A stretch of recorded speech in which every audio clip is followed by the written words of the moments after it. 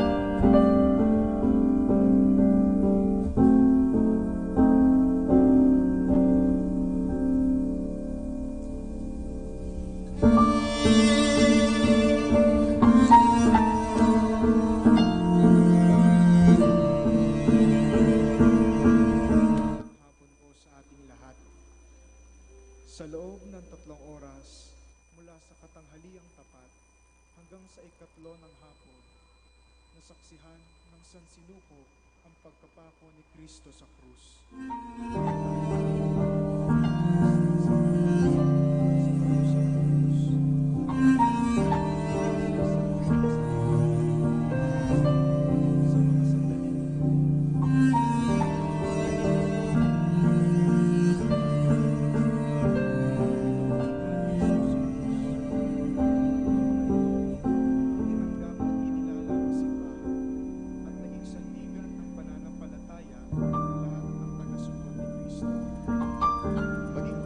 Na naririto, nasa 7 wika ang puno at simula ng maraming makabuluhang doktrina na nagsisilbing pundasyon ng pananampalatayang Kristiyano at ng lahat ng tagasunod ni Kristo. Tunghayan po natin ang bawat wika ng ating Panginoon. Ang mga pagninilay at panalangin ay pangungunahan po ng mga pari at nobisyong Dominiko ng kumbento ng Mahal na Birhen ng Santo Rosario ng Manawag. Inaasahan po ang inyong pakikinig at pakikiisa. Magsitayo po ang lahat.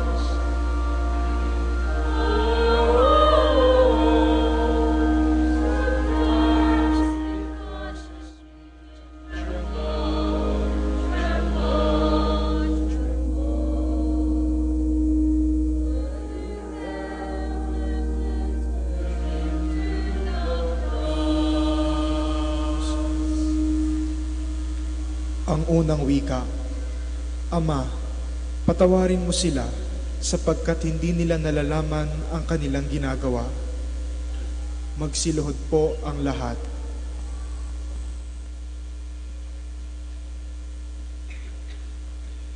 Ama, isinugo mo ang iyong bugtong na anak dito sa sanlibutan upang bigyan kami ng buhay, upang ipamalas sa amin sa pamamagitan ng kanyang pagpapakasakit at kamatayan, kung ano ang tunay na kahulugan ng buhay at kung bakit dapat kaming mabuhay nang naayon sa iyong kalooban. Ang buhay ni Kristo ang naging salamin para sa amin ng larawan ng buhay na pinapangarap mo para sa aming lahat sa simula't simula pa. Ito ang buhay na puno ng sakripisyo, subalit puspos ng kabanalan. Mahirap, subalit puno ng biyaya. Simple, ngunit masaya. Isang buhay na malaya sa kasalanan, kahit na maraming balakid na hinaharap. Isang buhay na tagumpay sa mata ng Diyos, kahit na waring walang kabuluhan sa mata ng tao. Isang buhay na sa kasawiang palad ay hindi pa namin nauunawaan hanggang ngayon. Patawarin mo kami, Ama. Patawarin mo kami kung hindi namin nakikilala ang tama at hindi nakikita ang wasto. Magsiupo po ang lahat. Atin pong pakinggan ang pagninilay ni Father Charles Moises Barrientos ng Order of Preachers.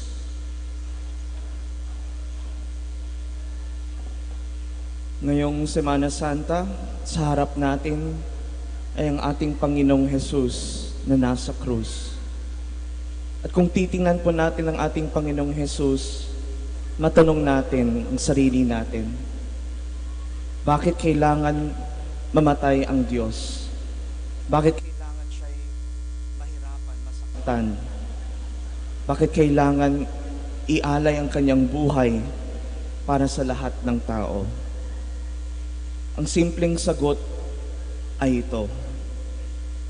Kinakailangan ialay ng Diyos ang kanyang sariling buhay dahil sa ating mga kasalanan. Sa rami ng tao sa mundo, ganun din karami ang mga kasalanan ng tao. We are all sinners. We have all hurt God and our brothers and sisters. We have all committed sin. And justice demands that because of our sins, we deserve to die. Dahil sa ating mga kasalanan, dapat lang na tayo ay mamatay. Pero naisip ng Diyos, hindi ko makayanang mawala sa aking piling ang aking mga anak. Ako na lang ang aako sa parusa ng kanilang mga kasalanan.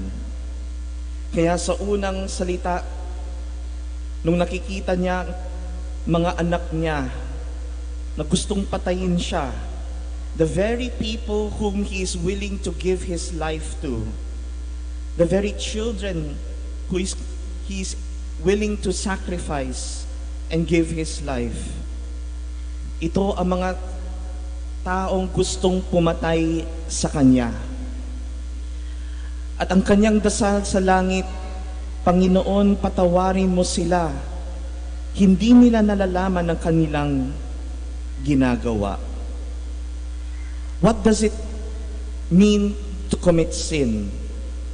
Kung ang kasalanan ang dahilan kung bakit tayo ay mamatay at kung bakit nagsakripisyo ang Diyos para sa atin, kinakailangan natin maunawaan, maintindihan ano ang kasalanan. Minsan may lumalapit sa akin mga tao, Father, kasalanan ba ito? Kasalanan ba yan? May ginawa ba akong kasalanan? Ibig sabihin, hindi nila nalalaman kung may ginagawa silang kasalanan o hindi. How can we avoid sin? How can we detest sin if we do not understand what sin is all about? Ano ang kasalanan? Ang kasalanan ay ang desisyong huwag mahalin ang Diyos. Or simply put, sin is an offense against God. Pinili mong hindi mahalin ang Diyos, pinili mong hindi magmahal. Period. Sin is the opposite of love. Because God has given us a commandment. Love God with all your heart, mind, soul, and strength. Love one another as I have loved you. Pag pinili ninyo hindi magmahal, kung iniisip nyo lang ang sarili ninyo, you choose to be proud, you choose to be selfish, you choose another God besides the God of love, tayo ay nagkakasala. And there are two requirements for a sin to be truly a sin. Pag ang kasalanan ay tunay na kasalanan, a sin is considered to be a sin when a person with his full knowledge or with knowledge and consent does an act against God, against the law and the will of God. Kung alam ng tao na siya'y gumagawa ng mali, ng kasalanan, at kung sadya, kusang ginawa niya ang isang bagay, that person commits sin. Minsan tinanong ko ang mga estudyante ko, kasalanan ba ng isang bata sa murang edad, naglalaro-laro sa loob ng bahay at aksidente nilang natapik o nabasag ang isang vase o flower pot sa loob ng sa bahay? May kasalanan ba ang bata? Ang sagot, hindi. Ang isang bagay na ginawa na aksidente, hindi sadya, hindi ito kasalanan sa mata ng Diyos. Pag may ginawa kang isang bagay na hindi mo alam na ito ay mali at ginawa mo, wala ka ring kasalanan. In order for a sin to be committed, you must have knowledge, you must have the free will and consent. Kung hindi mo alam na mali pala, na hindi pumasok, for example, on a certain day in school, at akala mo walang pasok, dahil hindi mo alam, hindi mo sadya, wala kang kasalanan. In other words, love and sin can only be done with intelligence and freedom. You cannot accidentally commit sin. Kinakailangan alam mo ang ginagawa mo at sinadya mo ang ginagawa mo. Ganon sa pagmamahal. You cannot accidentally love a person. It demands strength of will, responsibility, sacrifice. Ganon din sa kasalanan. You cannot accidentally commit sin. Dahil dapat alam mo na mali ang ginawa mo at sinadya mo gawin ang mali. And my dear brothers and sisters, in the first word, Jesus is looking at His children. Patawarin ninyo sila, Ama. Hindi nila alam ang kanilang ginagawa. Sa totoo lang, lahat ng taong gustong pumatay kay Kristo may kasalanan. Anong kasalanan nila?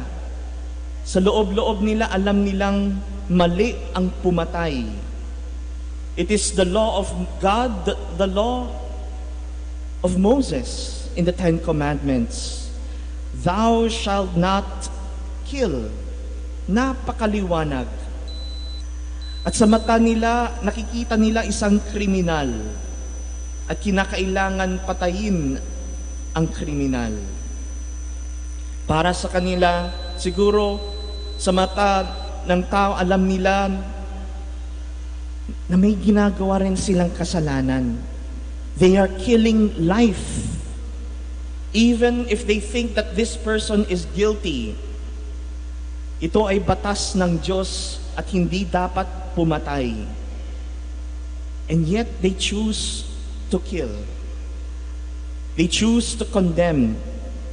They choose to murder, thinking that they are above other people. With their pride, with their selfishness, gusto nilang pumatay. And the sin that they commit is the sin of killing a person. They choose in their mind and in their heart to kill this person. Pero bakit sinabi ni Kristo, Panginoon, patawarin mo sila? Hindi nila alam ang kanilang ginagawa. Dahil alam ni Jesus ang nasa loob ng kanilang isip at puso. Malamang iniisip nila na may pumapatay nga sila. Pero ang iniisip nila, hindi nila pinapatay ang Diyos. For them, they are killing a criminal, a person who has blasphemed. They do not see the truth that this person is the Son of God. This person is God Himself. ang pinapatay ng tao ay ang Diyos. At iniisip ni Jesus, patawarin sila. Hindi nila alam na ako ang Diyos. Their sin is killing a person. Their sin is not killing the Son of God. Hindi nila nakikita ang katotohanan na ako ay ang kanilang Diyos. They are killing their own Father. They are killing the one who loves them the most. They are killing their God. Panginoon, patawarin mo sila. Hindi nila alam ang kanilang ginagawa. And my dear brothers and sisters, we understand what is happening during the crucifixion. Ang kasalanan ng tao na akala nila siya'y isang kriminal at tao lamang. Pero ang tanong, alam nyo ba ang iyong relasyon sa Diyos habang kayo ay nagkakasala? Nung panahon ni Kristo, hindi alam ng tao na siya ay Diyos. At ang kanilang kasalanan, pinapatay nila ang Diyos. But we have no excuse. Whenever we commit sin, we are choosing to nail Jesus at the cross again and again. Hindi natin pwedeng sabihin, hindi ko alam, Panginoon, na ikaw ang Diyos. Because you know the truth. You know what is real. That every time we commit sin, it is Jesus that we are hurting. The God of love, the God of truth. Every time we commit sin, we choose to hurt God. We choose to kill God. We choose to follow only ourselves. My dear friends, mas malala ang ating kasalanan dahil alam natin ang pagmamahal ng Diyos.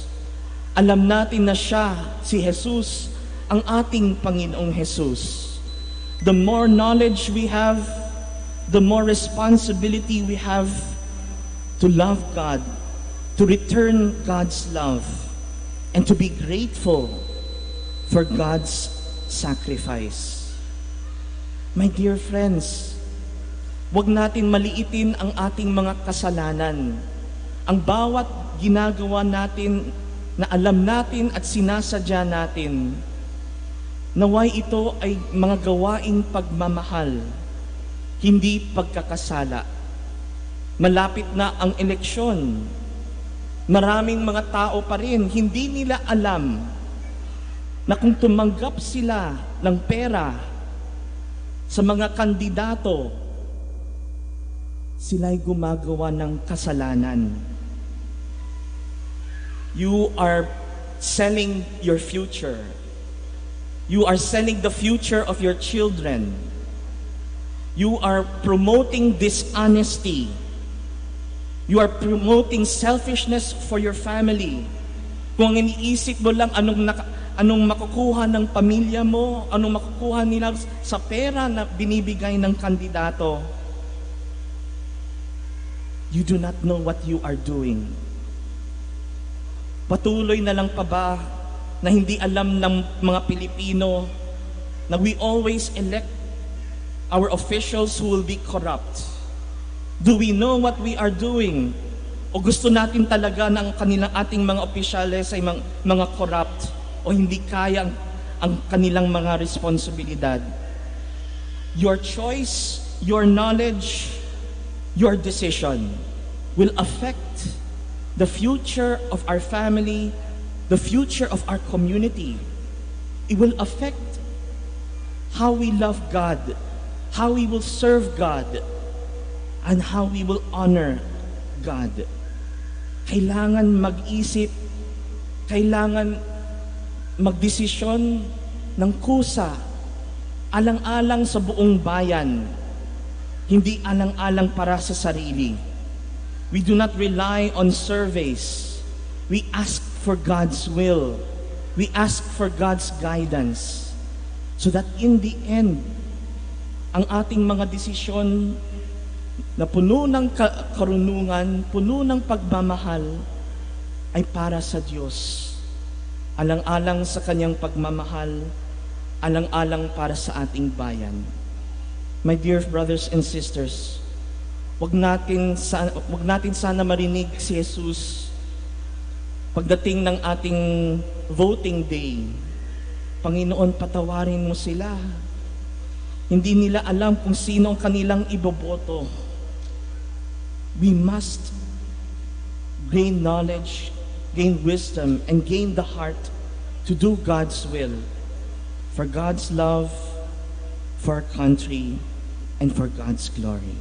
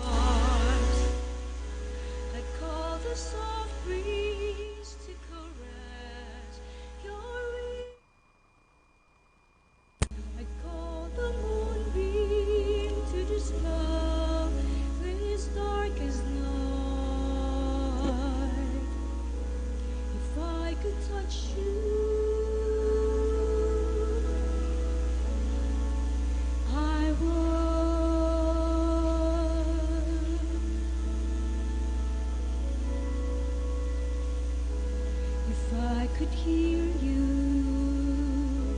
your words of anguish, if you just whisper in my ear, the sadness weighing down your heart that no man sees. If you just call me, I would sing a flaming hope. Could hear you, if I could touch you, I would.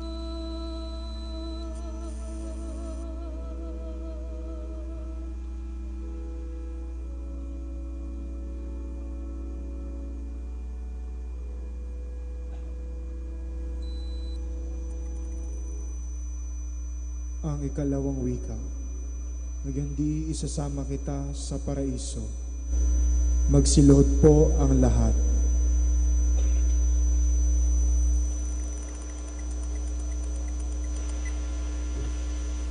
Isang buhay na walang hanggan ang ipinangako mo sa amin, Ama. At upang patunayan mo ang iyong pangako, narito ang iyong anak na nag-alay ng buhay para sa amin, upang ang iyong pangako ay maganap at kami nga ay makasama niya sa buhay na kaluwalhatian at kaligayahang walang hanggan. Kami mistulang ang magnanakaw na katabi ng Panginoon sa pagkakabayubay sa krus. Tulad niya, marami kaming napuntahan, subalit walang narating. Marami kaming nakita, subalit walang natagpuan. Marami kaming tinamasa, subalit walang alinmang nakapagbigay ng kahulugang hinahanap namin. Sa krus lamang pala namin mararating, matatagpuan at maaangkin ang lahat. At ang lahat ng ito ay dahil sa iyong anak na nagturo sa amin na ang paraiso ay walang iba kundi ang paghahari ng pag-ibig ng Diyos. Kahit nasa gitna ng maraming krus sa aming buhay. Salamat, Ama. Salamat sa paraisong iyong inihahanda para bukas, kapalit ng krus na aming dinaranas ngayon.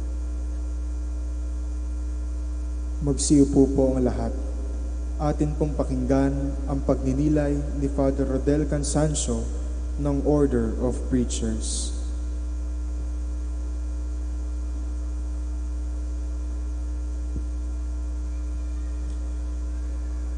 Ngayon di isasama kita sa paraiso. Ito ang naging tugon ng ating Panginoong Hesukristo sa isang magnanakaw na nagsabing, Panginoon, pagdating ng iyong kaharian, isama mo ako. Ang magnanakaw ito ay nakahanda. Nakahanda siyang mamatay. Kayo po ba ay nakahanda kayong mamatay? Sino po bang nakahandang mamatay dito? Pwedeng pakitaas ng kamay. Walang gustong mamatay? Kung mayroon mga nakahandang mamatay, siguro pwede na ngayon na. Biro lang po. Pero yung taong ito, yung magnanakaw ito, ay nakahandang mamatay. Hindi siya takot mamatay. Ngunit, sa kabilang dako, yung isang magnanakaw, anong sinabi ng isang magnanakaw? Itong magnanakaw ito ay talagang magnanakaw. Kasi siya yung tipong taong nahuli na, gusto pa ring tumakas. Anong sinabi niya sa ating Panginoong Hesukristo? Diba, ikaw ang Mesiyas. Ikaw ang tagapagligtas. Tubusin mo ang iyong sarili. Tubusin mo kami. Kita yung attitude ng magnanakaw ito. Nahuli na nga, gusto pang tumakas. Ayaw pa niyang mamatay. Pero yung isang magnanakaw, nakahanda na siyang mamatay. Panginoon, pagdating sa iyong kaharian, isama mo ako. Kaya, nung narinig ito ng ating Panginoong Hesukristo, kahit masakit ang kanyang katawan, hindi alintana yung kanyang dinanas na nakapako, nakabayubay sa krus, sinabihan niya yung magnanakaw na ito, ngayon di, hindi bukas, ngayon di, isasama kita sa paraiso. Ang kamatayan ay isang uri din ng kagalingan. Naniwala po ba kayo nun? That death is a final healing. Bakit ko nasabi ng kamatayan, it's a form of healing? Ano ba yung pagpapagaling? Ano ba yung healing? Healing is a liberation from sickness. Kaya kung ikay mamatay, you are liberated from all sickness. Death is your final healing. Kaya walang dapat ikatakot sa kamatayan. Dapat nakahanda tayong mamatay kahit anong oras. At yun yung attitude na pinapakita sa atin nung isang magnanakaw. Nakahanda siyang mamatay. At kahit sa huling hininga niya, naghahangad pa rin siya ng kaligtasan. Kaya hindi tayo magtataka ng magnanakaw na ito ay isasama ng ating Panginoong Diyos sa paraiso. Kasi hinahangad niya ang kanyang kaligtasan. Kaya sinabi ng ating Panginoong Hesus, ngayon di, isasama kita sa paraiso. gusto ko pong bigyan ng pansin yung unang salita ng sinabi ng naging tugon ng ating Panginoong Jesucristo. Ngayon, hindi bukas, ngayon. Kasi ang iniisip nung magnanakaw, kahit nakahanda na siyang mamatay, iniisip pa rin niya na pagdating ng panahon, makakasama niya ang ating Panginoong Jesucristo, ang Diyos na takapagligtas, ang Diyos na pinangako. Pero maganda yung sinabi ng ating Panginoong Jesucristo, ngayon din, hindi bukas, ngayon din isasama kita sa paraiso. Siguro nasabi ng ating Panginoong Jesucristo ngayon din, sapagkat dahil nakita niya na buo ang pananampalataya at tiwala ng magnanakaw. Sa ibang bahagi ng Ebanghelyo, palagi nating makikita at palagi nating maririnig ang ating Panginoong Jesucristo na palagi ang sinasabi, ngayon. Nalala niyo yung tagpo kung saan lumapit ang kanyang ina at sinabi sa kanya, anak, wala na tayong alak. Anong naging tugon ng ating Panginoong Jesucristo? My hour has not yet come. Hindi pa dumating ang aking oras. Pero, buo yung pananampalataya at tiwala ni Maria. Kaya anong naging tugon ni Maria? Do whatever He tells you. Gawin ninyo ang lahat ng kanyang pinapagawa. At nangyari nga ang milagro. Ang mga tubig ay nagiging alak. My hour has not yet come. Pero dahil sa pagpursige at pananampalataya ni Maria, nangyari ang milagro. Another instance, another example, nalala niyong yung anak ng isang official na nagkasakit at nakita niya ang ating Panginoong Jesucristo. And he pleaded with Jesus, Lord, please come and save my son. At anong naging tugon ng ating Panginoong Jesucristo nung nakita niya ang buong tiwala at pananampalataya ng official na ito? Ang sabi ng ating Panginoong Jesucristo, go and your son will live. Go and your son will live. Nung sinabi ito ng ating Panginoong Jesucristo, dali-dali siyang umalis. Kasi pwede naman niyang yayain ang ating Panginoon, sumama ka sa akin para pagalingin ang aking anak. Pero kahit nung narinig lang niya yung sinabi ng ating Panginoong Jesucristo na go and your son will live, idali-dali siyang umalis. At malayo pa siya sa kanilang bahay, sinalubong na siya ng kanyang mga alipin at sinabi, gumaling na ang iyong anak. At nagtataka siya at tinanong niya, anong oras gumaling ang aking anak? At sinabi ng kanyang mga alagad, ng kanyang mga alipin, alauna ng hapon. At naalala niya na yung oras na yun yung oras kung saan sinabi ng ating Panginoong Jesucristo, go and your son will live. Marami tayong hinihingi sa Diyos. At minsan, ang hinihingi natin ay yung inaantay natin sa kinabukasan. Lord, pagalingin mo ako sa aking mga sakit. Lord, tulungan mo ako sa exam na mangyayari in the future. Lord, sana makaalis ako papuntang abroad. Yung mga hinihingi natin, ibinsan, akala natin darating sa kinabukasan. Pero, pag mayroon kang buo at malaking tiwala at pananampalataya sa Diyos, yung lahat ng iyong hiningi ay mangyayari ngayon din. Today, you will be with me in paradise.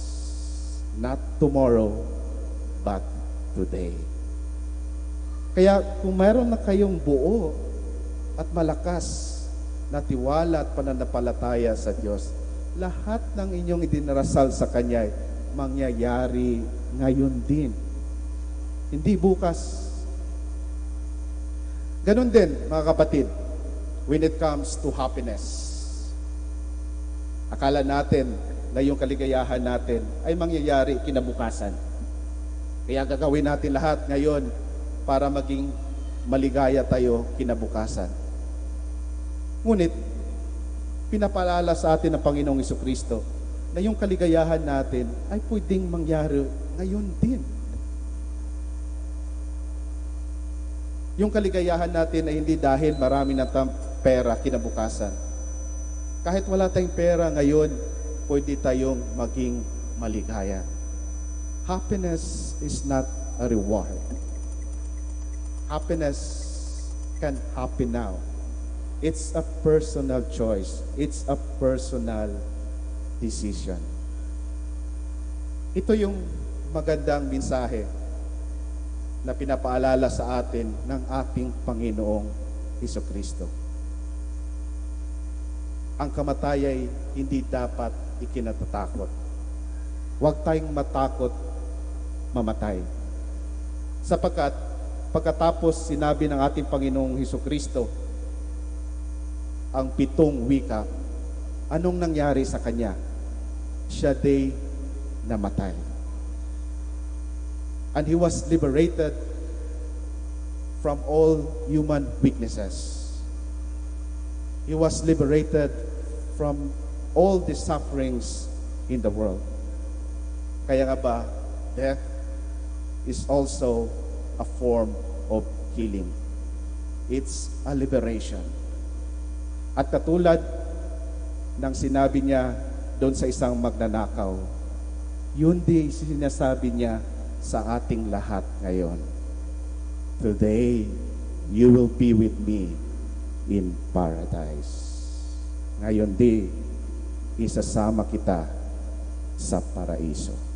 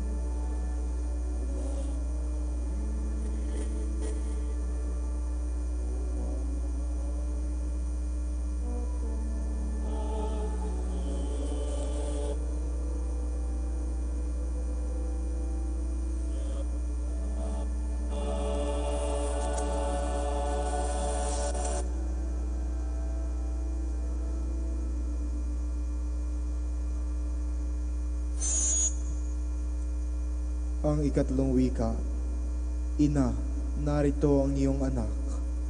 Anak, narito ang iyong ina. Magsiluhod po ang lahat. Ama, minarapat mong gampanan ng babae ang papel ng isang ina tagapagdala ng buhay, tagapangalaga ng buhay. Sa pamamagitan ng ina, ang buhay mong handog ay napapasa amin, at sa aming maayos na pagtanggap ay napagyayaman at nagiging mas mabunga. Tulutan mong ipanalangin namin ngayon ang lahat ng mga ina na nasa gitna ng paghihirap at pagsubok. Ang mga inang naging biktima ng karahasan ng kanilang mga asawa. Ang mga inang nagtitiis maghanap buhay sa ibang bansa upang mabuhay lamang ang kanilang pamilya. Ang mga inang nag-iisa sa pangangalaga ng kanilang mga anak. Ang mga ina na nasa murang edad pa lamang. Ang mga inang nagpadala sa tukso na ipalaglag ang kanilang anak dahil sa takot at kawalan ng tamang patnubay. Tinitipon namin ang lahat ng mga panalangin ito at inaaalay dito sa paanan ng krus ng iyong anak na si Jesus, kasama ni Mariang aming inang namamagitan. Magsiupo po ang lahat. Atin pong pakinggan ang pagninilay ni Father Gallardo Bombase ng Order of Preachers. Magandang hapon po sa ating lahat. Bago ko simulan ang aking pagninilay, ipagsigawan muna natin sa buong mundo. Kapatid ko si Jesus, anak ako ni Maria. Pwede po ba sabihin natin, kapatid ako ni Jesus? Lakas natin. At ang pangalawa, anak ako ni Maria. Nang sinisigaw natin na si Jesus ay ating kapatid at si Maria ang ating ina, ano ang nadama mo? Ano ba ang naramdaman natin? Di po ba masaya? Dahil may nanay ka na umaagapay sa iyo, may kasama ka, at si Jesus na ating kapatid, tagapagligtas natin. Mga kapatid, pwede po bang magtanong? Pwede? Pwede na rin yung sagutin ang mga katanungan ito. Mahal ba ninyo ang inyong mga magulang? Ginagalang ba ninyo sila? Minumura ba ninyo sila pag ang inyong mga gusto ay hindi nila ibinibigay? Pinaglilingkuran din ba ninyo sila? Paano ba ninyo sila minamahal? May maganda at mabuting bang relasyon kayo sa kanila? Sa ikatlong wikang ito, binibigyan ni Jesus ng importansya, ng kahalagahan ang relasyon. Pakisabi nga po, relasyon. Ang relasyon bilang mga anak ng Diyos, mga anak ni Maria, at mga kapatid ni Jesus. Mahal na mahal ni Jesus ang kanyang mga magulang. Kung ating babalikan ang banal na kasulatan sa Ebanghelyo ni San Lucas, Kabanata 2, versikulo 51 at 52, ito ang nasasaad. Patuloy siya sa pagiging masunurin sa kanila. Iningatan naman ng kanyang ina ang lahat ng ito sa kanyang puso.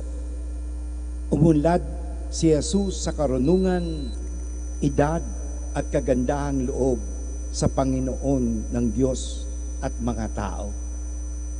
Ganun po ang pagpapalaki ni Maria kay Jesus. inalagaan ni Maria si Jesus.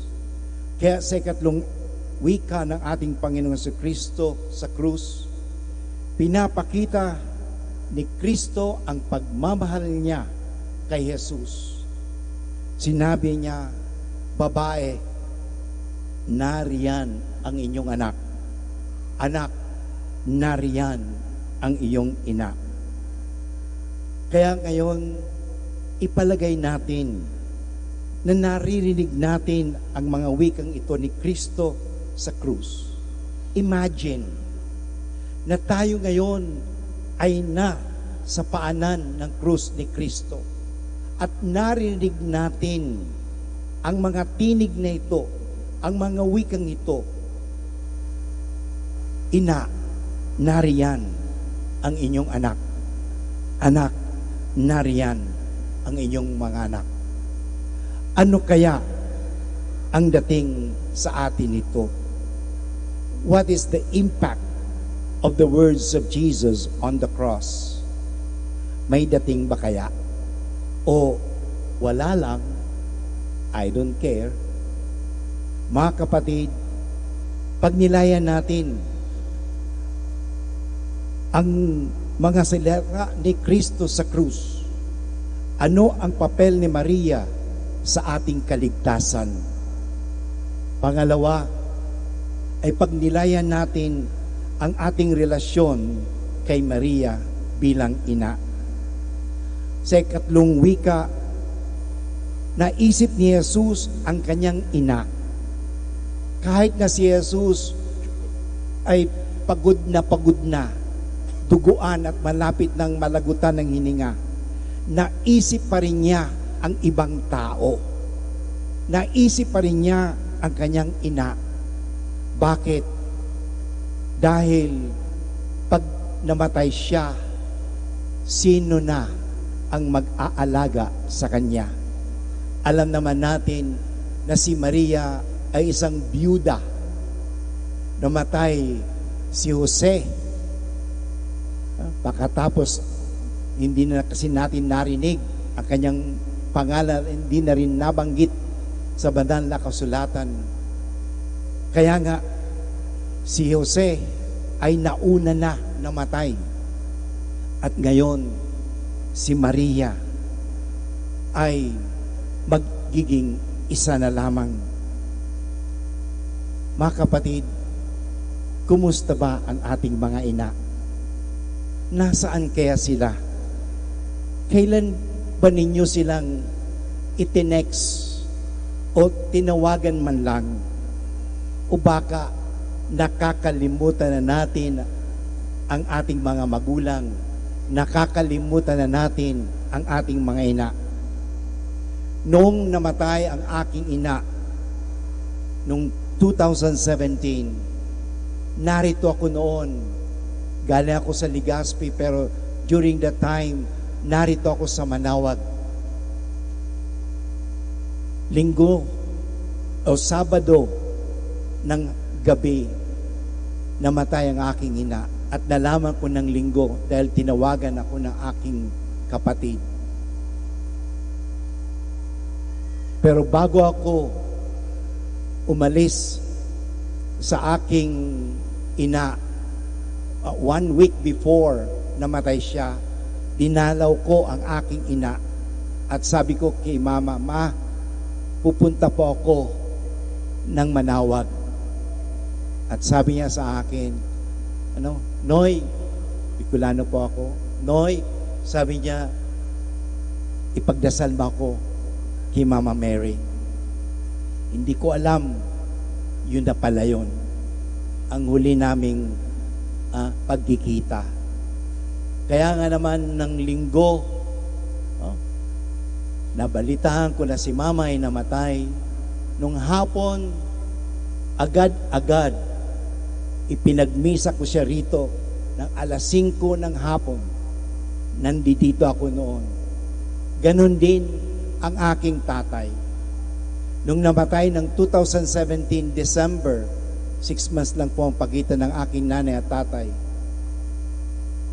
Nandito rin ako sa Manawag. Ganon din ang nangyari. Ipinagmisa ko ang aking tatay. At ano po ang nadarama ko o naramdaman ko noon? Hindi ako pinabayaan ng aking ina.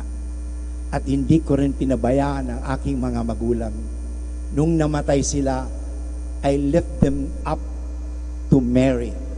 At sabi ko sa ating mahal na ina, Our Lady of Manawag, huwag mong pabayaan ang aking ina sa langit. Akayin mo sila.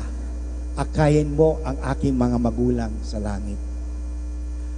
Mga kapatid, sa ikatlong wikang ito, tayo ay pinaaalalahanan ni Jesus na bigyan nating halaga ang ating mga magulang, lalong-lalo na ang ating mga ina.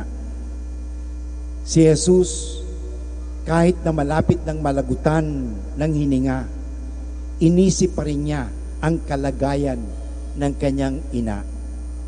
Alam ni Jesus na si Maria ay isang byuda at wala ng katulong at kasama sa buhay. Paano na si nanay ko kung wala rin ako? Kaya nga sa ikatlong wika, inihabili ni Jesus ang kanyang nanay sa kanyang minamahal na kaibigan. Dito, binubuo ni Kristo ang bagong relasyon sa piling ni Maria ng kanyang ina at sa kanyang disipulo na si Juan. Tinawag ni Jesus si Mariang babae. Ito ay hindi pangbabastos kay Maria, bagkus ang salitang babae ay paggalang at ito'y pagtukoy na si Maria ang bagong Eva. Siya ang babae na magdadala ng kaligtasan. Kung titingnan natin, ito rin ang pangalan o ang tawag ni Jesus noong unang milagro sa Kana. Dahil si Maria ay ang bagong Eva. Kung ano ang Eva, yung babae, ay naging sanhi ng kasalanan. Kasi sabi ni Adan, yung babae na binigay mo sa akin, yun, yung babae ay naging sanhi ng kasalanan. Pero ngayon, pinapaalam sa atin ang papel ni Maria bilang babae, magiging sanhi ka na ng kaligtasan.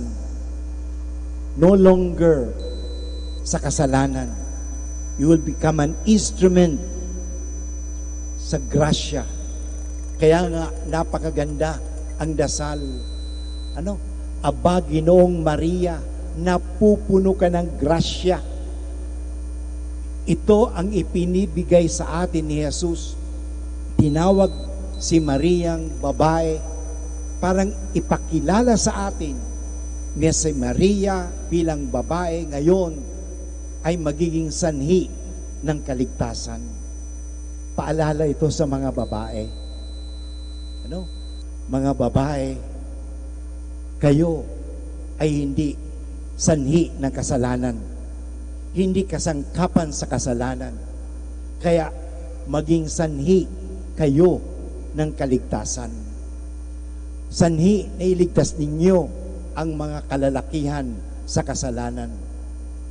Kaya ito ang papel na ginampanan ni Maria. Kasangkapan sa kaligtasan. Kaya hindi niya pwede alisin natin si Maria sa usapin ng kaligtasan. Nakakalungkot lamang minsan, may mga kapatid tayo na walang paggalang kay Maria. Para na rin walang paggalang sa ina. Pag ang ating ina hindi ginagalang, nagagalit ba tayo? O pinababayaan na lang natin?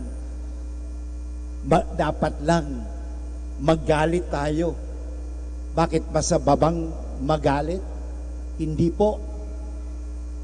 Ibig sabihin, ipaglaban natin si Maria sapagkat wala si Jesus kung wala si Maria. Kaya nga may kasabihan tayo, Jesus through Mary. Wala si Jesus kung hindi sinang-ayunan ni Maria ang paanyaya ng Diyos ng kaligtasan ng tao. Kaya nga, tanong ng kaibigan kong pastor, bakit daw tayo nagdarasal kay Maria? Sabi ko, hindi mo ba binabasa ang Biblia? Sa pangatlong wika, hindi ba sinabi ni Kristo sa atin, Ina, nariyan ang inyong anak. Babae, nariyan ang inyong anak. Yan. At hindi ba natin ang salitang Hail Mary ay very biblical. Hail Mary, full of grace. Saan po ba natin matatagpuan yan? Hindi po ba sa Biblia? Hindi po imbento ng simbahan. Kaya nga, napakahalaga si Maria. Ibinigay ni Jesus si Maria sa atin. Kaya nga, ngayon, kasama natin si Maria. Narito tayo sa Basilica Minore ng Mahal na Birhen Maria. Tila baga sinasabi ni Jesus sa kanyang ina, Birhen Maria, o babae, narito ngayon ang inyong mga anak. Sinasabi ni Jesus kay Maria, alagaan mo sila tulad ng pag-alaga mo sa akin. Huwag mo silang pabayaan tulad ng ginawa mo sa akin. Tulungan mo sila tulad ng pagtulong mo sa akin. Sa Ebanghelyo makikita natin, Christ entrusted His mother to us. We can call her also our mother. At dito nga pinakikita at pinapakilala sa atin na mayroon tayong ina na matatakbuhan. Nandyan lagi siya, si Maria. Ngayon, what are we as Jesus' disciples to learn from this word from the cross? Tandaan po natin, all families need God. Kailangan ng bawat pamilya ang Diyos. At titingnan po natin, there is no such thing as perfect family. May perfect family ba? No. Because we are not called to have a perfect family. We are simply called to have a loving, forgiving, and caring family. Kung titingnan natin, ang pamilya po ba natin ay caring, loving, and forgiving? O sasabihin natin, bawal magkamali. Bawal magkamali. No. We are all imperfect. Lahat po tayo ay magkakamali. Lahat po tayo ay magkakasala. Hindi sinabi ni Kristo, bawal sa pamilya ang magkasala. Bawal sa pamilya ang magkamali. Wala. Ang sinabi ni Kristo, magmahalan kayo at doon kayo makikilala na kayo'y tagasunod ko. We are called to love. We are not called to judge and condemn people. We are all sinners needing God's mercy and forgiveness. Mga kapatid, importante ang pamilya. Lahat po tayo galing sa pamilya. At tingnan natin, do we give time for each other in the family? Ito po madalas ang excuse o reklamo ng karamihan. Walang panahon si nanay sa amin. Walang panahon si tatay sa amin. Kaya wala rin kaming panahon sa kanya. Why?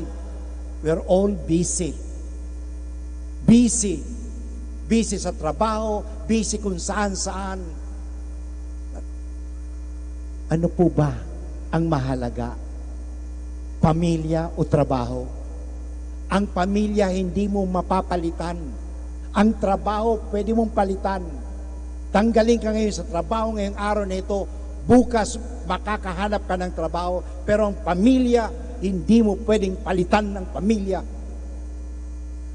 Do we treasure our family? When was the last time we have a family dialogue? Wala na tayong communication. Totoo, may cellphone tayo. Ano? May messenger nga, may mga video call pa. Pero, do we give time for a family dialogue? Communication is very important in the family. And when we communicate, do we listen? Communication is not simply talking. Anak, makinig ka dahil akong matanda. Anak, makinig ka dahil akong may alam.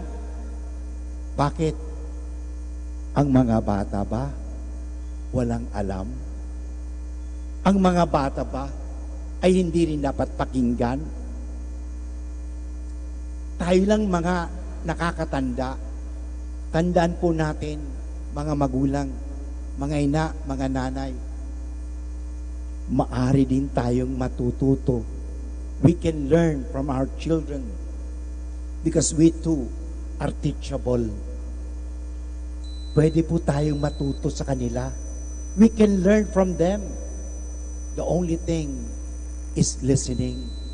I tell you this, there is no learning without listening. Can I hear you say, listening? Are you listening? Hello? Are you listening? Can I hear you say the word listening? Hindi yata ako'y nakikinig eh. Can I hear you say listening? That's it. Ang problema sa ating ngayon, hindi tayo nakikinig eh. Sino bang pinakikinggan natin? Ano bang pinakikinggan natin? Yun. Kaya nga, we do not learn. Why? Basically, because we do not listen. Listen, and that's you can learn. Sa pamilya po, mahalaga. Nay, tay, kailan mo pinakinggan ang inyong anak? Mga bata, kailan din ninyo pinakinggan ang inyong mga magulang? Sasabihin mo, Father, we are millennials. We know better than our parents. No. Children, listen to your parents. Listen. Because you will learn and you will live if you only listen. Marami na ang nadisgrasya dahil hindi nakinig sa mga magulang. Anak, mag-ingat ka sa pagmamaneo ng motor mo. Hindi nakinig. Ano nangyari? Basag-basag ang ulo. Disgrasya. Napakahalaga po sa pamilya na nakikinig. Family matters when we communicate. And when I say communicate, it is not so much talking and speaking, but listening to each other. Listen, even without words, we can listen. Sa salita, pwede natin may marinig, pero do we listen to all what we call non-verbal? Halimbawa, hawak-hawak mo ang tiyan. Anong ibig sabihin niyan? Masakit ang tiyan. Hawak-hawak mong ulo. Anong ibig sabihin niyan? Masakit ang ulo. You don't have to say, ay, masakit ang ulo. Alam mo na. Simple is, are we sensitive enough? The problem is, we are no longer sensitive. We are insensitive. Wala na tayong pakiramdam. Pamilyang walang pakiramdam. Walang damdamin. Saan ito pupulutin? Sa kangkungan? Mga kapatid, pakinggan natin ang sinabi ni Pope Francis. Nasabi niya, we have to have a healthy family. Can I hear you again say, healthy family. Malusog na pamilya. Pero paano natin gagawin ang pamilyang malusog? Sabi niya, say the 3 words. Napakagandang salita. Sa pamilya, ito sana ang 3 salita na dapat naririnig natin sa pamilya. Una, please. Please. Pagsabi nga, please. Halimbawa, pag may kukunin kayo, kunin mo ngayon. Ganun ba yun? Pwede bang sabihin, please, please, please. Paki. O sa Tagalog, paki, please. And the second word is, thank you. Nay, ang sarap ng niluto mo. Nay, thank you. Ang sarap ng ulam. Pangatlo, sorry. Sorry. Again, what are the 3 words? Please, thank you, sorry. Mamaya, simulan na natin. Remember the 3 words. 3 words. Pangalawa, sabi ni Pope Francis, do little things of kindness. Do little things. Malilit na bagay. Hindi naman sinasabi, anak, maging valedictorian ka sapagkat hindi ka valedictorian, hindi kita anak. Ganun ba yun? No. Little things matters a lot. Maliliit na bagay. Pagligpit sa mga bata, ng higaan. Maliit lang bagay ito, di ba? Huh? Do little things. Yung household chores sa pamilya. Maliliit na bagay yan. Pero it matters a lot. Pangatlo, make time to play. Pamilya ba nagkakaroon pa ng recreation? Wala na kayong time, hindi ba? Nagjo-joke pa, hindi. Kanya-kanya. Alam mo sa pamilya ngayon, tahimik ang pamilya ngayon. Bakit? Kanya-kanya nakayuko. Hawak-hawak ang cellphone. Ganun ba yon? Sana po, begin to communicate. Alisin natin ang cellphone pag kayo kumakain. At pag-usapan na, anak, kumusta ka? Kumusta yung boyfriend mo? Kumusta yung girlfriend mo? Kumustahin mo, hindi yung sa harap ng kainan. Ikaw talaga, bagsak ka na naman. Ikaw talaga, pasaway ka. Ganun ba? Nasa hapagkainan, anong salita? Do we laugh? Nagtatawanan pa ba kayo sa pamilya? Alam mo, I really like my family in Legazpi. Sa kumbento namin, halakhakan kami. Isa may family. Napakagandang pamilya. Ang kumbento namin, pipito kami doon. Pero napakaganda. We laugh each other pag nagkakainan kami. Ano? We play together. Sana po, ganun yan. Make time to play. Pang-apat, pray together. Pray together. Number 5, accept imperfections. Accept failures in life. Accept failures. Because we are imperfect. Be patient. Look for elders. Set an example. Again, before I end my reflection on the 3rd word, sabihin muli natin ito. Si Jesus ang aking kapatid. Ulitin natin. Si Maria ang aking ina.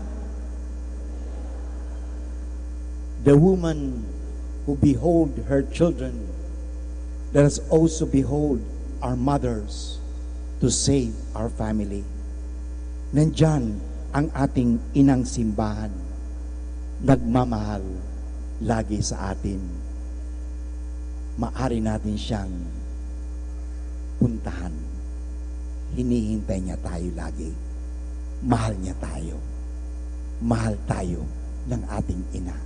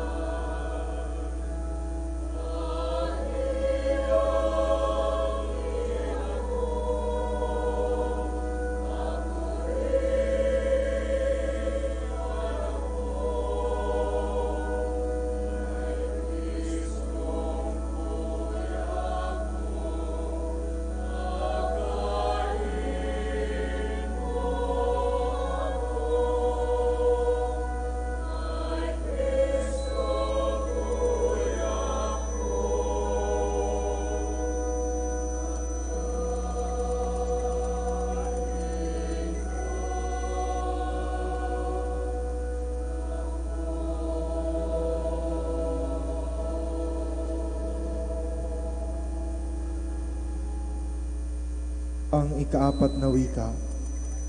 Ama, Ama, bakit mo ako pinabayaan? Magsilhod po ang lahat. Ama, ang larawan ng buhay namin ngayon ay isang larawang walang kulay. Isang larawang binubuo ng mga aninong walang hugis at walang kahulugan. Nais naming tumangis at sumigaw, Ama, Ama, bakit mo kami pinabayaan? Nais naming isipin na ang lahat ng sakuna at mga paghihirap na nagaganap sa aming paligid ay galing sa iyong kalooban. Nais naming isipin na ang lahat ng ito ay isang kaparusahang dapat naming tanggapin dahil sa aming mga kasalanan. Nais naming itanong kung ikaw kaya'y nalulugod sa mga pagdurusang dinaranas ng mga taong nilikha mo ayon sa iyong larawan, na mga taong itinuring mo bilang iyong mga anak. Ni hindi namin naisip na baka ang dahilan kung bakit ang buhay namin ay nagkakaganito ay dahil na rin sa aming kapabayaan na kaya namamayani ang kasamaan, ay dahil wala kaming ginagawang mabuti, na kaya ang buhay namin ay walang direksyon, ay dahil natatakot kaming kumilos at tunguhin ang dapat naming puntahan. Ama, natatakot kami. Huwag mo kaming pabayaan na ipaubaya ang lahat sa aming sarili lamang. Kailangan ka namin, Ama. Huwag mo kaming pabayaan. Magsiupo po ang lahat. Atin pong pakinggan ang pagninilay ni Father Ernesto Arceo ng Order of Preachers.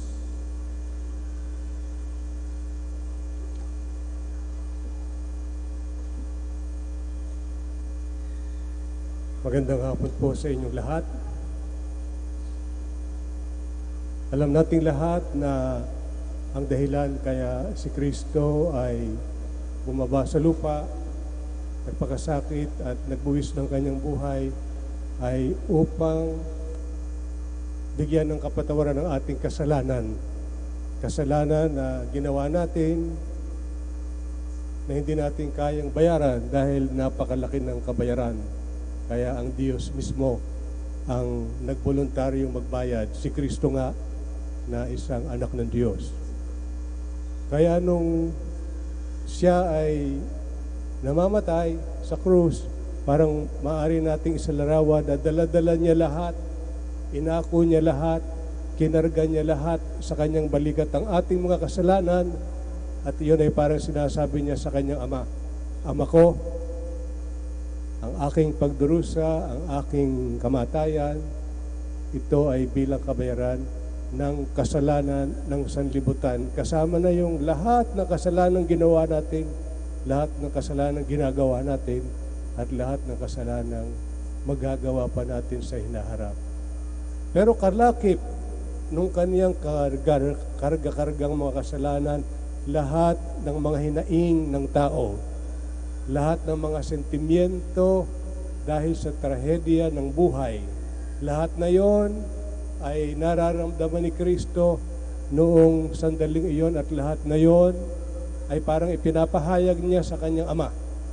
Siya ang naging tagapagpahayag natin, parang spokesperson ng lahat ng karanasan, lalong-lalo na ang karanasang trahedya ng mga tao. Kaya sa oras na yon, sabi niya, Ama ko, bakit mo ako pinabayaan? Diyos ko, bakit mo ako pinabayaan? Dalawang pinanggagalingan nun. Unang-una, yung kanyang personal, pansariling karanasan. Diba? Alam naman natin, wala naman siyang ginawang masama. Kaibigan niya yung mga apostoles. Marami siyang mga nagawang kabutihan, gumamot ng mga may sakit, bumuhay ng patay, nangaral ng mga magagandang bagay galing sa Diyos Ama. Pero anong nangyari sa kanya? Siya ay nakusahan, maling akusa ng mga sinungaling na testigo. Siya ay ibinenta ng kanyang disipulo na si Judas. Siya ay itinatwa ni Pedro na lagi niyang kasama. Iniwan siya nung siya ay maaresto ng kanyang mga kasamang apostoles. Siya ay pinahirapan, talagang ininsulto, inalipusta hanggang mamatay sa krus parang isang kriminal. Kaya maiintindihan natin kung bakit sa kanyang pansarili at personal na karanasan, masasabi nga niya, Ama ko, o Diyos ko, bakit mo ako pinabayaan? At bukod pa roon, yun nga ang karanasan natin sa ating buhay, lalong-lalo na yung mga maraming karanasan na pinagdaanan natin o pinagdadaanan sa buhay. Diba? Lahat naman tayo may pinagdadaanan o may dinaanan o may pagdadaanan sa hinaharap. Mga problema, maaaring trahedya sa buhay. Halimbawa, nagkasakit ang anak mo, bata pa, namatay ng walang kalaban-laban. Diba? Sa mga ganung pagkakataon, Lord, bakit? Bakit naman yung anak ko pang batang-bata pa, marami namang matatanda dyan na mga harangang kaluluwa, ba't di pa sila kinuha mo, Lord? Mga ganun, di ba? O kaya yung isang lalaki na nagtatrabaho sa abroad para sa kanyang pamilya, nagpapadala ng pera, yun namang babae, kung minsan ang ginagawa, naghanap ng iba, yung pala pera na yung pinapadala para na sa kanyang lalaki. O pwedeng baliktad. Yung babae naghihintay rito, siya ang talagang nagtataguyod sa mga anak, yung kanyang asawa, nagtatrabaho sa abroad, hanggang hindi na magpadala ng pera, nakakita na ng iba, pinabayaan na ang kanyang pamilya dito. Sa ganung mga pagkakataon, talagang ang pakiramdam noong mga naapi, pakiramdam noong mga nagkaroon ng trahedya sa buhay, parang pinabayaan, parang inilaglag, parang tinalikuran. At sa ganung mga pagkakataon, lagi nating sinasabi, sa buhay na ito, Diyos lamang ang pwedeng pagkatiwalaan. Di ba? May mga pagkakataon sa buhay, trahedya na kahit na yung mga mahal natin sa buhay, hindi tayo maunawaan, hindi tayo matulungan. Parang walang makagawa ng kabutihan sa atin. Sa mga ganong pagkakataon, parang tama yung lagi nating naririnig sa buhay na ito. Diyos lang ang pwedeng pagkatiwalaan. Pero merong pagkakataon na parang kahit ang Diyos, nawawala. Kahit ang Diyos parang natutulog. Kahit ang Diyos parang pinabayaan na tayo, di ba? At iyon, yung pagkakataon na sinabi ni Kristo, Diyos ko, bakit mo ako pinabayaan? At yung mga pagkakataon sa ating buhay na inako ni Kristo ng ating pakiramdam para din tayong pinabayaan ng Diyos. Walang-wala. Parang wala nang saysayang buhay, para tayong kandilang nauupos, para tayong lumulubog sa kumunoy na walang kalaban-laban. Pero isang kwento na ginawang awitin, na palagay ko, marami sa inyo nakakaalam, di ba? Yung Footprints in the Sand. Popular na kanta yan nung araw, matagal na. Pero napakaganda ng kwento, kaya magandang ulitin. Di umano, merong lalaki na sabi niya, Lord, susundan kita. Naglalakad siya sa dalampasigan, buhanginan. Sabi niya, nagrereklamo siya kay Lord. Lord, sabi mo, kapag sinundan kita, kapag ako'y nagpakabuti, kapag ginawa ko ang iyong utos, hindi mo ko iiwan. Pero minsan nagreklamo siya, bakit Lord? Oo nga, noong may mga paghihirap na kayang-kaya ko, nandiyan ka. 2 pares ng bakas ng paa ang nasa buhanginan. Kasama-sama kita naglalakad. Kayang-kaya ko yung mga problema, nandiyan ka. Pero bakit nung dumating yung pagkakataong hindi ko na kaya, wala na akong makapitan, iniwan mo ko. 1 pares na lang ang paa sa buhanginan. Bakit mo ko iniwan, Lord? Di ba sabi mo sa akin, di mo ko iiwan? Of course, sumagot si Lord. Alam mo, sabi ni Lord, noong hindi mo na kaya, talagang hirap na hirap ka na, kinarga kita sa aking balikat. Kaya yung pares ng mga paa sa buhangin, paa ko yun, hindi mo paa yun. Kung ating pagbabalikan ng ating buhay, lalong-lalo na yung mga may edad na napakarami ng napagdaanan sa kanilang buhay. Problema dito, problema doon. Kung inyong titingnan at pag-iisipan, paano natin nalampasan yung mga trahedya sa ating buhay. Marami. Sakit, problema sa pamilya, problema sa trabaho, kung ano-ano pa. Paano natin nalampasan? Kung tayo magiging tapat sa ating pag-iisip, sasabihin natin, ay sa awa ng Diyos. Kung ako lang, hindi ko kaya yon. Pero sa awa, sa pagmamahal, pagkalinga ng Diyos, na kaya ko. Yung hinaing ni Kristo na parang pagdududa o pag-aagam-agam na siya ay iniwan na o kinalimutan o pinabayaan ng kanyang Ama, ng kanyang Diyos, ng ating Diyos at Ama, iyon ay hindi natapos sa pagdududa. Iyon ay hindi nagtapos sa kawalan ng pag-asa. Iyon ay natapos sa pagtitiwala. Dahil bago siya bawian ng hininga, ang kanyang sinabi, Ama ko, sa iyong mga kamay, iniaalay ko ang aking kaluluwa. Pagkatapos niyang parang nagrereklamo, pagkatapos niyang dumaing, pagkatapos niyang ipahayag yung kaniyang parang pag-aagam-agam at pagdududa, sa huli, yung pa rin ang kanyang pagtitiwala. Ama ko, sa iyong mga kamay, iniaalay ko ang aking kaluluwa. Sa ating buhay, marami pa tayong pagdadaanan. Siguro marami nang nadaanan yung mga may edad na. Pero marami pang naghihintay na pagdadaanan natin. Lalong-lalo na yung mga panahon na talagang parang hindi natin kaya. Okay bang magreklamo sa Diyos? Okay bang sabihin sa Kanya, Lord, bakit naman ginaganito mo kami? Lord, bakit naman mukhang kinalimutan mo na kami? Lord, bakit naman mukhang pinabayaan mo na kami? Okay lang. Naintindihan ni Lord yon. Kasi kahit na hindi natin ipahayag, alam naman ng Panginoon kung ano yung nasa sentimiento natin. Hindi siya magagalit kung nagrereklamo tayo sa Kanya. Hindi siya magagalit kung pinapahayag natin sa Kanyang ating galit, sama ng loob, at yung ating agam-agam, yung ating pagdadalamhati, yung ating pagdududa. Kaya lang, dapat huwag tayong bibitaw. Huwag tayong bibitaw kahit na sabihin natin, Lord, bakit sobra ka naman? Bakit ganitong pinabayaan mo kami? Pero huwag tayong bibitaw. At makikita natin, sa huli, makikita natin,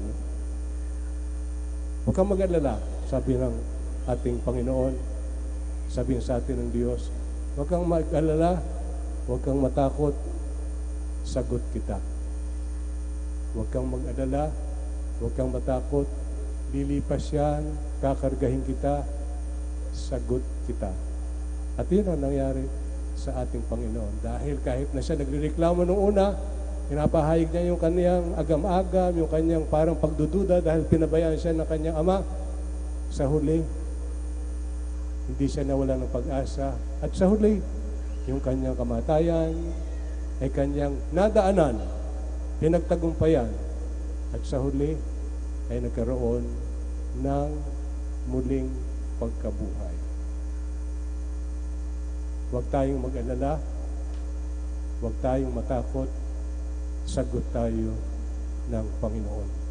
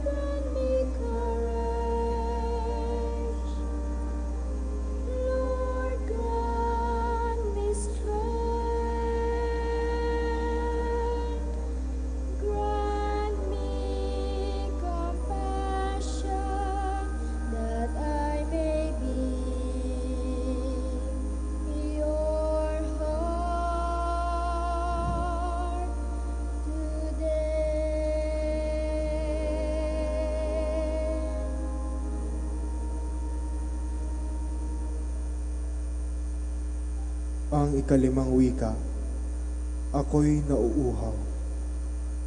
Magsiluhod po ang lahat.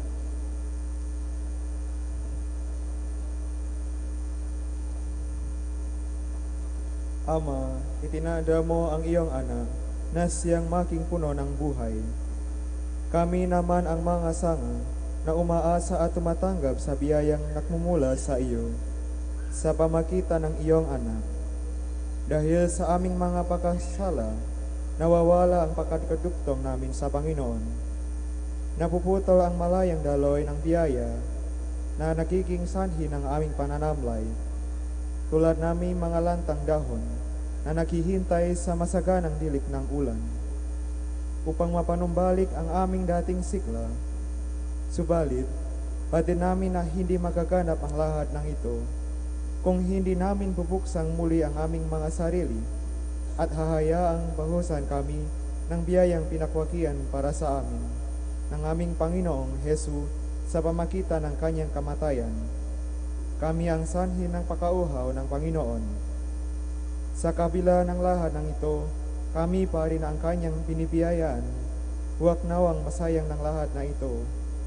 O Ama, hayaan mo po sanang mapunga ang mga biyayang tinatamo namin galing sa iyo, bilang papuri at pagsamba namin sa aming Panginoon at iyong anak na si Jesus. Magsiupo po ang lahat. Atin pong pakinggan ang pagninilay ni Father Paul Lovell Javier ng Order of Preachers. Ako po ay may katanungan at kung alam niyo po ang sagot sa aking katanungan, maaari niyo bang isigaw o sabihin ang mga sagot? Ito po ang unang katanungan. Sino ho ba ang tinaguriang hari ng comedy sa Pilipinas? Dolphy, no? At si Dolphy po ay sumakabilang buhay na, no? Kaya may he rest in peace. Sino naman po ang tinatawag nating The King? FPJ, no? At kagaya po ni Dolphy, si FPJ po ay sumakabilang buhay na, kaya may he rest in peace. Sino naman po ang tinagurian nating hari ng teleserye sa Pilipinas? Coco Martin, no? Matatapos na ho ata ang mundo, yung probinsyano hindi pa natatapos, no? O sino naman ho ang tinatawag na hari ng padala? LBC. Hindi po natin yan sponsor, no? Ngunit ang tagpo kung saan sinabi ni Jesus na uuhaw ako ay tila baga isang kalokohan, isang kabalintunaan, isang kabaliwan. Napakahirap tanggapin na sa mismong bibig, mga labi ni Kristo, magmumula at mamumutawi ang salitang nauuhaw ako. Marahil kayo dito, kahit ho ako'y uhaw na, no? Sa init ho ng dinaranas natin sa loob ng simbahang ito, no? Mabilis makauhaw ang panahong napakainit. Ngunit, kung kayong magsasabing nauuhaw kayo, hindi ho ako mabibigla, hindi po ako magugulat. Natural lang na mauhaw tayo, mga nilalang. Ngunit, para sabihin ng isang Diyos na siya'y nauuhaw, parang katakataka. Hindi ho ba siya ang lumikha ng tubig ng ikalawang araw nang sinabi niyang magkaroon ng tubig sa karagatan? Di ba siya rin ho ang nagsabi, ako ang tubig ng buhay. Kung sino mang iinom nito, hindi mauuhaw. Pagkatapos ngayon sasabihin, nauuhaw siya. Hindi ho ba niya dapat gawin na lang, ipakita niya ang kanyang pagka-Diyos? Pwede naman siyang gumawa ng kababalaghan. Pwede naman siyang gumawa ng milagro. Sasabihin niya, nauuhaw ako, kaya pauulanin ko. Siguro nung kapanahunan ni Jesus, yung Manila Waters na ho ang concessionaire ng tubig sa panahon sa Jerusalem, no? Kaya nawalan ng tubig, nauuhaw si Jesus. Pero ho, hindi ho yun ang gustong ipakita ni Jesus bilang isang hari na siya'y makapangyarihan, siya'y malakas, at magaganap ang kanyang sasabihin. Alam niyo po, yung paggawa ng milagro, ng himala, ng kababalaghan ni Jesus, ordinaryo na ho yun. Alam na ho ng lahat ng tao yun. Ngunit, may isang gustong ipahiwatig si Kristo sa mga taong naruroon. Ano ho yun? Hindi lahat ng taong humahanga, nagmamahal. Ngunit kapag ikay nagmahal, ikay humahanga. Uulitin ko po, hindi lahat ng taong humahanga, nagmamahal. Ngunit kapag ikay nagmahal, ikay humahanga. Ano ho ba pinagkaiba ng salitang paghanga sa pagmamahal? Yung paghanga po, kahit kanino, kahit hindi nyo kakilala, pwede nyong hangaan. Pag nakakita kayo ng mga seminaristang may angking kagwapuhan, maaari nyong hangaan. Hahanga ka kahit hindi mo kilala. Kaya nga yung mga kabataan ngayon, makasalubong lang ang isang binatang gwapo, sasabihin na ng mga dalaga, mahal ko na. Pero humahanga lang. Bakit? Nakakita ng kagwapuhan eh. Humahanga tayo sa taong may angking kagandahan, angking kamatyuhan, angking katalinuhan, angking kayamanan. Humahanga tayo sa mga bagay na magaganda at mabubuti. Pero wala ho akong narinig, o marahil may isa sa inyo dito, walang humanga sa mga pangit. O meron ho bang humanga sa pangit? O wala naman ho siguro naghangad sa inyo, sana mapangasawa ko tong pangit na to. Pangit nga eh. Pinagtatawanan pa natin. Hindi natin hinahangaan. O walang humanga sa bobo. Gusto natin yung matalino. O yung mga gurong naririto, ang paborito nyo sa klase, yung estudyanteng tahimik, matino, bibo, bibong-bibo, bibong-biba. Paano na ho ako? Grade 5, bumagsak ako. Hindi ho ako bibong-bibo, bibong-bobo. Hindi ho ako hinahangaan ng guro. Yung paghanga kahit kanino maibibigay. Ngunit humahanga tayo pag may nakita tayong angking kagandahan. Ngunit ang pagmamahal, higit pa ron. Pag ikay nagmahal, hindi lang yung maganda ang nakikita mo. Yung pagmamahal sa kabila ng kapangitan, sa kabila ng kahinaan, sa kabila ng kabuktutan at kakulangan, kaya mo pa rin yakapin at kaya mo pa rin humanga. Naaalala ko ho yung pamangkin ko sa pinsan. Napakagwapo at maganda yung mag-asawa. Matatangos ang ilong. Hindi pa naman ho namin malubos maisip. Pagkapanganak ho nung panganay nilang lalaki, yung ilong ho, para hong nasa gasaan ng pison. Para lang hong switch ng ilaw, kakapain mo pa para mahanap mo kung nasaan, ay ilong pala yun. At inaasar ho namin magpipinsan, yung anak mo pango, dapa ang ilong. Ngunit, ang magulang na nagmamahal, ano sinasabi sa amin? Hindi, gwapo yan. Sa paningin ng magulang na nagmamahal, ang anak na may kakulangan sa ilong, magwapo pa rin. Bakit?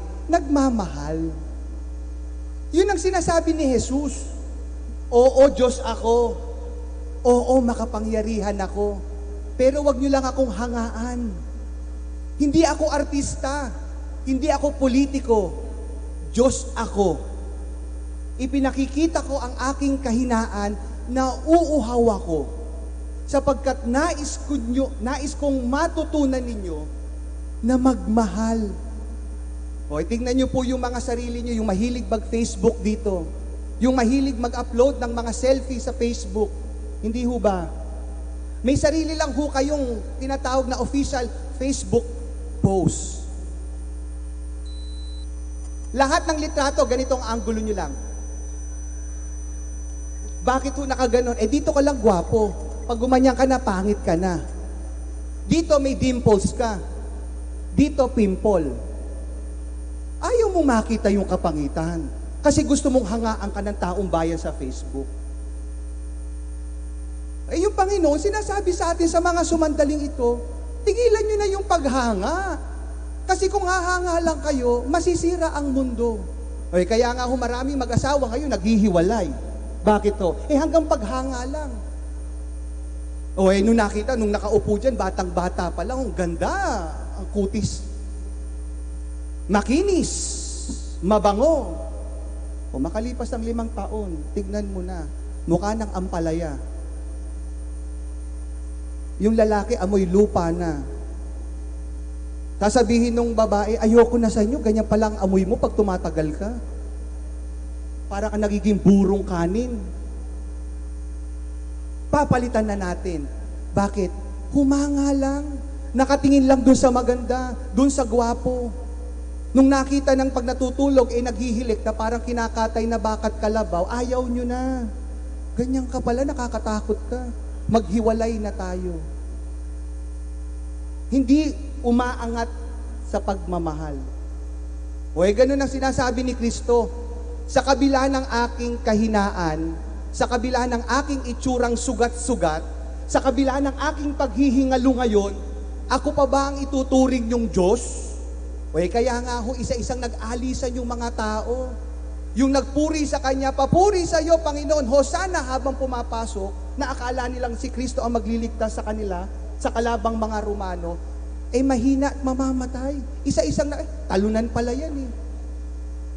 Talunan. Sino gustong kumampi sa talunan? Wala. Tayo mga Pilipino, magagaling tayo eh. Ngayon, mag-i-eleksyon. Magaling tayo mga Pilipino. Yung Pilipino, hindi natatalo. Sa eleksyon, hindi. Panalo lang o nadaya. Walang talo.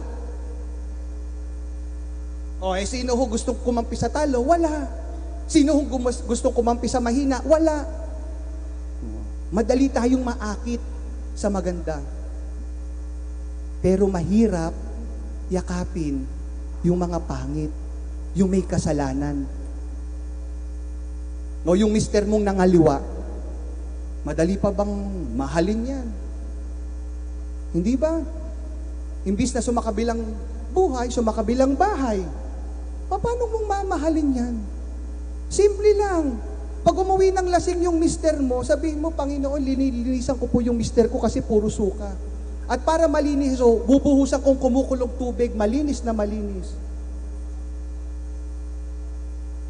Pagmamahal ang itinuturo ni Kristo sa krus. Diyan nagsimula yung Valentine's Day, kung tutuusin. Hindi heart ang simbolo ng pagmamahal. Krus. Kahinaan. Kung kaya nyong mahalin ang katabi nyo, tignan nyo nga mukha ng katabi nyo. Yan ba, kamahal-mahal yan. Yan ba, mukhang pinagpala. Baka mukha hong pala. Yang pagmumukhang yan, mangungutang. Hindi madaling mahalin yung mga hingi ng hingi. Pahingi. Kakabuhisit yun. Kaya nga pag may artista, nagkakagulo tayo, nagtatakbuhan tayo. Gusto natin sugurin lahat yung artista at mayakap. Meron na bang gumawa dito, may pulubing tumayo sa harap at hinabol natin yayakapin? Wala. Humahanga lang kasi tayo. Gusto nyo gumanda mundo, wag lang tayong humanga. Magmahal. Tandaan, hindi lahat ng humahanga nagmamahal. Ngunit kapag ikay nagmahal, ikay humahanga.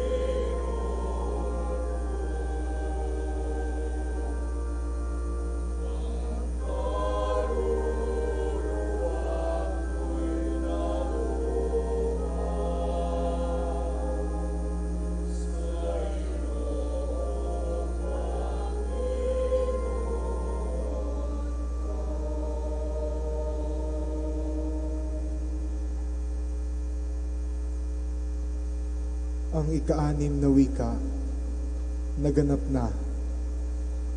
Magsilhod po ang lahat. Ama, Nilalang mo kaming kawangis mo at itinakda sa pinakamataas na kaluwalhatian ang aming buhay sa pamamagitan ng iyong pangakong buhay na walang hanggan. Sa kabila ng aming mga pagkakasala, ang iyong pangako ay nananatiling wagas, totoo at walang pagbabago.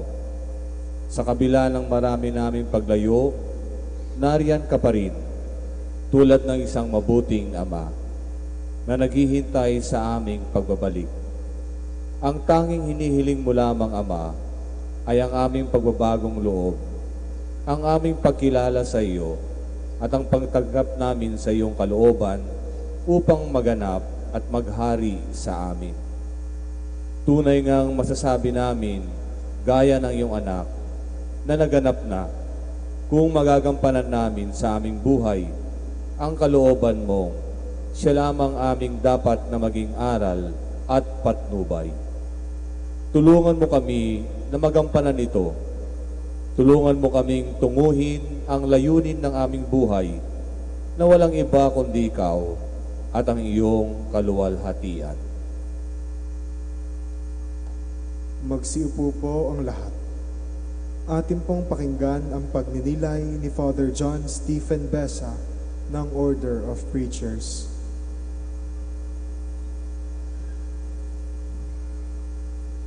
Lahat naman tayo, sa tingin ko, gusto ng happy ending. Di ba? Kung sino ang may gusto ng happy ending sa kanyang buhay, pumalakpak.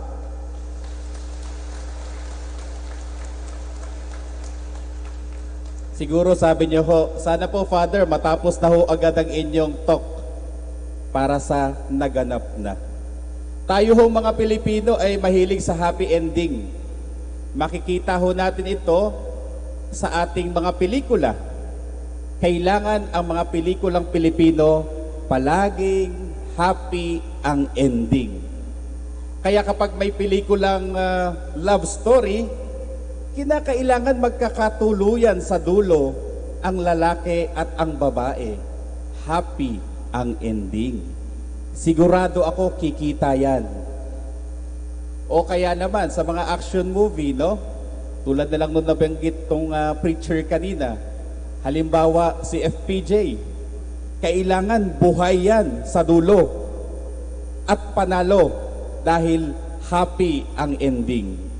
Minsan nga raw ho, sinubukan nilang patayin si FPJ sa pelikula noong araw na ikikwento ng tatay ko, sinunog daw ho yung pelikula, yung sinihan, dahil hindi happy ang ending.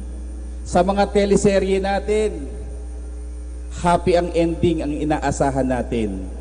Kahit magkapalit-palit ng anak, kahit ilayo yung ina, ilayo yung ama, alam mo sa dulo, happy ang ending.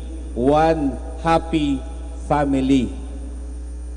O kaya naman yung sa pinapanood natin tuwing gabi, nagkapalitan ng asawa, tayo ay umaasa na sa dulo ay happy ang ending. Alam niyo ho ba na ang kwento ng ating Panginoon ay isang happy ending? The Paschal mystery ends with a happy ending. Pagpapakasakit, pagkamatay, at ang ending, muling nabuhay. Happy ending. Kaya nga sa ating mga liturhiya, sa mga susunod na araw, bagamat masidhi sa mga araw na ito, pagdating ng linggo ay sobrang saya. Happy ending. Kapag tayo'y nagmimisa, sa umpasa medyo malungkot. Panginoon, kaawaan mo kami. Kristo, kaawaan mo kami. Pero pagdating sa dulo, di ba? Tuwang-tuwa na tayo.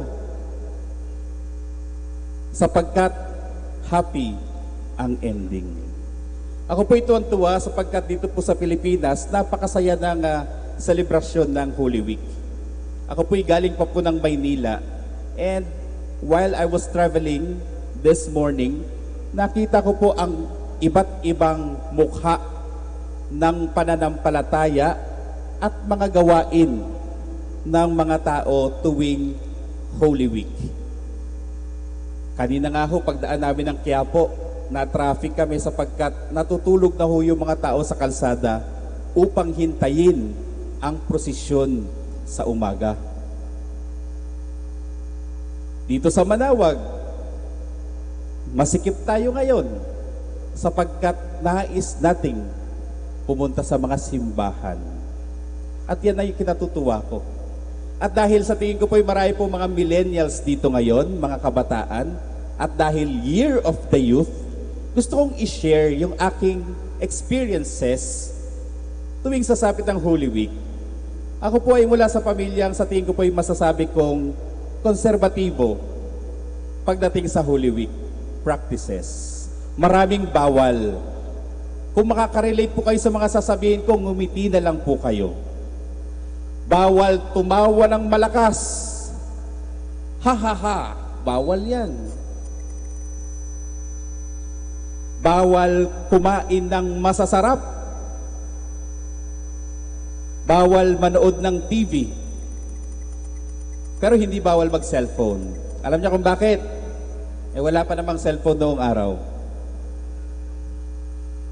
Alangan naman po, no, sa ngayon, halos gumapang sa hirap at sakit sa mga hagupit ng ating Panginoon. Tapos, tatawa ka ng malakas. Ilang beses na pa ang ating Panginoon. Tapos, magmo-movie marathon ka lang sa bahay nyo. Namatay sa krus ang ating Panginoong Hesukristo. Kung makakain ka, kala mo buffet. Ito mga practices na po na ito ay isang reminder po sa ating mga magulang marahil, sa mga kamag-anak na i-remind sa ating mga kabataan ang mga practices na nagmumula sa malalim na dahilan sapagkat nais nating i-appreciate ang ginawang sakripisyo ng ating Panginoong Hesukristo. Ang ating pong pinagdinilayan ngayon ay naganap na. Pwede po ba tayo magkaroon ng wikang Filipino 101? Ang naganap na ay ginagamit kapag past tense. Kapag future tense po, ano po ang ating term? Magaganap. Kapag kasalukuyan po, ano po ang ating ginagamit? Nagaganap. Letter N. Gusto ko pong pagnilayan yung nagaganap. Let me ask you, ano ba ang nagaganap sa buhay mo? Kung sa buhay mo ngayon, ikaw sa tingin mo, makasalanan ako, Father, yan ang nagaganap sa buhay ko. Chismosa ako, Father, yan ang nagaganap sa buhay ko. Hindi ko mapatawad yung kapitbahay ko, biyenan ko, lahat na nagkasala sa akin, yan ang nagaganap sa akin, Father. Marami pa pong nagaganap sa ating buhay. Kung yan po ang nagaganap sa ating buhay at masasabi natin, tayo po ay makasalanan. Congratulations po, dahil ang Panginoong Hesukristo pumunta dito sa ating mundo upang iligtas ang mga makasalanan. May hinihingi lamang pong kakaunti na yung nagaganap natin, na sa tingin natin tayo'y makasalanan, sana papalitan ng pagbabalik loob. Pagbabago ng loob, pagbabalik loob sa Panginoon.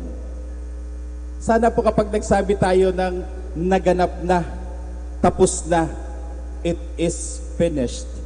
Sana katulad ng Panginoon na yung naganap na sinabi niya sa krus, halo-halo na ho doon.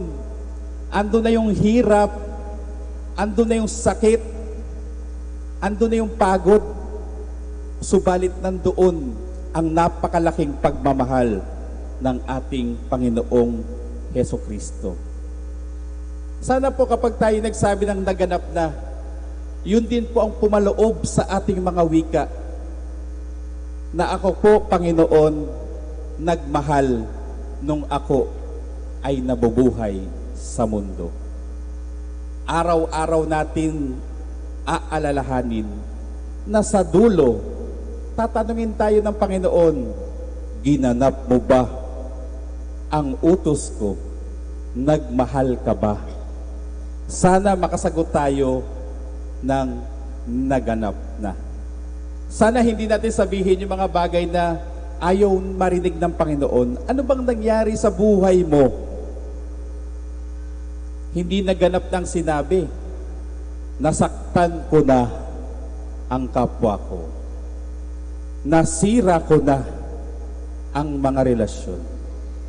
Nanakaw ko na ang mga salapi. Nadaya ko na ang halalan. Napatay ko na. Hindi ito ang gusto ng Panginoong marinig mula sa atin. Ang gusto niya, naganap na.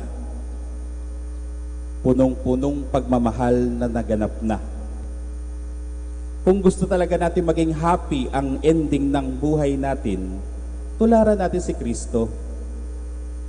Naganap ang misyong iligtas ka, iligtas tayo, iligtas tayong lahat.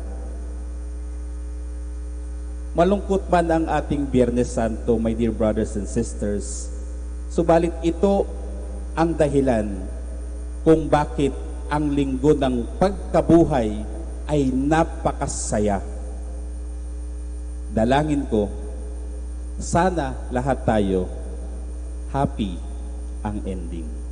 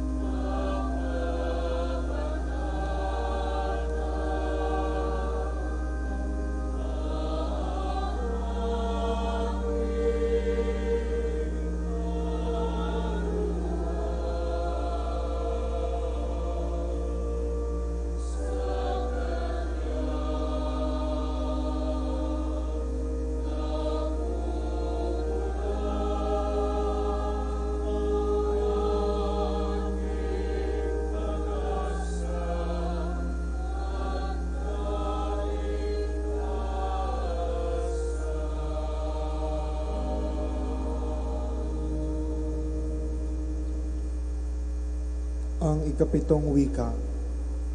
Ama, sa iyong mga kamay, inihahabilin ko ang aking kaluluwa.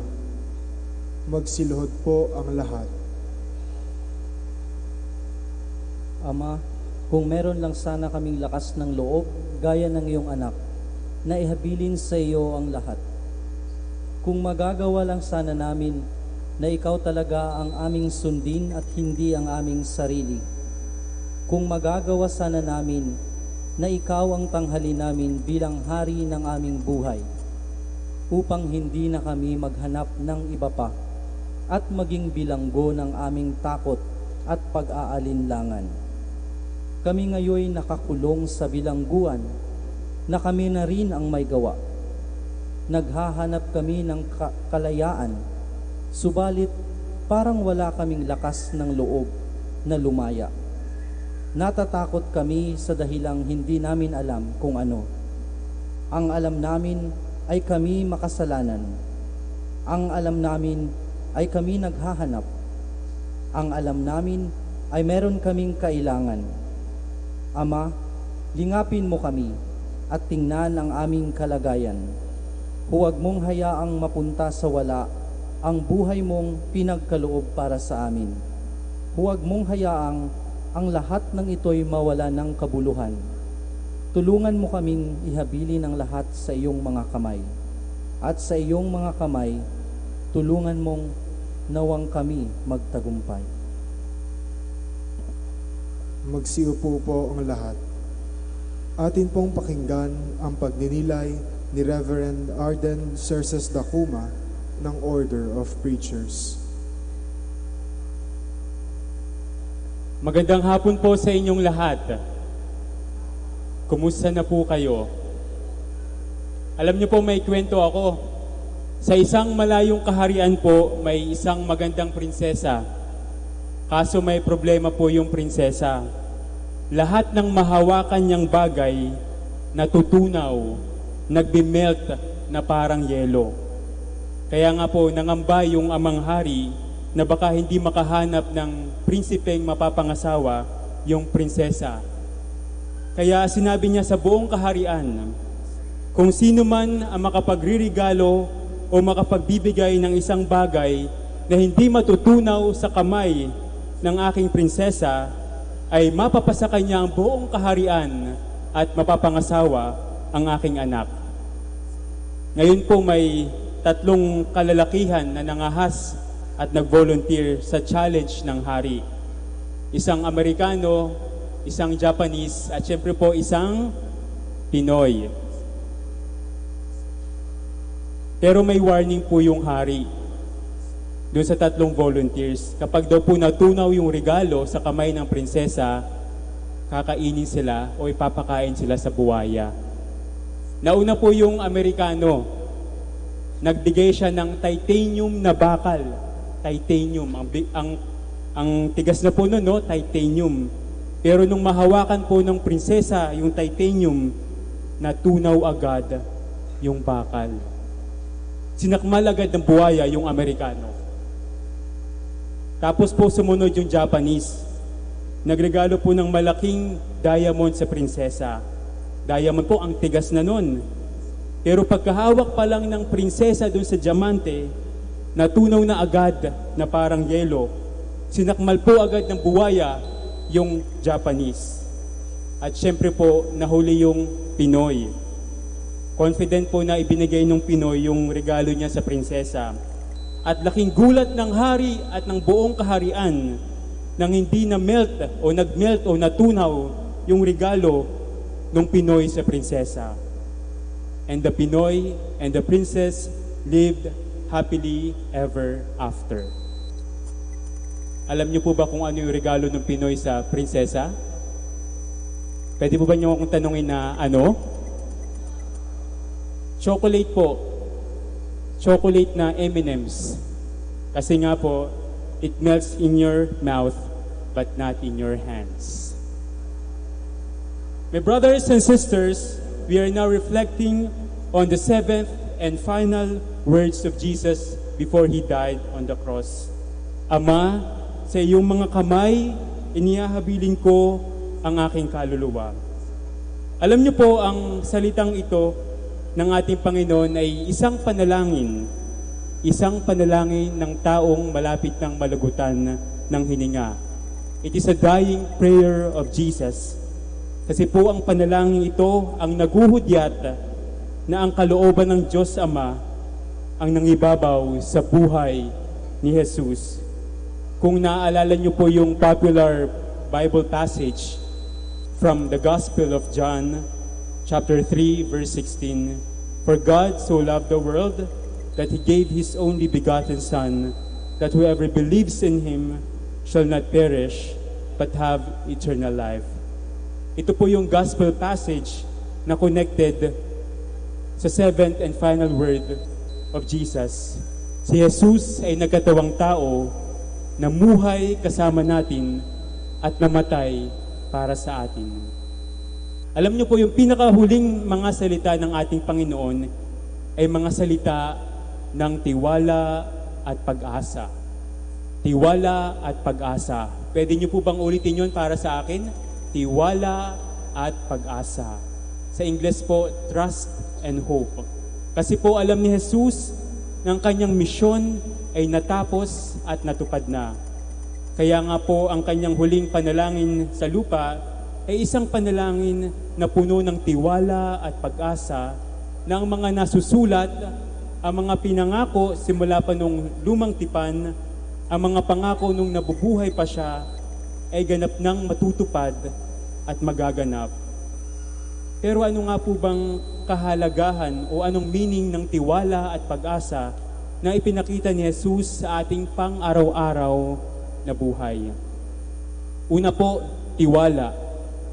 Ayon po sa libro ni Propeta Sirach, "Call no one happy before his death, by how he ends, a person becomes known." Ang sabi po dito, makikilala natin ang isang tao sa mga huling sandali ng kanyang buhay. Kasama na po dito yung mga huling katagang kanyang sinambit. At tama nga po, mas nakilala natin si Jesus sa kanyang mga huling salita. Mga salita ng tiwala sa Ama. Ng tiwala na kahit nakapako at nalalapit ng mawala ng hininga, ng tiwala na sa huli ang kahilingan pa rin at kalooban ng Diyos ang dapat masunod. Parang sa ating buhay po, kahit ang daming suliranin, ang daming challenges, ang daming problema ang hinaharap araw-araw, huwag nawa nating kalimutang magtiwala sa Ama. Huwag nating kalimutan na sa huli, ang kalooban pa rin ng Ama ang dapat masunod.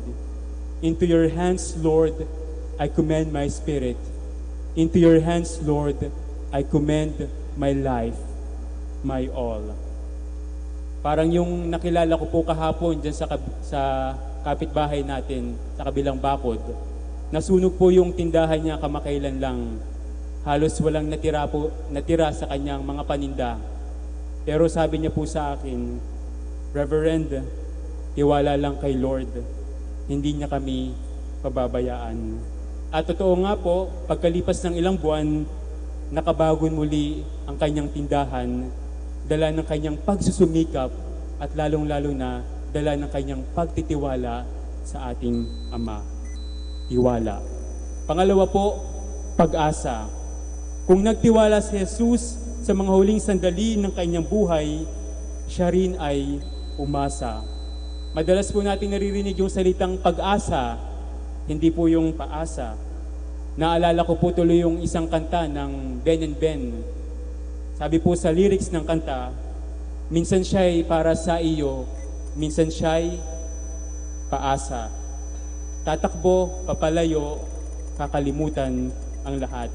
Di po ba ayaw natin ng paasa? Pero ipinakita ni Jesus ng Diyos kailanman ay hindi paasa. Siya ay pag-asa. Ngunit paano po? Kasi noong sinabi ni Jesus na naparito siya upang tubusin tayo sa ating mga kasalanan, ginawa niya at patuloy niyang ginagawa hanggang sa kasalukuyan. Kaya naman po yung pangako ng kaligtasan, yung pag-asa ng ating kaligtasan, atin nang nakakamtan habang patuloy tayong sumasamba sa ating Panginoon, habang patuloy tayong gumagawa ng kabutihan sa ating kapwa. Si Jesus, sa mga huling sandali ng kanyang buhay, ay nagpakita ng pag-asa, hindi ng paasa. Ama, sa iyong mga kamay, inihahabiling ko ang aking kaluluwa. Tiwala at pag-asa sa Panginoon. Ito po marahil ang mga aral na maaari nating makuha mula sa huling wika ni Jesus, na kahit anong mangyari sa ating buhay, may Panginoon na pwedeng pagkatiwalaan at hugutan ng pag-asa. Ito pong mga huling wika ni Jesus, the 7 last words of Jesus before He died on the cross, are reminders for us of the love of God towards us, of the love of God towards His people. Kaya nga po, habang patuloy nating inaalala ang pagpapakasakit, pagkamatay at muling pagkabuhay ni Jesus, atin nawang maisabuhay ang mga aral na maaari nating mapulot mula sa mga pagdiriwang na ito. Nawa po sa ating puso at isipan ay magkaroon ng pagbabago. Ibig sabihin po, may bago. There should be something new to us. There should be something new in us. Kasi kung taon-taon po tayong gumugunita ng Semana Santa at ng 7 last words at walang bagong nangyayari sa ating buhay, eh di pa po parang nag-aaksaya lang tayo ng oras at ng panahon.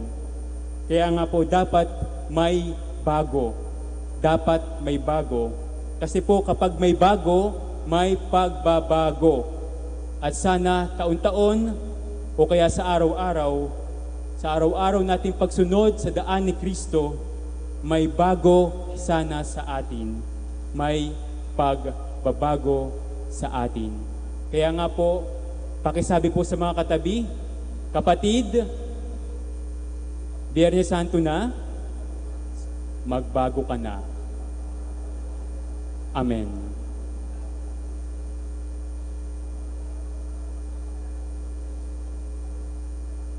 Magsitayo po ang lahat.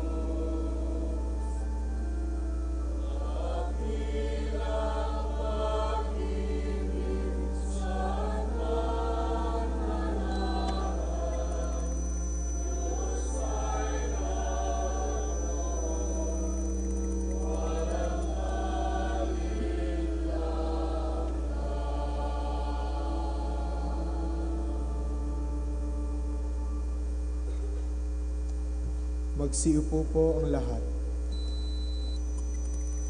Ang kahulugan ng mga 7 wika ng Panginoon sa krus ay isang mahalagang pahiwatig sa matagumpay na mensahe ng kanyang pagkabuhay namang muli.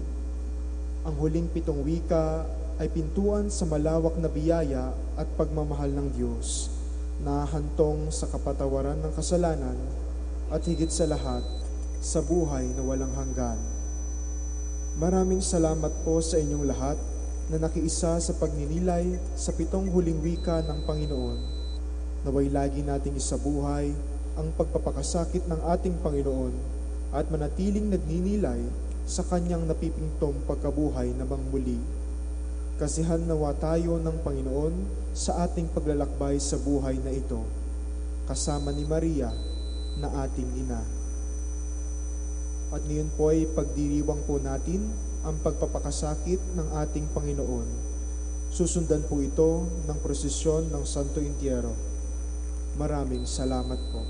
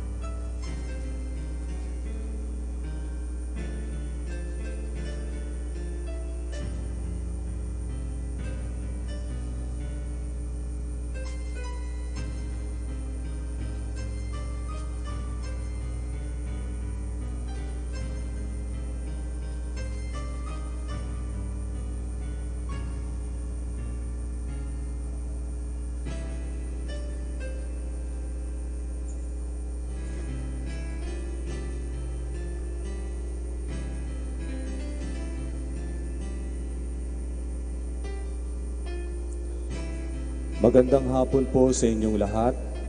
Ngayong Biyernes Santo ay ginugunita natin ang pagkamatay ng ating Panginoon.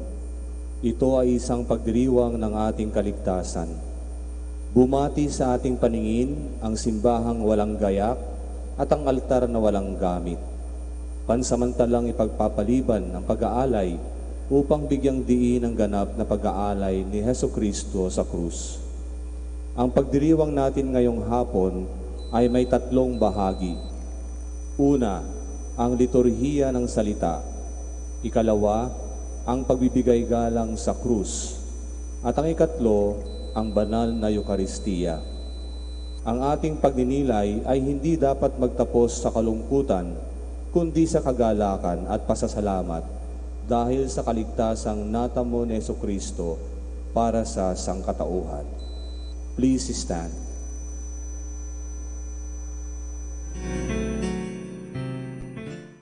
Let us now listen and watch the live airing of the celebration of the Lord's Passion at the Minor Basilica of Our Lady of Manaoag.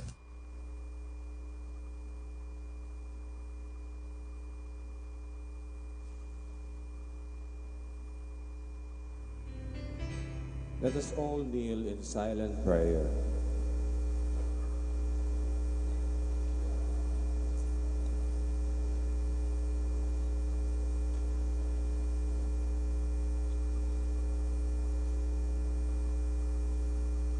Please stand. Brothers and sisters, we have gathered for the celebration of the Lord's Passion. We reflect on how much the Lord loves us. He accepts the cruel death on the cross that He may bear our infirmities and endure our sufferings. But we know that His death will lead to His triumph and to our redemption.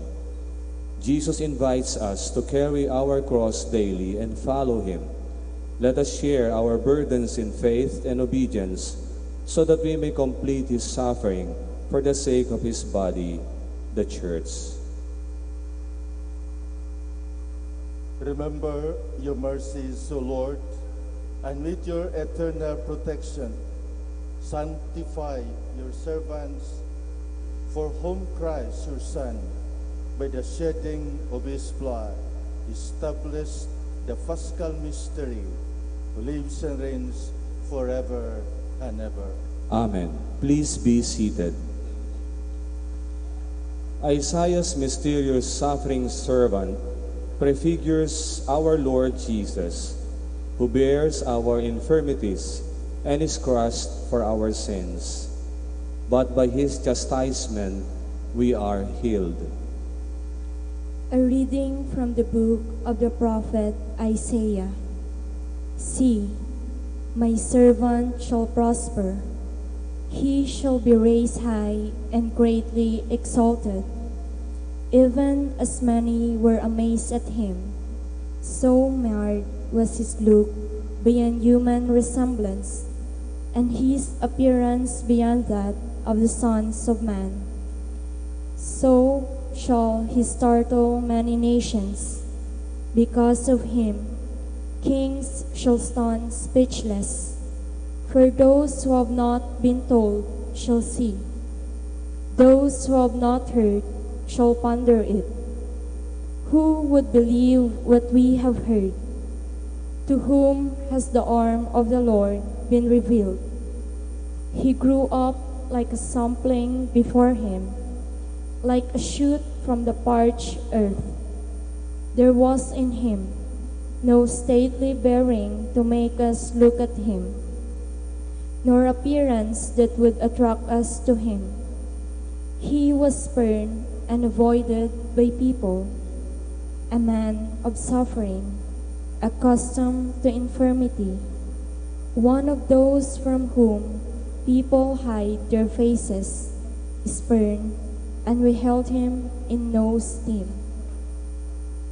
Yet it was our infirmities that he bore, our sufferings that he endured, while we thought of him as stricken, as one smitten by God and afflicted. But he was pierced for our offenses, crushed for our sins.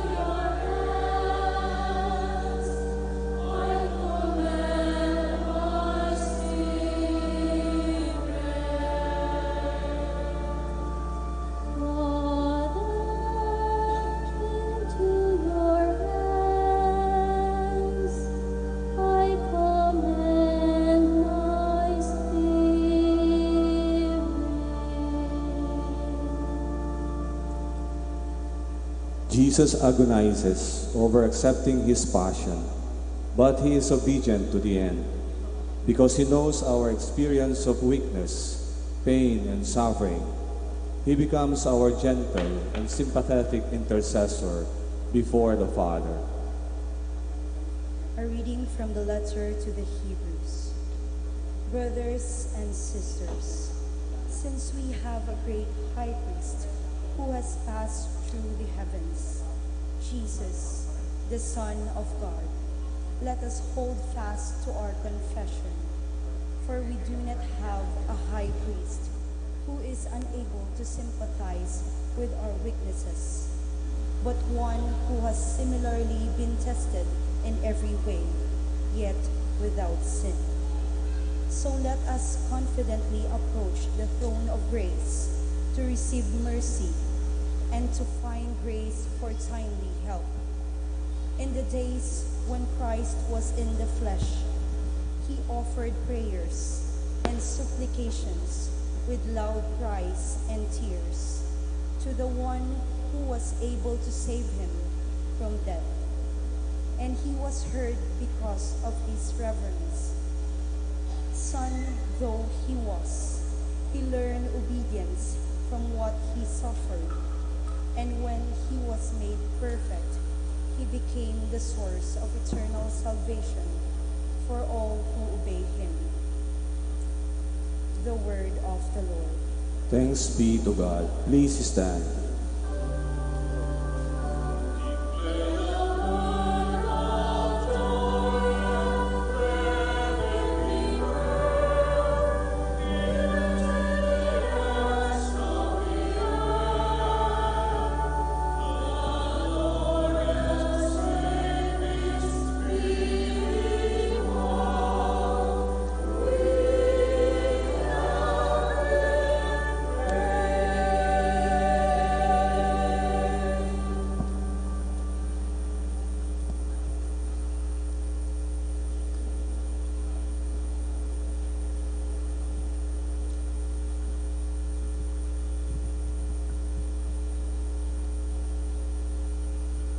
The Passion of our Lord Jesus Christ according to John. Jesus went out with his disciples across the Kidron Valley to where there was a garden, into which he and his disciples entered. Judas, his betrayer, also knew the place, because Jesus had often met there with his disciples. So Judas got a band of soldiers and guards from the chief priests and the Pharisees, and went there with lanterns, torches, and weapons. Jesus, knowing everything that was going to happen to him, went out and said to them, Whom are you looking for? They answered him, Jesus the Nazarene. He said to them, I am. Judas, his betrayer, was also with them. When he said to them, I am, they turned away and fell to the ground. So he again and asked them, Whom are you looking for? They said, Jesus the Nazarene. Jesus answered, I told you that I am. So if you are looking for me, let this man go. This was to fulfill what he had said. I have not lost any of those you gave me. Then Simon Peter, who had a sword, drew it, struck the high priest's slave, and cut off his right ear. The slave's name was Malchus. Jesus said to Peter, Put your sword into its scabbard. Shall I not drink the cup that the Father gave me? So the band of soldiers, the tribune, and the Jewish guards seized Jesus, bound him, and brought him to Annas first. He was the father-in-law of Caiaphas, who was high priest that year. It was Caiaphas who had counseled the Jews that it was better that one man should die rather than the people. Simon Peter and another disciple followed Jesus. Now the other disciple was known to the high priest, and he entered the courtyard of the high priest with Jesus. But Peter stood at the gate outside. So the other disciple, the acquaintance of the high priest, went out and spoke to the gatekeeper and brought Peter in. Then the maid who was the gatekeeper said to Peter, "You are not one of this man's disciples, are you?" He said, I am not. Now the slaves and the guards were standing around a charcoal fire that they had made, because it was cold, and were warming themselves. Peter was also standing there, keeping warm. The high priest questioned Jesus about his disciples and about his doctrine. Jesus answered him, I have spoken publicly to the world. I have always taught in a synagogue or in the temple area where all the Jews gather, and in secret I have said nothing. Why ask me?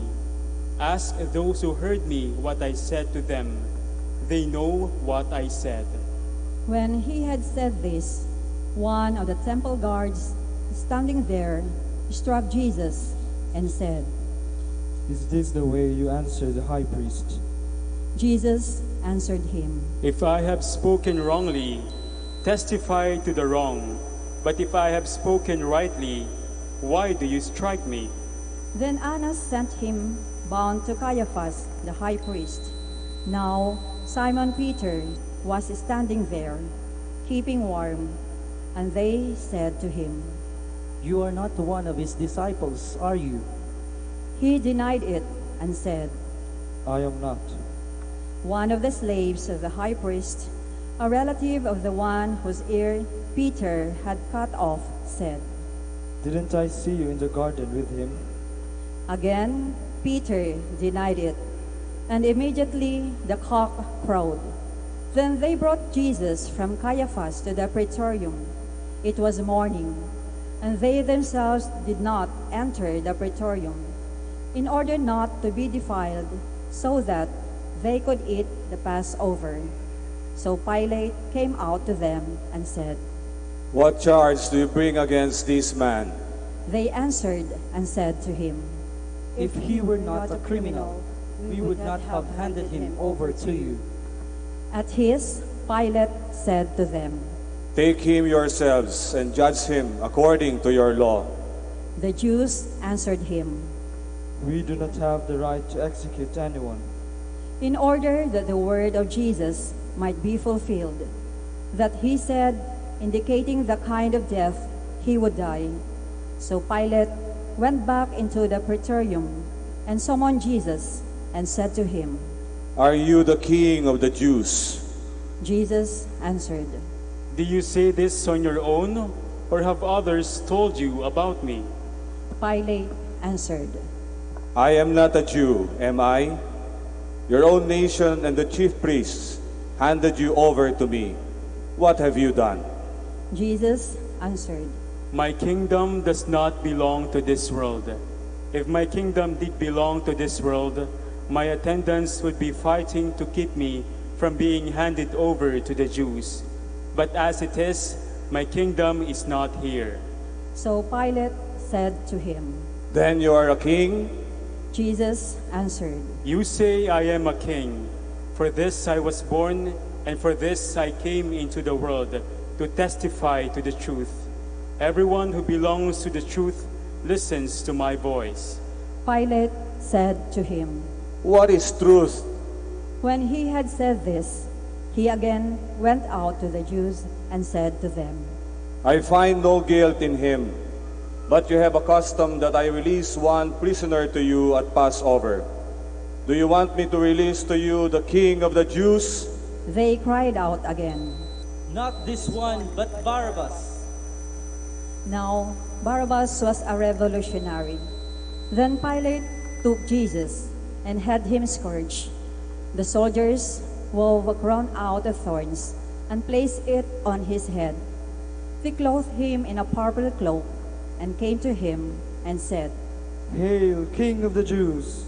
And they struck him repeatedly. Once more, Pilate went out and said to them, Look, I am bringing him out to you, so that you may know that I find no guilt in him.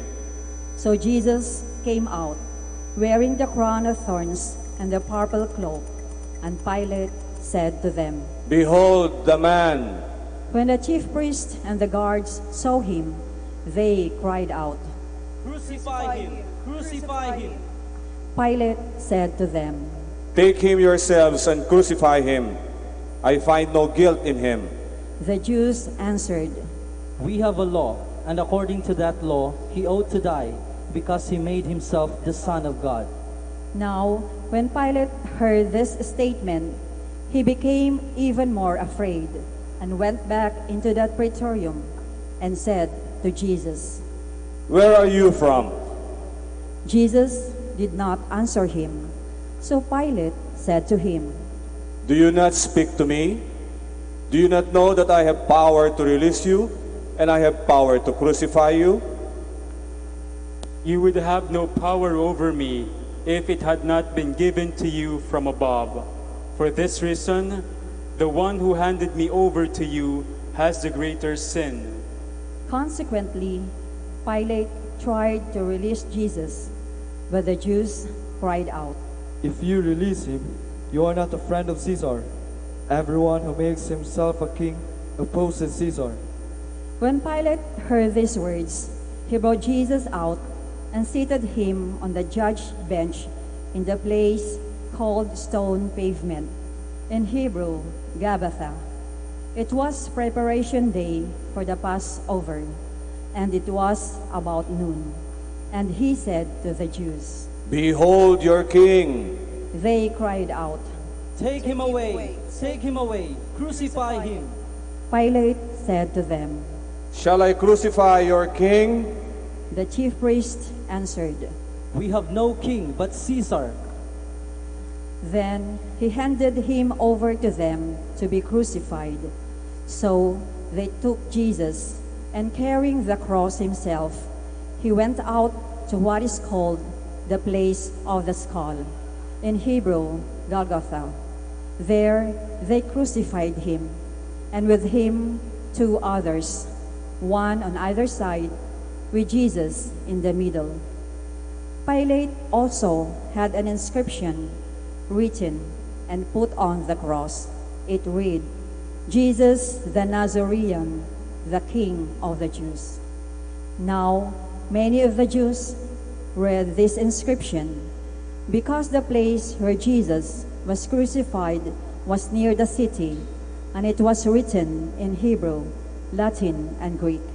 So the chief priest of the Jews said to Pilate, Do not write the King of the Jews, but that he said, I am the King of the Jews. Pilate answered, What I have written, I have written. When the soldiers had crucified Jesus, they took his clothes and divided them into 4 shares, a share for each other. They also took his tunic, but the tunic was seamless, woven in one piece from the top down.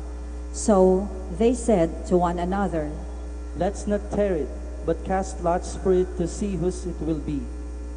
In order that the passage of Scripture might be fulfilled that says, They divided my garments among them, and for my vesture they cast lots. This is what the soldiers did. Standing by the cross of Jesus were his mother and his mother's sister, Mary, the wife of Clopas, and Mary of Magdala. When Jesus saw his mother and the disciple there, whom he loved, he said to his mother, Woman, behold your son. Then he said to the disciple, Behold your mother. And from that hour, the disciple took her into his home. After this, aware that everything was now finished, in order that the scripture might be fulfilled, Jesus said, I thirst. There was a vessel filled with common wine. So they put a sponge soaked in wine on a sprig of hyssop and raised it to his mouth. When Jesus had taken the wine, he said, "It is finished." And bowing his head, he handed over the Spirit. Please kneel.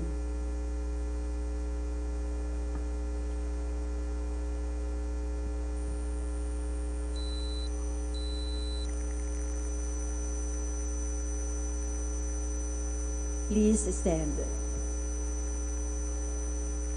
Now, since it was preparation day, in order that the bodies might not remain on the cross on the Sabbath, for the Sabbath day of that week was a solemn one, the Jews asked Pilate that their legs be broken and that they be taken down. So the soldiers came and broke the legs of the first and then of the other one, who was crucified with Jesus. But when they came to Jesus and saw that he was already dead, they did not break his legs. But one soldier thrust his lance into his side, and immediately blood and water flowed out. An eyewitness has testified, and his testimony is true. He knows that he is speaking the truth, so that you also may come to believe. For this happened so that the scripture passage might be fulfilled. Not a bone of it will be broken. And again, another passage says, they will look upon him whom they have pierced. After this, Joseph of Arimathea, secretly a disciple of Jesus, for fear of the Jews, asked Pilate if he could remove the body of Jesus. And Pilate permitted it. So he came and took his body. Nicodemus, the one who had first come to him at night, also came, bringing a mixture of myrrh and aloes, weighing about 100 pounds. They took the body of Jesus and bound it with burial cloth, along with the spices, according to the Jewish burial custom. Now, in the place where he had been crucified, there was a garden, and in the garden a new tomb, in which no one had yet been buried. So they laid Jesus there, because of the Jewish preparation day, for the tomb was close by. The Gospel of the Lord. Praise to you, Lord Jesus Christ. Please be seated.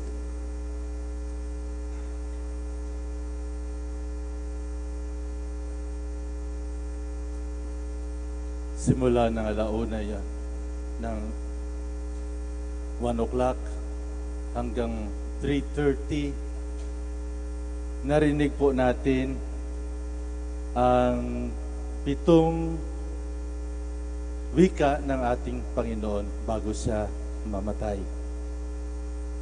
At ito ay pinagnilay-nilayan ng 7 pari.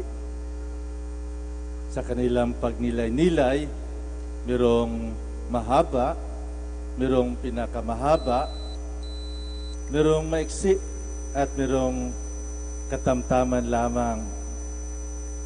Ito ay bunga ng isang reflections, ng isang inspirasyon upang ipahiwatig ang buhay ng anak ng Diyos na nagpakatao, na ninirahan kasama natin, na nabuhay kasama natin dito sa mundo. Siya ang kaganapan ng promesa ng Diyos na ipadala niya ang tagapagligtas sa atin. Sa atin. Walang kondisyon ang kanyang pagpadala sa kanyang anak. Ang hangarin lamang ng Diyos na tayo ay makabalik sa tahanan ng Ama, na tayo ay mailigtas sa ating mga kakulangan, sa ating mga kahinaan, sa ating mga kasalanan. Sobrang init ngayon. Ang Pangasinan ay siya yung nagtala ng pinakamainit na temperatura sa buong Pilipinas. Ngunit, kahit mainit, bakit narito tayo ngayon? Meron ba tayong mga kondisyon na kailangan makarating ako sa Minor Basilica ng Our Lady of the Rosary of Manaoag sa Biyernes Santo? Kagabi, punong-puno ang compound ng Minor Basilica ng mga tao, mga kabataan. Bakit? At ito ang mga katanungan ko. Ano ang kondisyon ng inyo pagpunta dito sa Manaoag? May condition ba tayo? Mayroong condition ba tayo na pagkatapos ng ating pagdasal dito sa Manaoag, tayo ay makahanap ng trabaho? O may condition ba tayo na babalik ako sa Manaoag kapag ako ay manganak? O babalik ako na Manaoag sa isang kondisyon na makapasa ako sa aking aplikasyon, sa visa, makapasa ako sa board exam, sa bar exam, makapasa ako sa mga test na pagdaraanan ko. Kondisyon. So, hindi tayo gagawa ng isang bagay na mahirap kapag walang kondisyon. Noong March 17, nakatanggap ako ng tawag sa isang mag-asawa. Sabi nila, Father Bien, hinanap namin kayo sa parish office. Tinanong namin kung saan ka ngayon. At tamang-tama, merong sakit ako, hindi ako makababa. So, telepono lamang. At nagpakilala siya. Father, kami yung kinasal mo 25 years ago. At ang kasal namin ay sa April 13. Pwede po ba na ikaw muli ang magkasal sa amin after 25 years? Pagdating ko ng Santo Domingo noong April 13, tinanong ko si June, June, bakit nakatagal ka ng 25 years sa Kaymelet? Tingnan mo naman ang itsura na yung asawa mataba na.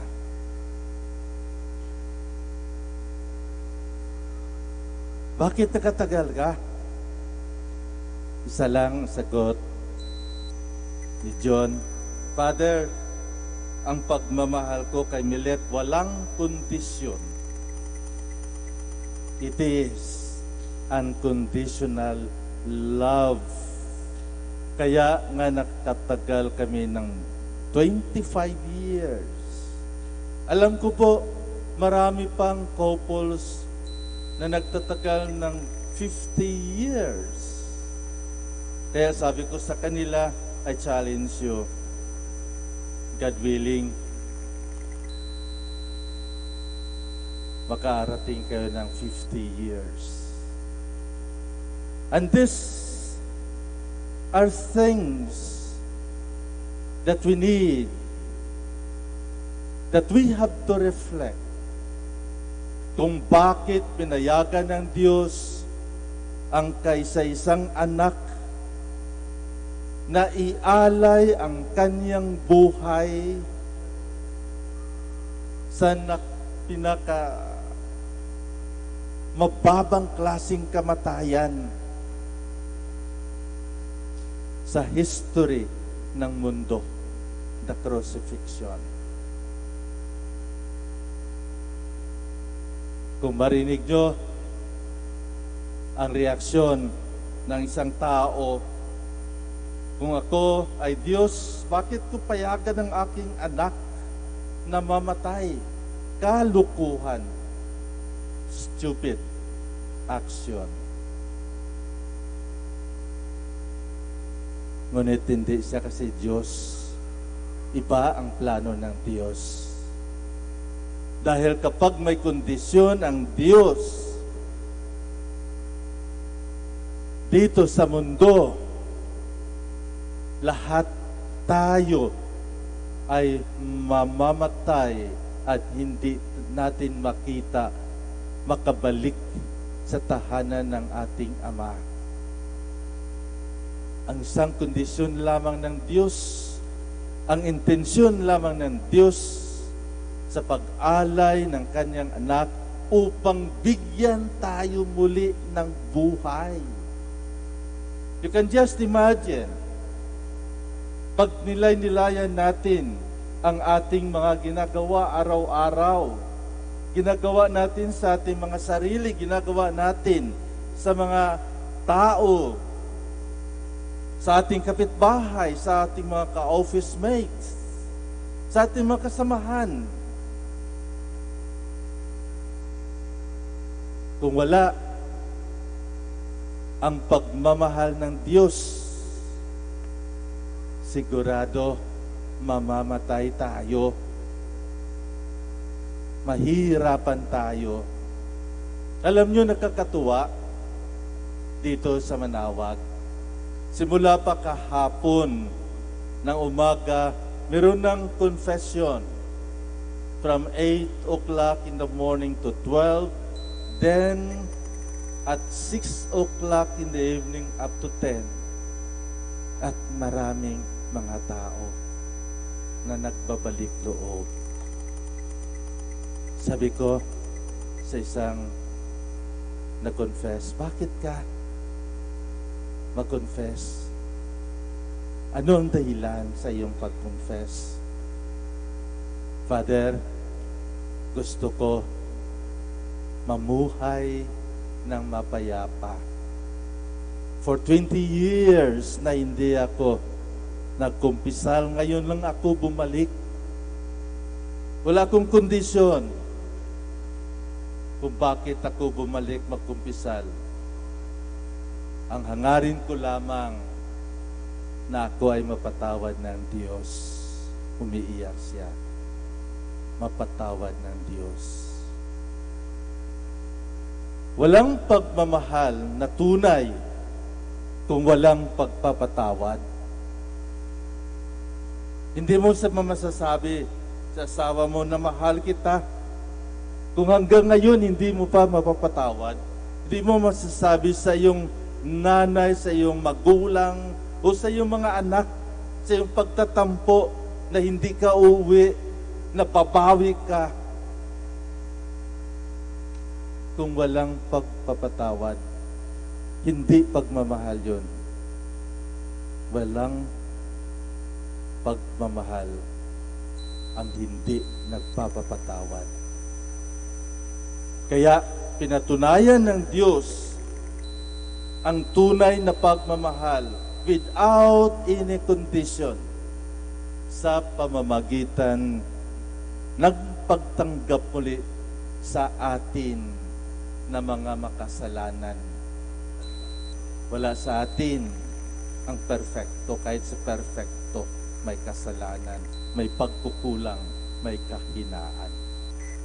Kaya naghihintay lamang ang Diyos kung ang kondisyon sa ating pagdating dito sa Manawag sa ating pagbisita sa mahal na Birhen, kung ang kondisyon na mapalapit tayo sa Diyos, sa Kanyang anak, then yun ang bunga ng pagmamahal.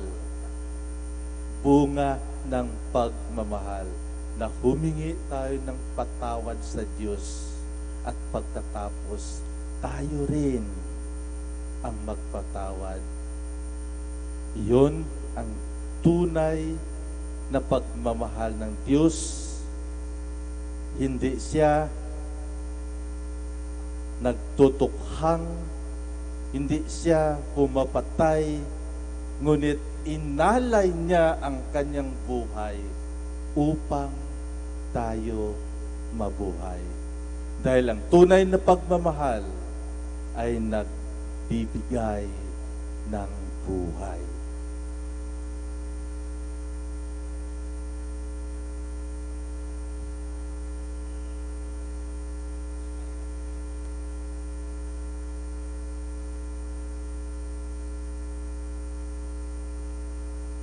Please stand.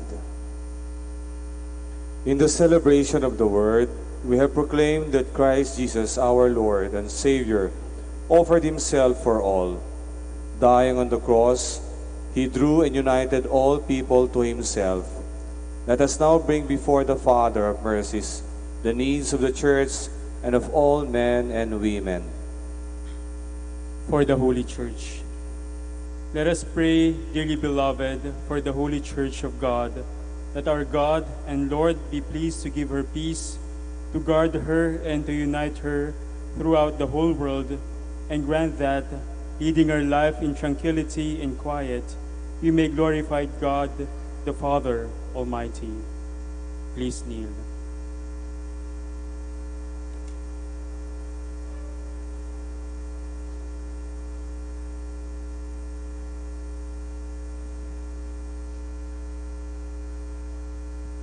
Please stand.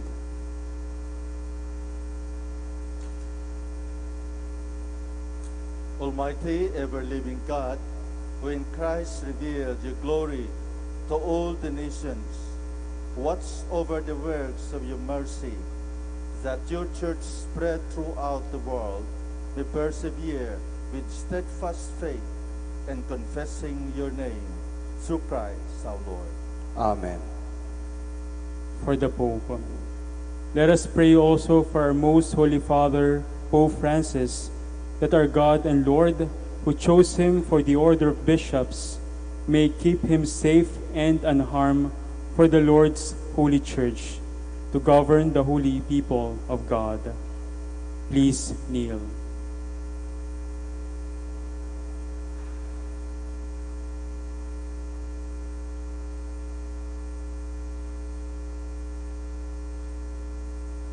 Please stand.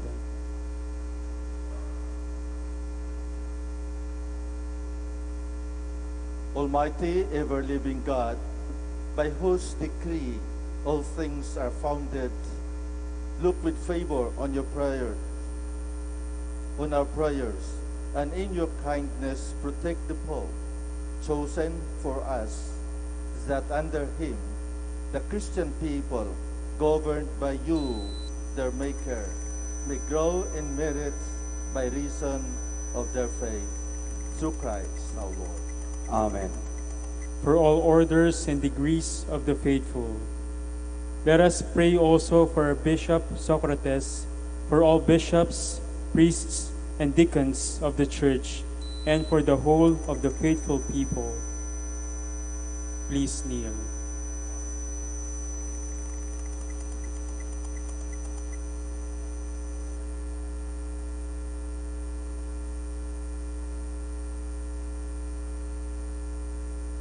Please stand.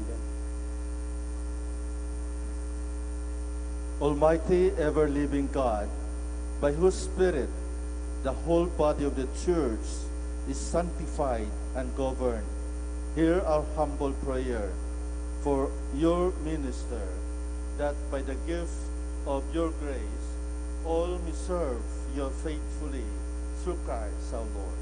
Amen.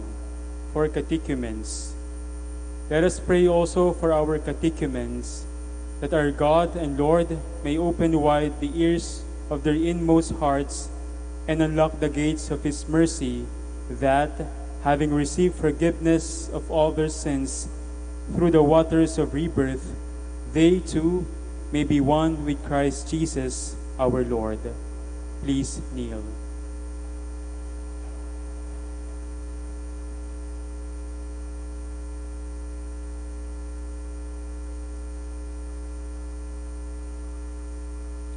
Please stand.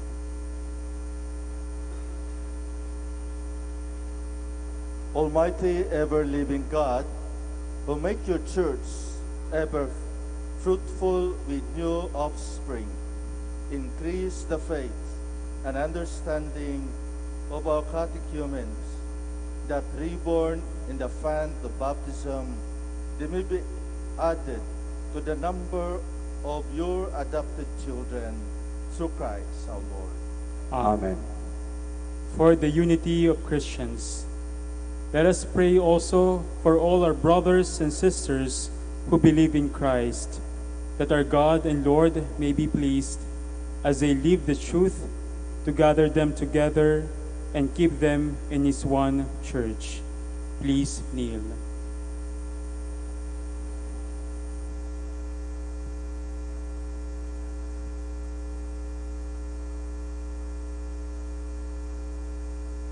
Please stand. Almighty, ever-living God, who gather what is scattered and keep together what you have gathered, look kindly on the flock of your Son, that those whom one baptism has consecrated may be joined together by integrity of faith and united by the band of charity, through Christ our Lord. Amen. For the Jewish people, let us pray also for the Jewish people, to whom the Lord our God spoke first, that He may grant them to advance in love of His name and in faithfulness to His covenant. Please kneel.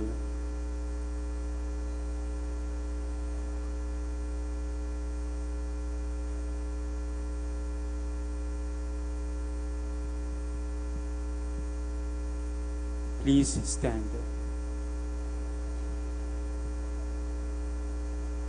Almighty, ever-living God, who bestowed your promises on Abraham and his descendants, hear graciously the prayers of your church, that the people you first made your own may attain the fullness of redemption, through Christ our Lord. Amen. For those who do not believe in Christ, let us pray also for those who do not believe in Christ, that, enlightened by the Holy Spirit, they too may enter on the way of salvation. Please kneel.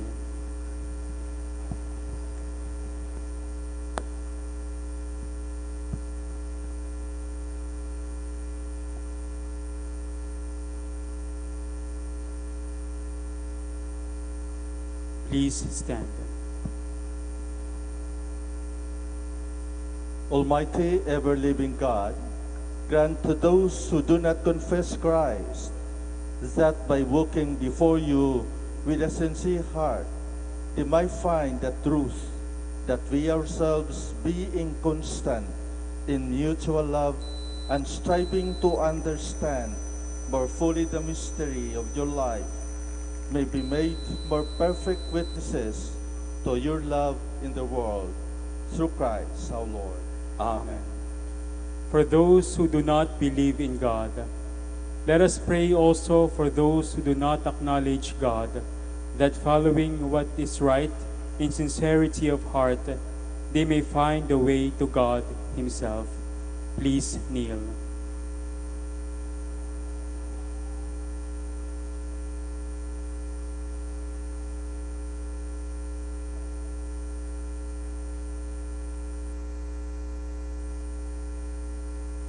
Please stand. Ever living God, who created all people to seek you always, by desiring you and by finding you, come to rest. Grant, we pray, that despite every harmful obstacle, all may recognize the signs of your fatherly love and the witness of the good works done by those who believe in you, and so in gladness confess you, the one true God and Father of our human race, through Christ our Lord. Amen. For those in public office, let us pray also for those in public office, that our God and Lord might direct their minds and hearts according to His will, for the true peace, freedom of all. Please kneel.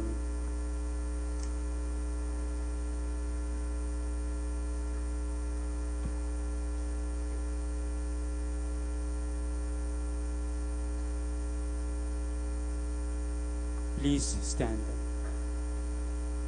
Almighty, ever-living God, in whose hand lies every human heart and the rights of peoples, look with favor, we pray, on those who govern with authority over us, that throughout the whole world, the prosperity of peoples, the assurance of peace, and freedom of religion may, through your gift, be made secure, through Christ our Lord.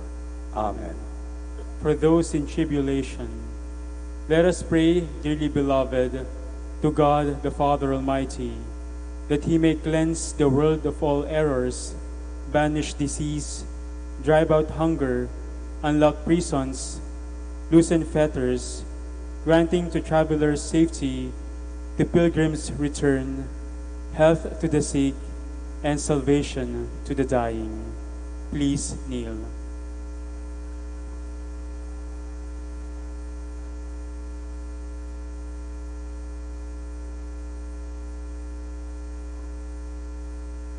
Please stand.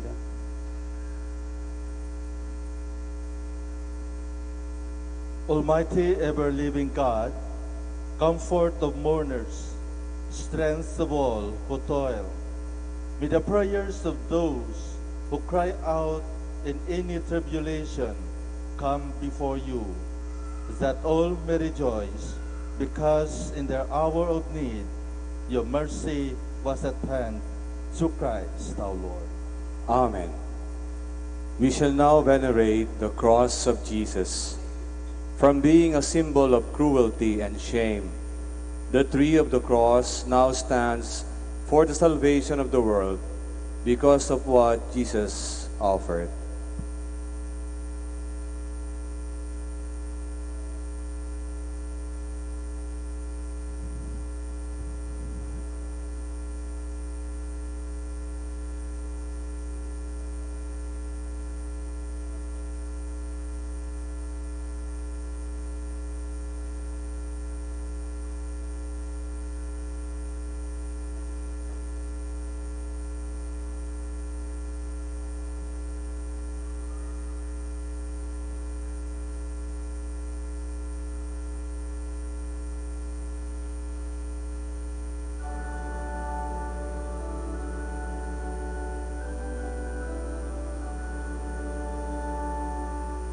Behold the wood of the cross, on which hung the salvation of the world.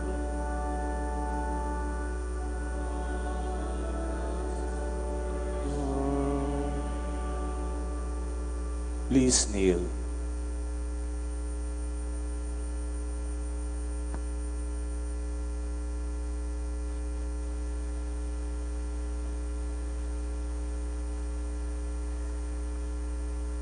Please stand.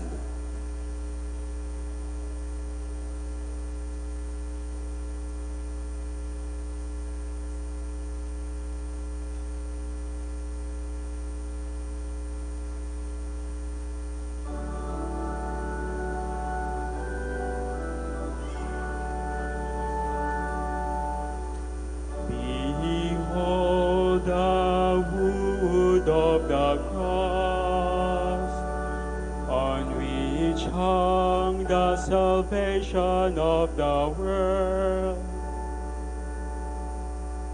Come, let us adore. Please kneel.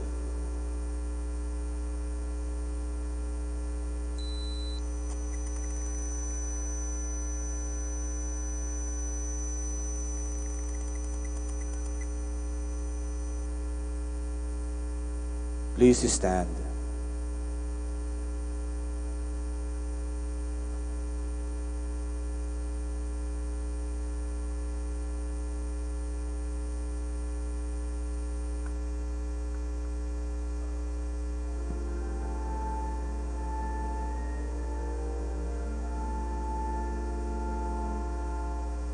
Behold the wood of the cross, on which hung the salvation of the world.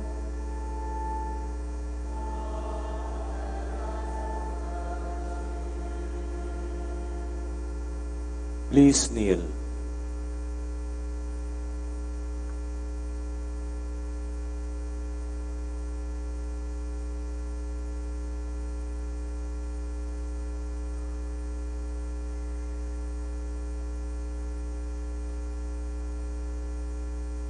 Please stand.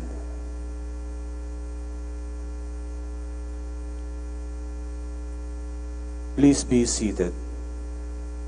The Dominican Fathers, the Dominican brothers, sisters, and apostles may now have the veneration of the cross. The lay faithful may venerate the cross after the procession.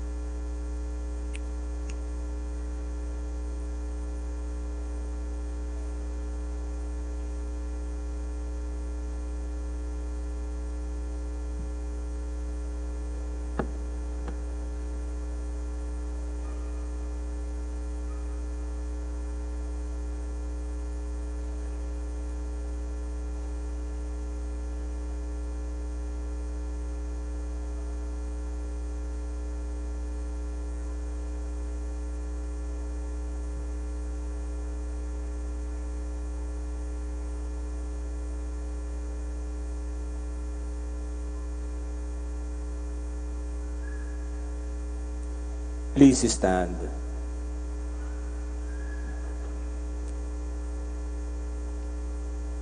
At the Savior's command and formed by divine teaching, we dare to say,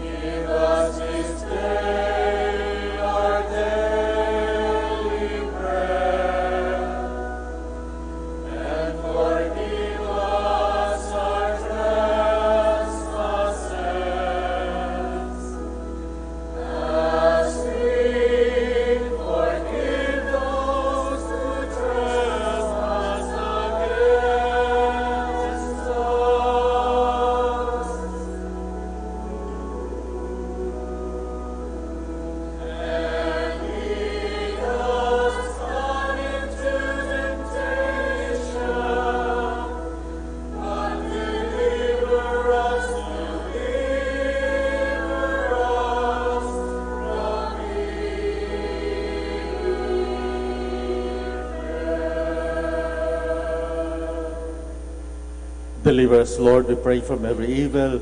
Graciously grant peace in our days, that by the help of your mercy, we might be always free from sin and safe from all distress, as we await the blessed hope and the coming of our Savior, Jesus Christ. For the kingdom, the power, and the glory are yours, now and forever. Please kneel.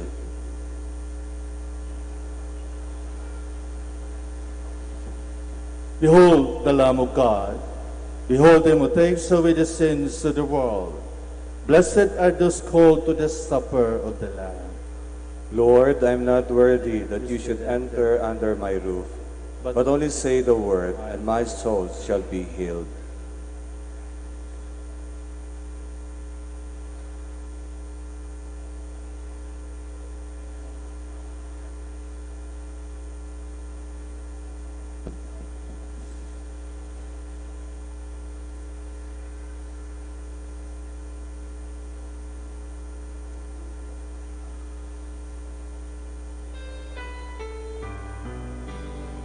You are listening and watching the Mass of the Lord's Supper, and the celebrant is Reverend Father Bienvenido Trinilla Jr. O.P., concelebrated by the Dominican Fathers.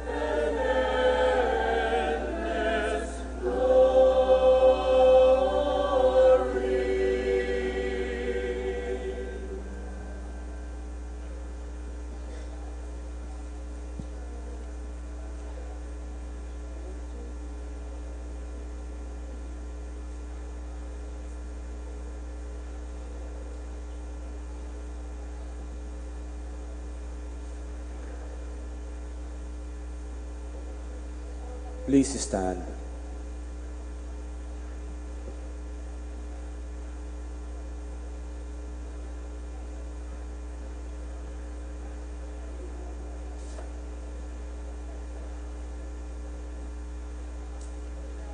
Almighty, ever-living God, who have restored us to life by the blessed death and resurrection of your Christ, preserve in us the work of your mercy, and by partaking of this mystery, we may have a life unceasingly devoted to you, through Christ our Lord. Amen. Please be seated for some announcements. First, the procession follows after this celebration. Second, tomorrow, Holy Saturday, we sit by the grave of our Lord who suffered and died for us. We continue to pray and deny ourselves. We invite everyone to join the Office of Readings and Morning Prayer at 6 o'clock here at the Minor Basilica. Third, tomorrow at 9 o'clock in the evening, we begin the last part of the Sacred Paschal Triduum, the Easter Vigil. Please bring candles. Fourth, on Sunday, our salubong will be at 4 o'clock in the morning. The men will gather in Kalawakan in front of Dos Amantes Inn, while the women will gather near the bridge near Baloking. The salubong is the beginning of the Mass of Easter dawn. Thank you. Please stand.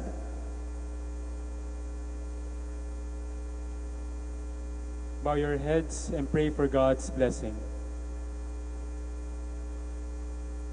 May abundant blessing, O Lord, we pray, descend upon your people who have honored the death of your Son in the hope of the resurrection.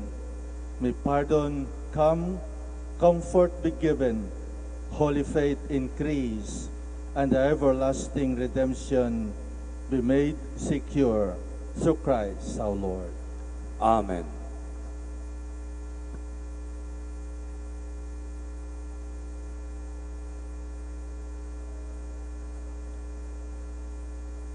Paunawa po sa lahat, manatili po muna tayong nakatayo sa ating kinalalagyan para po sa pagkakasunod-sunod at ikaayos ng ating prosesyon.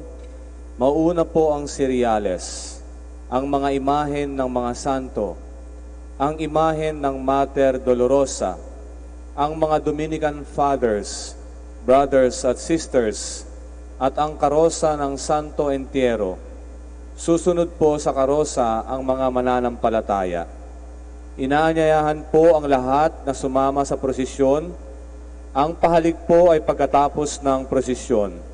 Wala rin po tayong blessing sa araw na ito hanggang bukas. Sa linggo na po ang ating blessing. Maraming salamat po.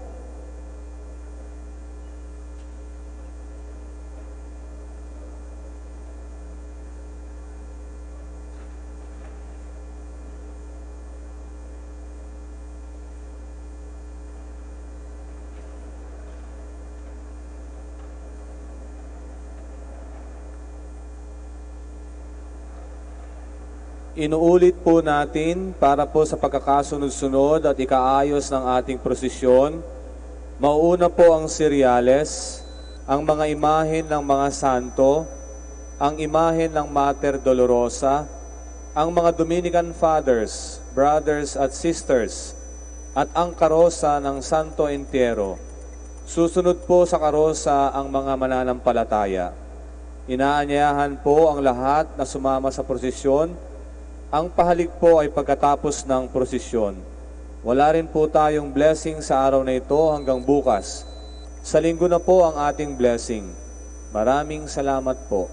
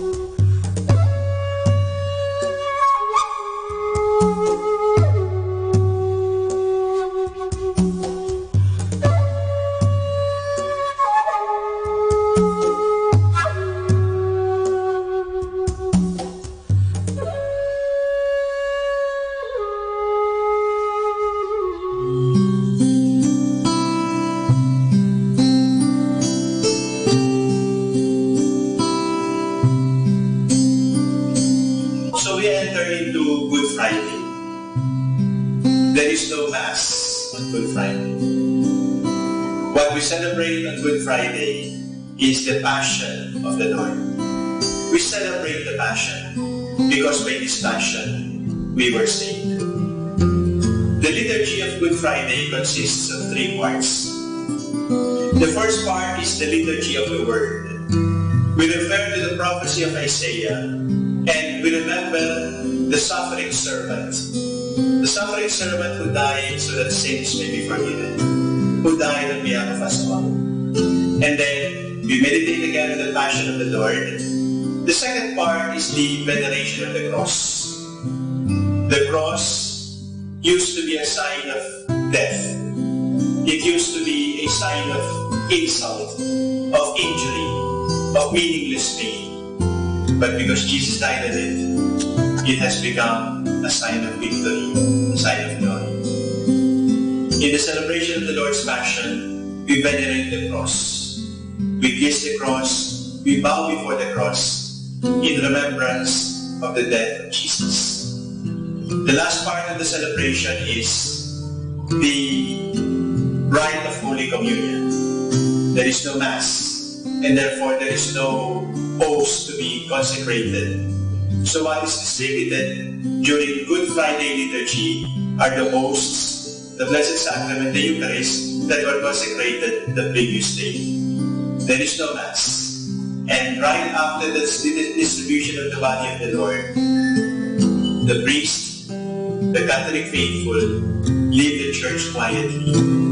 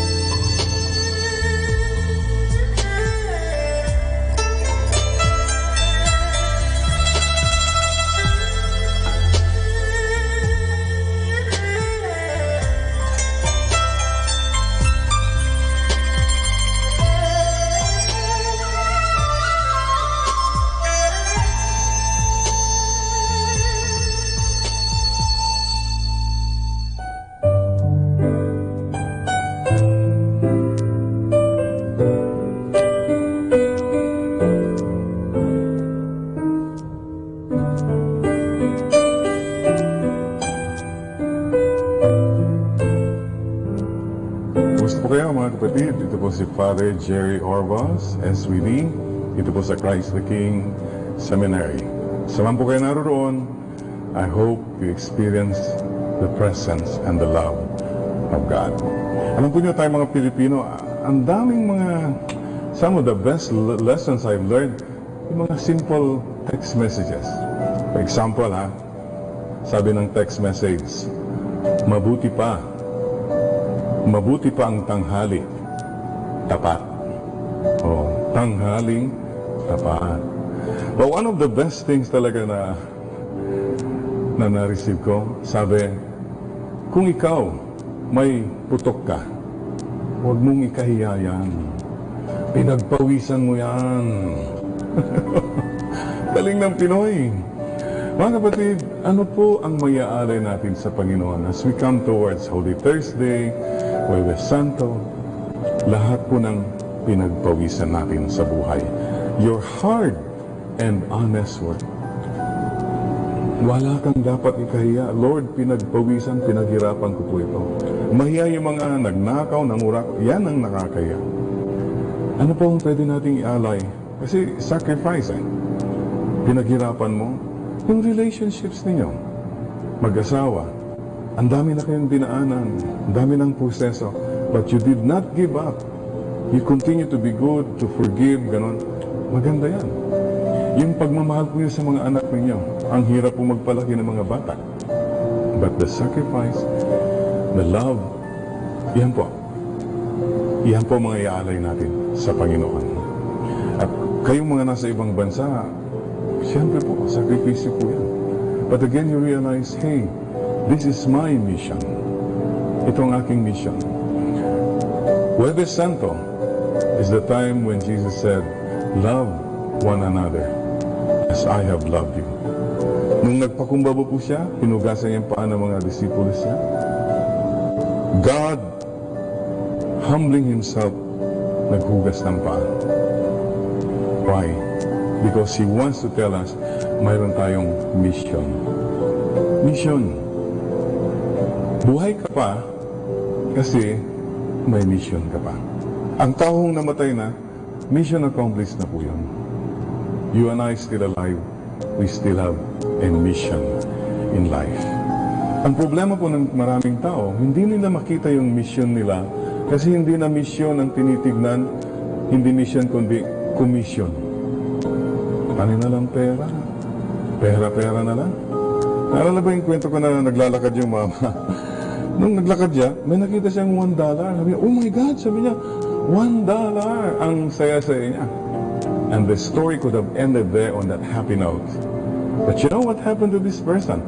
Magmula nang nakakita ng $1, every time na maglakad siya, ganyan na siya maglakad, $1. Hindi na siya tumutingin sa mga sunrise, sunset there, $1. Hindi na siya tumitingin sa mga tao, mga pamilya niya, $1 ng $1. And worse, itong taong ito, he did not even look up to God because he kept looking for that $1. Sisters and brothers, love people. Use things. Mga iba kasi, love things, use people. Careful. Ano po bang pangalawang paalala ng Panginoon sa Huwebes Santo? Yung pong, mga iba kasi, hindi na makita yung misyon kasi marami ka pa rin mga tinitignan mo palagi yung sarili mong konsumisyon. You're so focused on your problems, your trials, your love life. Love life ka ng love life. Diyos ko po, ang daming tao mga naghihirap. Panay love life ang inaatupag mo, mga karelasyon mo. Tulong sa kapwa. Hindi lang po yung sarili natin ang ini-entertain natin.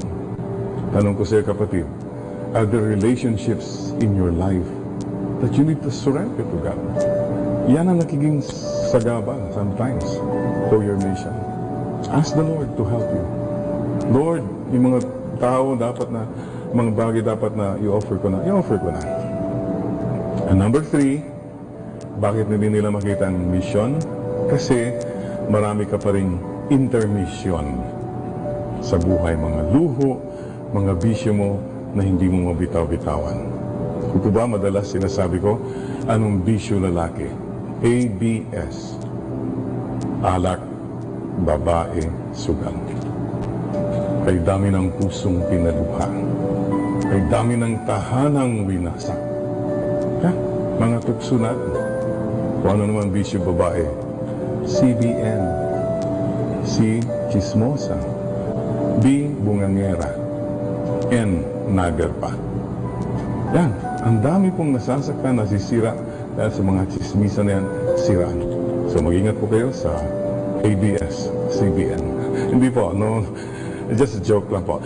By the way, I'm on ABS-CBN every second Sunday, the Healing Eucharist, no? And meron din po tayong radio program, Light Moments with Father Jerry, tuwing alas 10 po ng Sabado sa DZMM Teleradio with Fatima Soriano, the blind girl. So mga kapatid, that's it. Ito po, the Mass is a sacrifice. Ano man sa buhay mo rin na sacrifice, ialay mo. And Thanksgiving, ialay po natin. Remember, we have a mission. Sa mga nakikinig ngayon, sana po, isipin mo ulit, what am I doing the rest of my life? Ito lang bang buhay ko? Magpasarap, etc. You have a mission. Ito po si Father Jerry Orbos, SBD. Ako po ang Mission Director ng 150 Filipino SBD missionaries all over the world. They left home, country, and family to share the good news. Sa man po kayo naroon, you too are missionaries. Please do your mission and share the good news. God bless you, and Mama Mary loves you.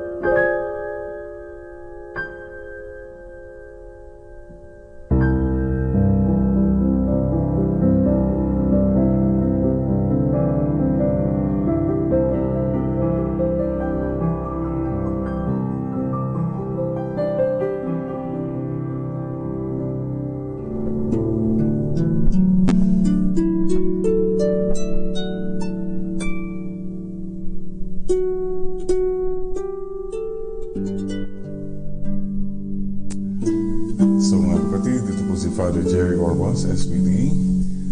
Sa pamamagitan po nitong CBCP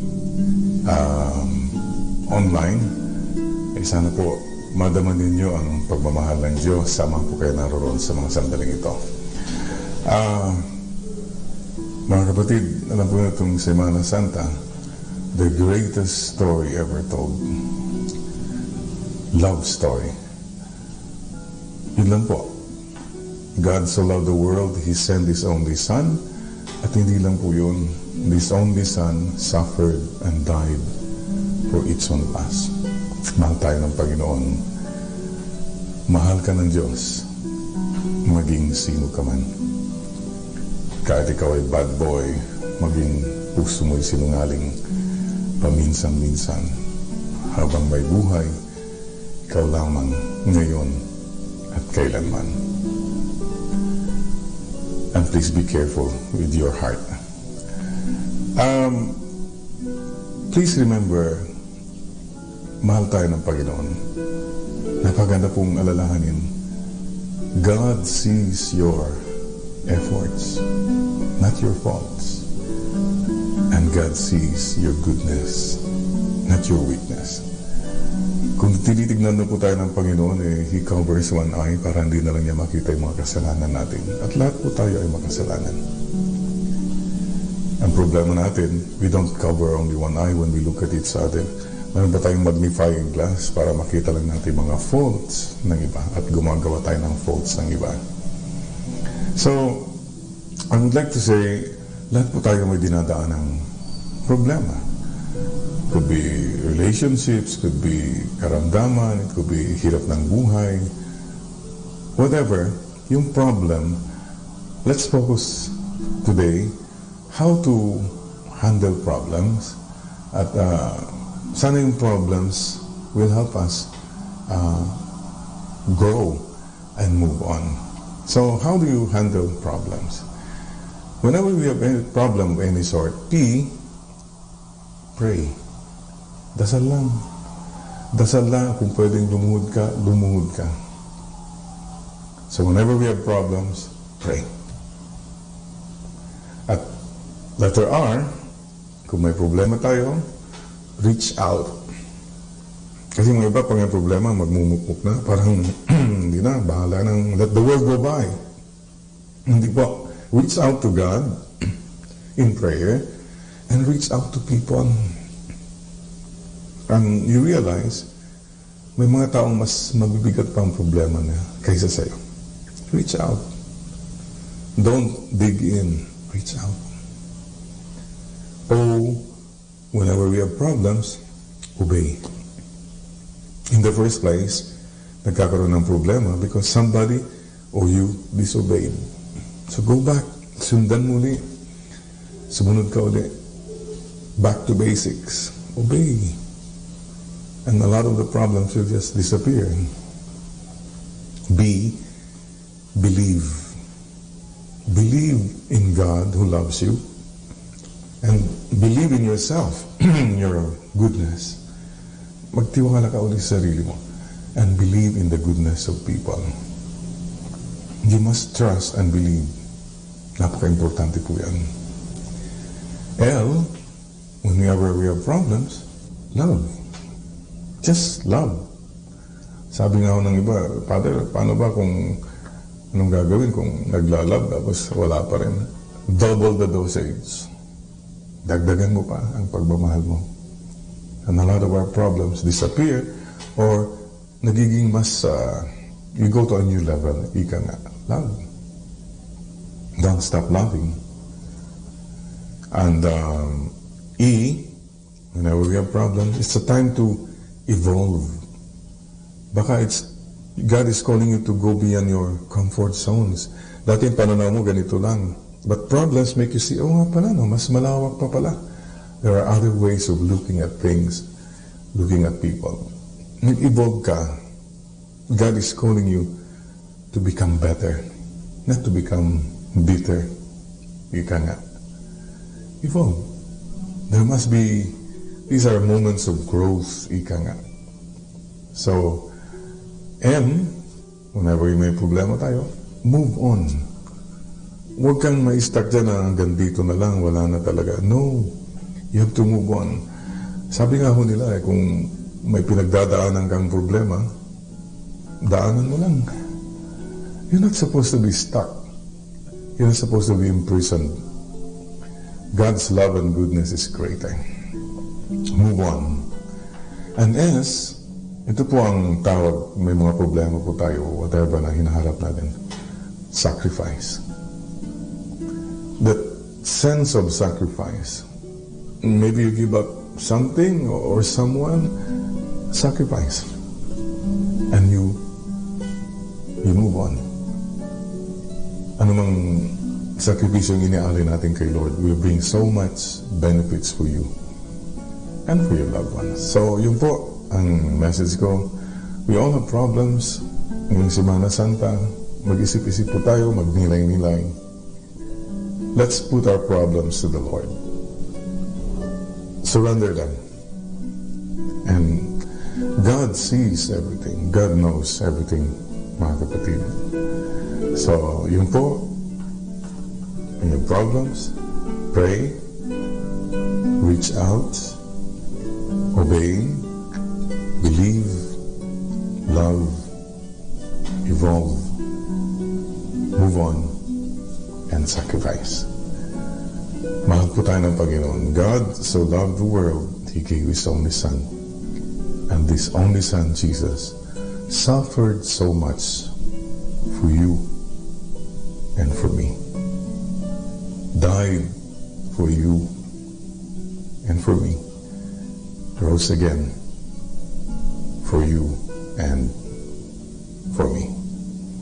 Sisters and brothers, life is short. Sandali lang ang buhay. And death is certain. So two things are in order. If life is short, number one, do not postpone your conversion. Huwag mo nang ipagpalipas ang pagpaliban ng iyong pagbabago. This very moment, just tell the Lord, bow your head. Panginoon, patawarin po niyo ako. Have mercy on me, O God. I am a sinner. Kailangan kita, Panginoon. Kailangan ka namin, Panginoon. Make that sincere prayer and go back to the Lord and have peace. And if life is short, mga kapatid, do not postpone your loving appreciation of people, gratitude to people. Wag po. If you can do it right now, kung may mga kasama ka dyan, just say to them, thank you, sorry, or whatever. Pick up that phone, or pick up that cell phone and text or email, just to tell people how much you love them. Life is short. At yun po, ang last wish ng ating Panginoon, love one another as I have loved you. Sa mga nakikinig ngayon na kung may kasama ka sa wherever you are, medyo pinahan mo nga ng tingin yung katabi mo dyan. Palagay mo kaya makakaakyat sa langit yan? Anong ramdam mo? Anong feel mo? May pag-asa kaya umakakyat sa langit yan? Sana naman po. Sana naman po. That's our wish after all. Paana lang po. Our final destination is to go to heaven. Anong silbi makuha mo ang buong mundo, mawala mo yung kaluluwa? So let's make a simple act of faith wherever you are right now. Pwede bang kamayan mo yung katabi mo at sabi mo sa kanya, see you in heaven. Promise. Yan. Let's all make that promise. Someday, to see each other in heaven. Yeah? Not so soon, not so soon. Kasi mayroon pa akong mission. There you go. We're still alive because we still have a mission in life. Ang problema po, marami sa atin, hindi na makita yung mission, hindi magampanan yung mission. You know why? Hindi mo makita yung mission mo. Kasi hindi mission ang tinitignan mo, kundi commission. Pera-pera na lang lahat pa ang buhay. Parang yan na lang ba ang ating pinag-aawayan palagi? Pinagkakaabalahan? Do not destroy your soul. That's because of money. Mga iba naman po, hindi makita yung mission kasi nakafocus palagi sa sariling konsumisyon. Mga problema, mga paghihirap, mga love life. Diyos ko, love life ka ng love life. Ang daming taong naghihirap, panay ka lang yung mga sarili mong problema lang. No. Marami po kayong magagawa. Okay?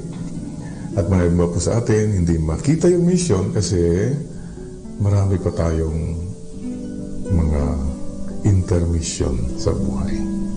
Mga bisyo, mga luho natin. Di po ba? Alak, babae, sugal. Iba naman dyan, chismo sa bungangera, nagar pa. Oh, ABS-CBN daw yun. Okay, mga kapatid, alam na po natin. So, my prayer for all of us, ito po, Lord, help me to live the rest of my life, the best of my life. From now on, Lord, help me to live the rest of my life, the best of my life. In gratitude sa ating Panginoon who suffered so much, who died and arose again for you and for me. Ito po si Father Jerry Orbos. Muli po, salamat po sa inyo. Pray for us, you priests, as we pray for you. Let's all follow the Lord. Especially ngayon pong Semana Santa. And let us believe in His promise. What He told us, come to me all you who are tired or heavily burdened, and I will give you rest. Surrender, trust in the Lord. Jesus, I trust in you. And Mama Mary, I love you. God bless you, and Mama Mary loves you.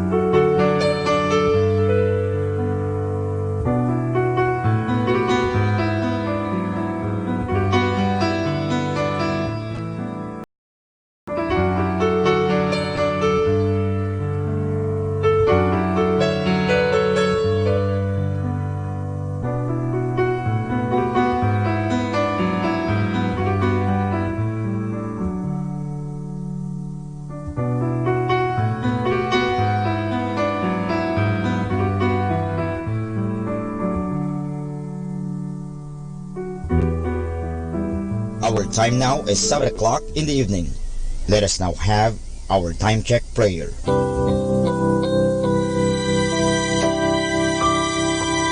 Panalangin sa panahon ng kagipitan. O Diyos na makapangyarihan, lumalapit ako sa iyo sa sandaling ito na kailangan kita at ang mahalaga mong tulong. Lubha ako ngayong nahihirapan sa mabigat kong suliranin. Tunay na hindi ko alam ang aking gagawin sa mga panahong ito ng aking kagipitan. Nalilito at natatakot ako. Sinasabi sa banal na kasulatan, ikaw ang kanlungan ng mga hamak, takbuhan ng mga dukha sa kanilang kagipitan. Kaya naman buo ang aking pag-asa, nagagawa ka ng paraan upang mabigyan ng kalutasan ang pagsubok na ito. Tulungan mo ako. Sa iyo ako nagtitiwala sapagat ikaw ay Diyos na makatarungan at makapangyarihan at mapagmahal. Sa ngalan ni Jesus. Amen.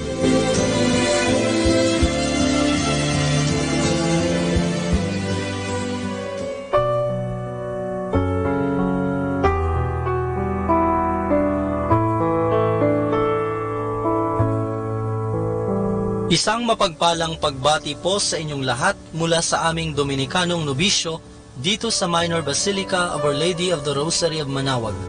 Nais po naming ibahagi sa inyo ang isang katekesis ukol sa Biyernes Santo.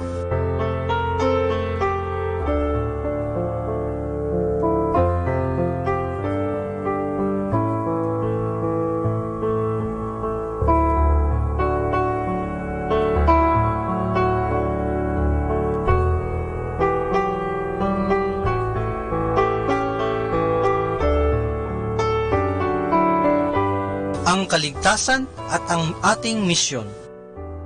Ang pagpapakasakit at pagkamatay ni Jesus ay isang napakahalagang yugto sa ating kaligtasan.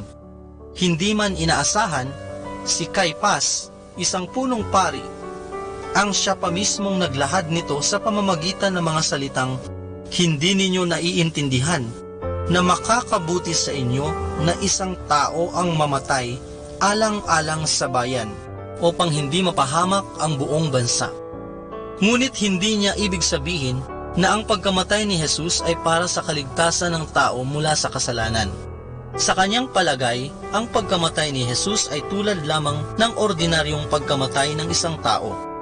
Subalit itinuturo sa atin ang katisismo ng simbahan na ang pagkamatay ni Jesus ay hindi ordinaryo. Ito ang siyang naging hudyat upang maisakatuparan ang ating kaligtasan. Tayo ay ibinabalik sa ating pakikiisa sa Diyos sa pamamagitan ng dugo ni Kristo na kanyang ibinuhos para sa kapatawaran ng ating mga kasalanan.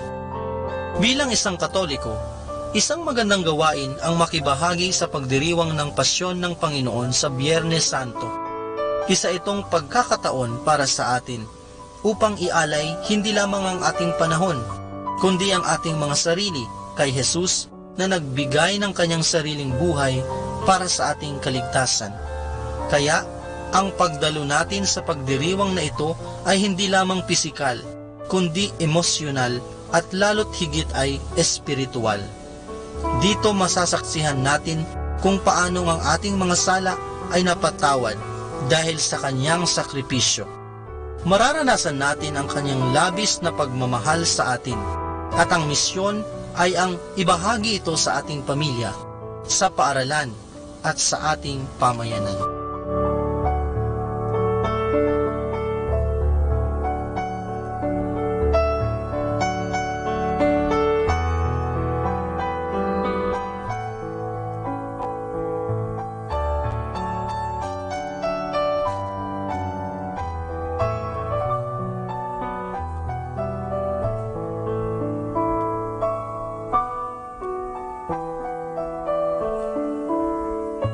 Mula po dito sa Minor Basilica of Our Lady of the Rosary of Manaoag, kami po ay taus-pusong nagpapasalamat sa inyong pakikinig.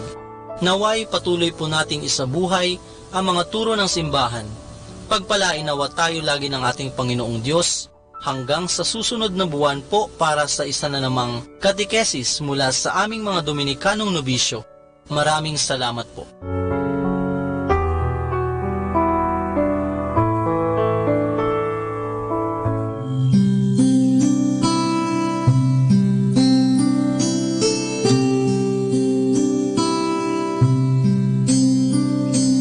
So we enter into Good Friday. There is no Mass on Good Friday. What we celebrate on Good Friday is the Passion of the Lord. We celebrate the Passion because by this Passion we were saved. The liturgy of Good Friday consists of 3 parts. The first part is the liturgy of the Word. We refer to the prophecy of Isaiah and we remember the suffering servant. The suffering servant who died so that sins may be forgiven, who died on behalf of us all. And then we meditate again on the Passion of the Lord. The second part is the veneration of the cross. The cross used to be a sign of death. It used to be a sign of insult, of injury, of meaningless pain. But because Jesus died on it has become a sign of victory, a sign of glory. In the celebration of the Lord's Passion, we venerate the cross. We kiss the cross, we bow before the cross in remembrance of the death of Jesus. The last part of the celebration is the rite of Holy Communion. There is no Mass, and therefore there is no host to be consecrated. So what is distributed during Good Friday liturgy are the hosts, the Blessed Sacrament, the Eucharist, that were consecrated the previous day. There is no Mass. And right after the distribution of the body of the Lord, the priest, the Catholic faithful, leave the church quietly.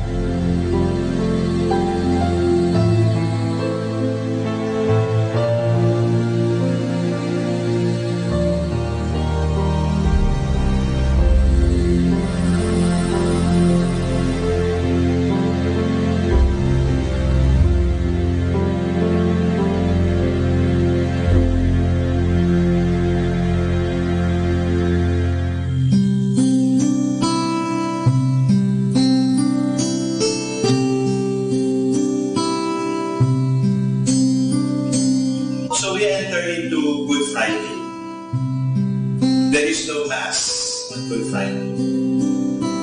What we celebrate on Good Friday is the Passion of the Lord.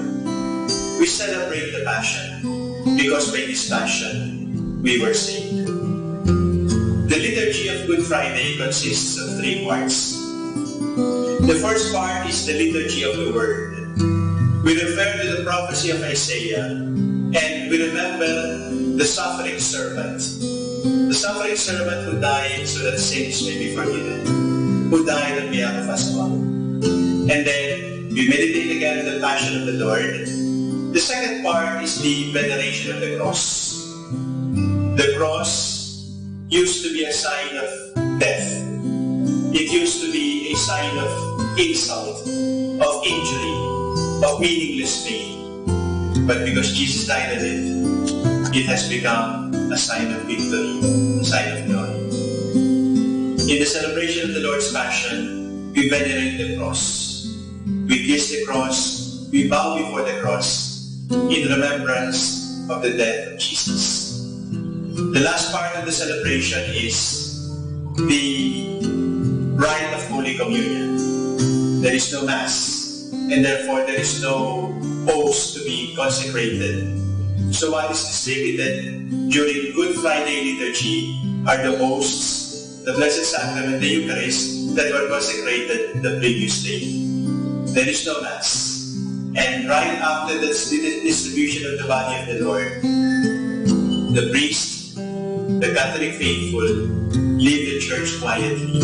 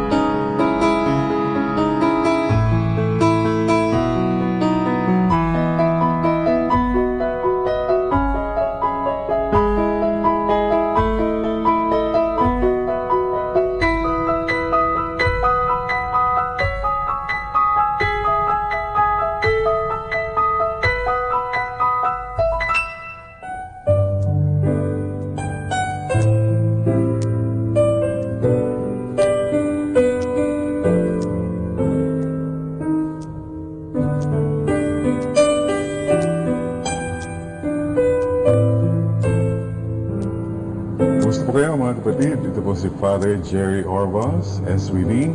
Ito po sa Christ the King Seminary. Saan po kayo naroon, I hope you experience the presence and the love of God. Alam po niyo tayo mga Pilipino, ang daming some of the best lessons I've learned, yung mga simple text messages.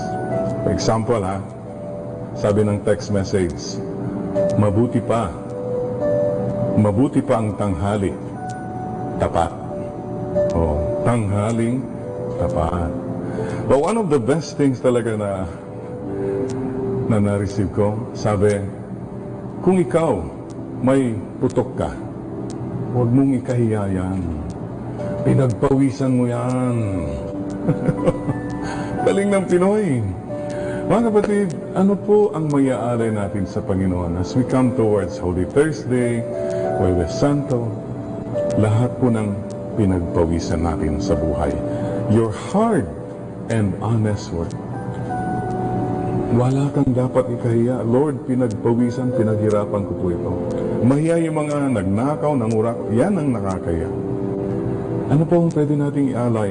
Kasi sacrifice Pinaghirapan mo, yung relationships ninyo, mag-asawa, ang dami na kayong dinaanan, ang dami ng proseso, but you did not give up. You continue to be good, to forgive, ganon. Maganda yan. Yung pagmamahal po niyo sa mga anak ninyo, ang hirap po magpalaki ng mga bata. But the sacrifice, the love, yan po mga iaalay natin sa Panginoon. At kayong mga nasa ibang bansa, siyempre po, sakripisyo po yan. But again, you realize, hey, this is my mission. Ito ang aking mission. Huwebes Santo is the time when Jesus said, love one another as I have loved you. Nung nagpakumbaba po siya, hinugasan niya yung paa ng mga disipulos niya. God, humbling Himself, naghugas ng paa. Why? Because He wants to tell us, mayroon tayong mission. Mission. Buhay ka pa kasi may mission ka pa. Ang taong namatay na, mission accomplished na po yun. You and I still alive, we still have a mission in life. Ang problema po ng maraming tao, hindi nila makita yung mission nila kasi hindi na mission ang tinitignan, hindi mission kundi commission.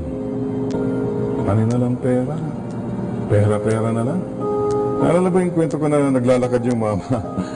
Nung naglakad siya, may nakita siyang $1. Sabi niya, oh my God, sabi niya, $1 ang saya-saya niya. And the story could have ended there on that happy note. But you know what happened to this person? Magmula nang nakakita ng $1, every time na maglakad siya, ganyan na siya maglakad, $1. Hindi na siya tumutingin sa mga sunrise, sunset there, $1. Hindi na siya tumutingin sa mga tao, mga pamilya niya, $1 ng $1. And worse, itong taong ito, he did not even look up to God because he kept looking for that $1. Sisters and brothers, love people. Use things. Mga iba kasi, love things, use people.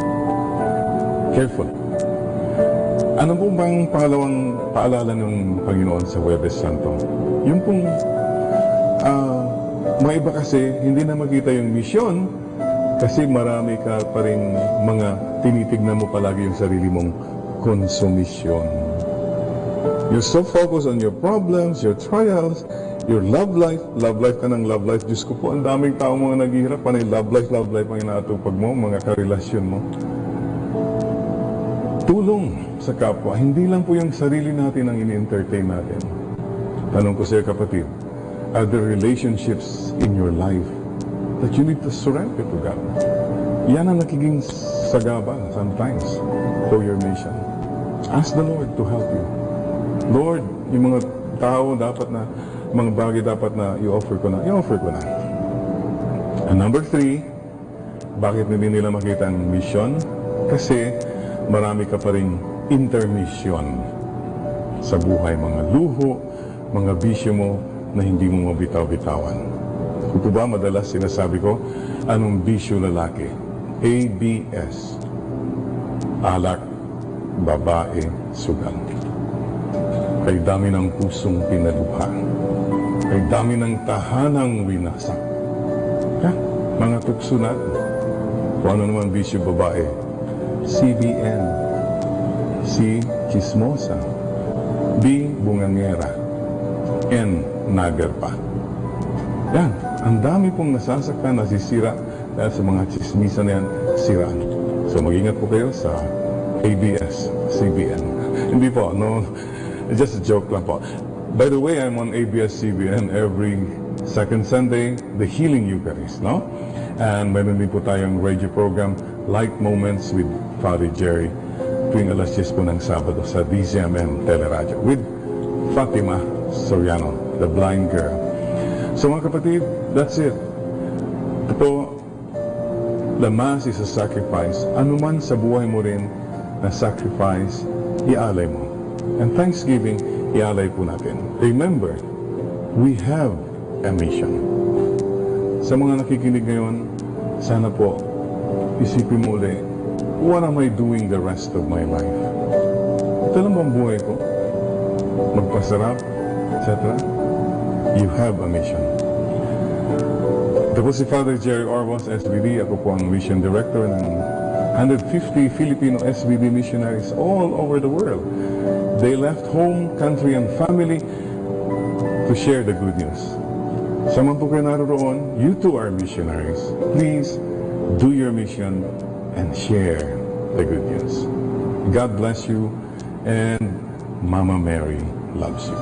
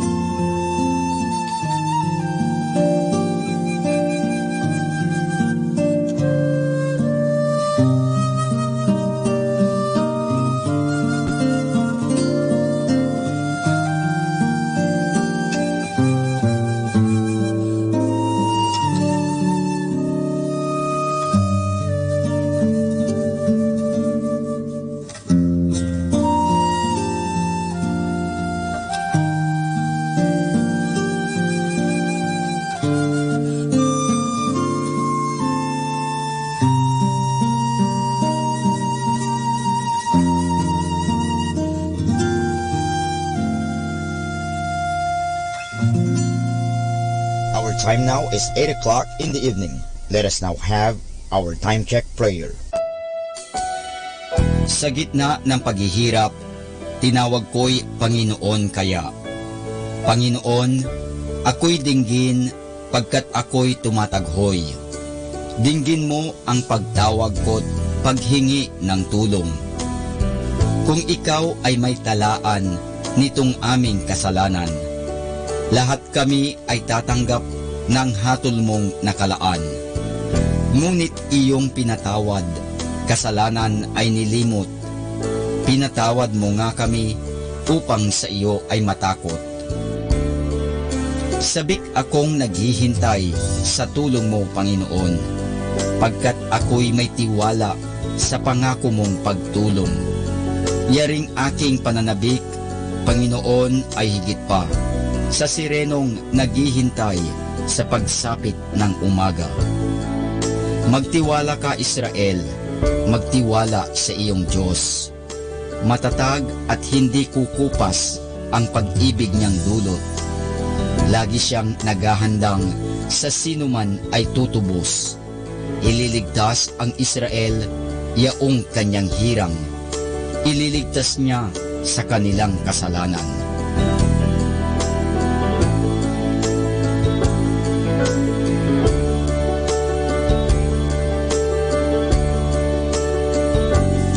Kapayapaan kailanman ang igawad ng may kapal sa yumaong ating mahal.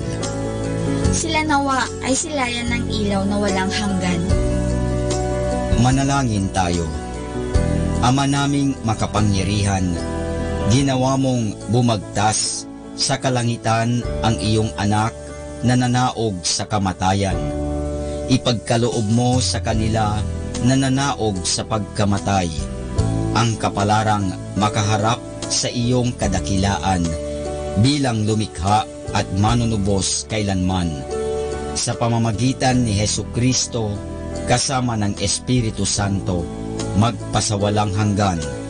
Amen.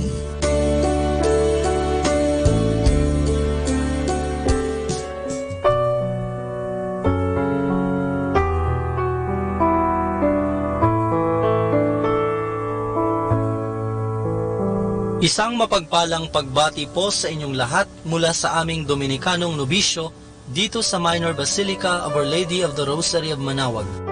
Nais po naming ibahagi sa inyo ang isang katekesis ukol sa Biyernes Santo.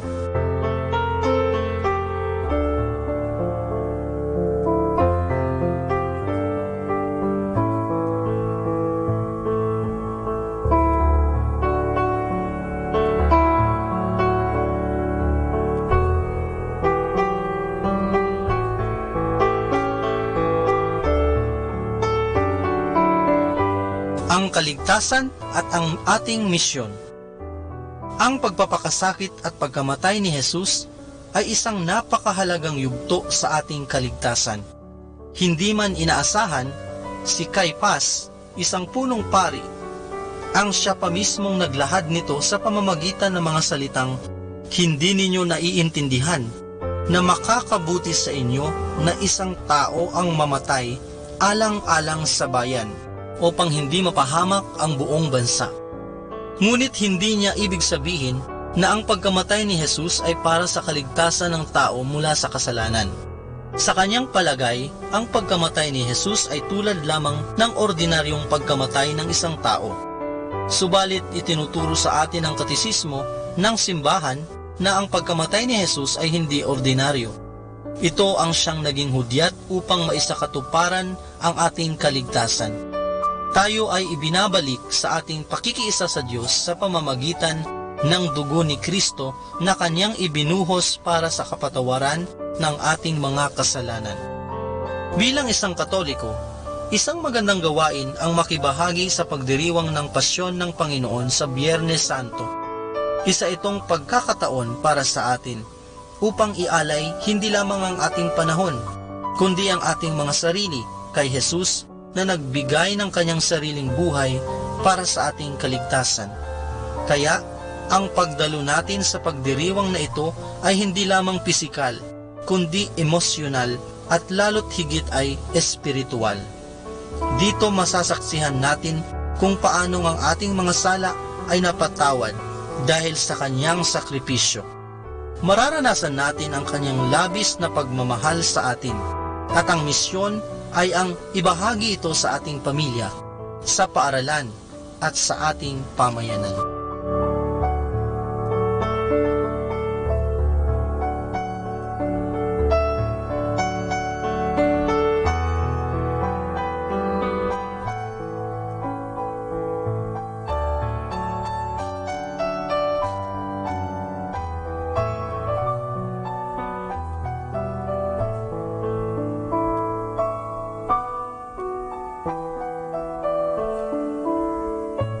Mula po dito sa Minor Basilica of Our Lady of the Rosary of Manaoag, kami po ay taus-pusong nagpapasalamat sa inyong pakikinig. Naway patuloy po nating isabuhay ang mga turo ng simbahan. Pagpalain nawa tayo lagi ng ating Panginoong Diyos hanggang sa susunod na buwan po para sa isa na namang katekesis mula sa aming mga Dominikanong nobisyo. Maraming salamat po.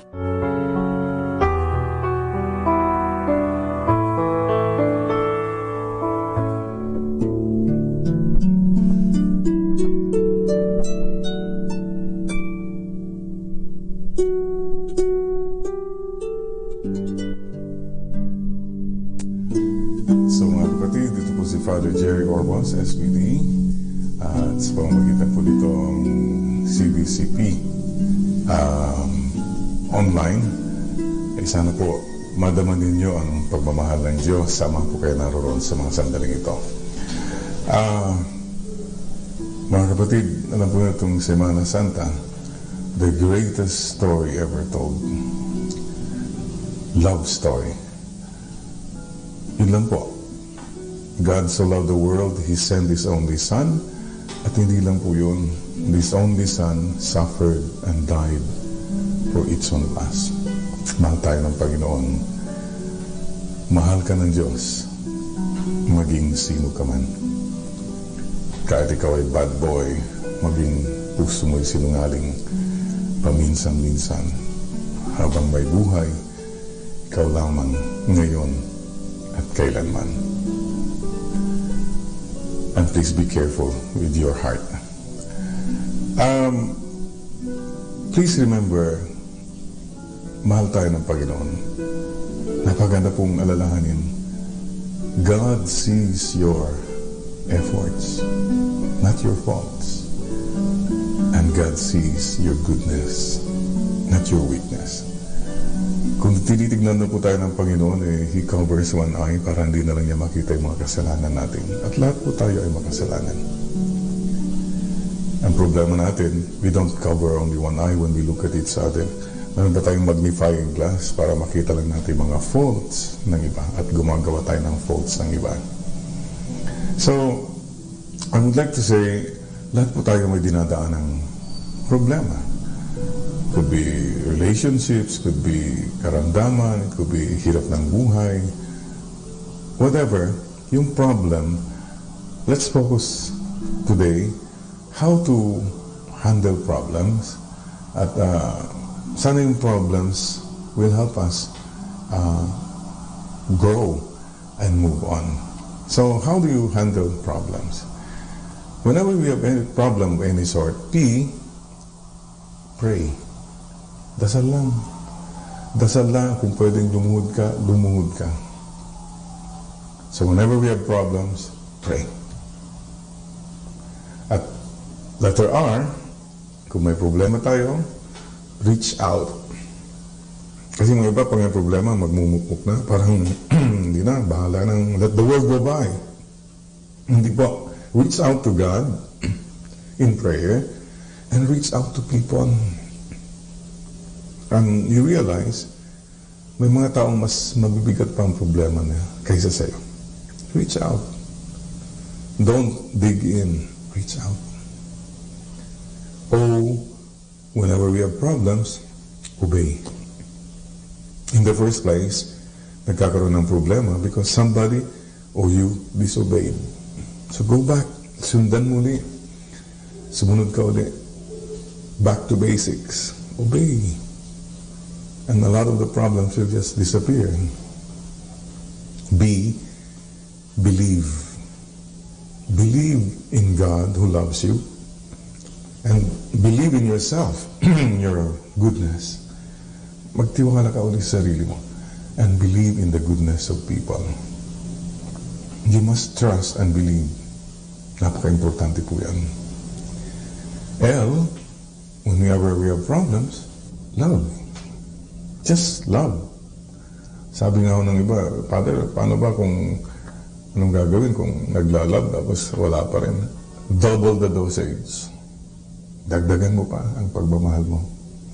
And a lot of our problems disappear or nagiging mas, you go to a new level. Ika nga, love. Don't stop loving. And E, whenever we have problems, it's a time to evolve. Baka God is calling you to go beyond your comfort zones.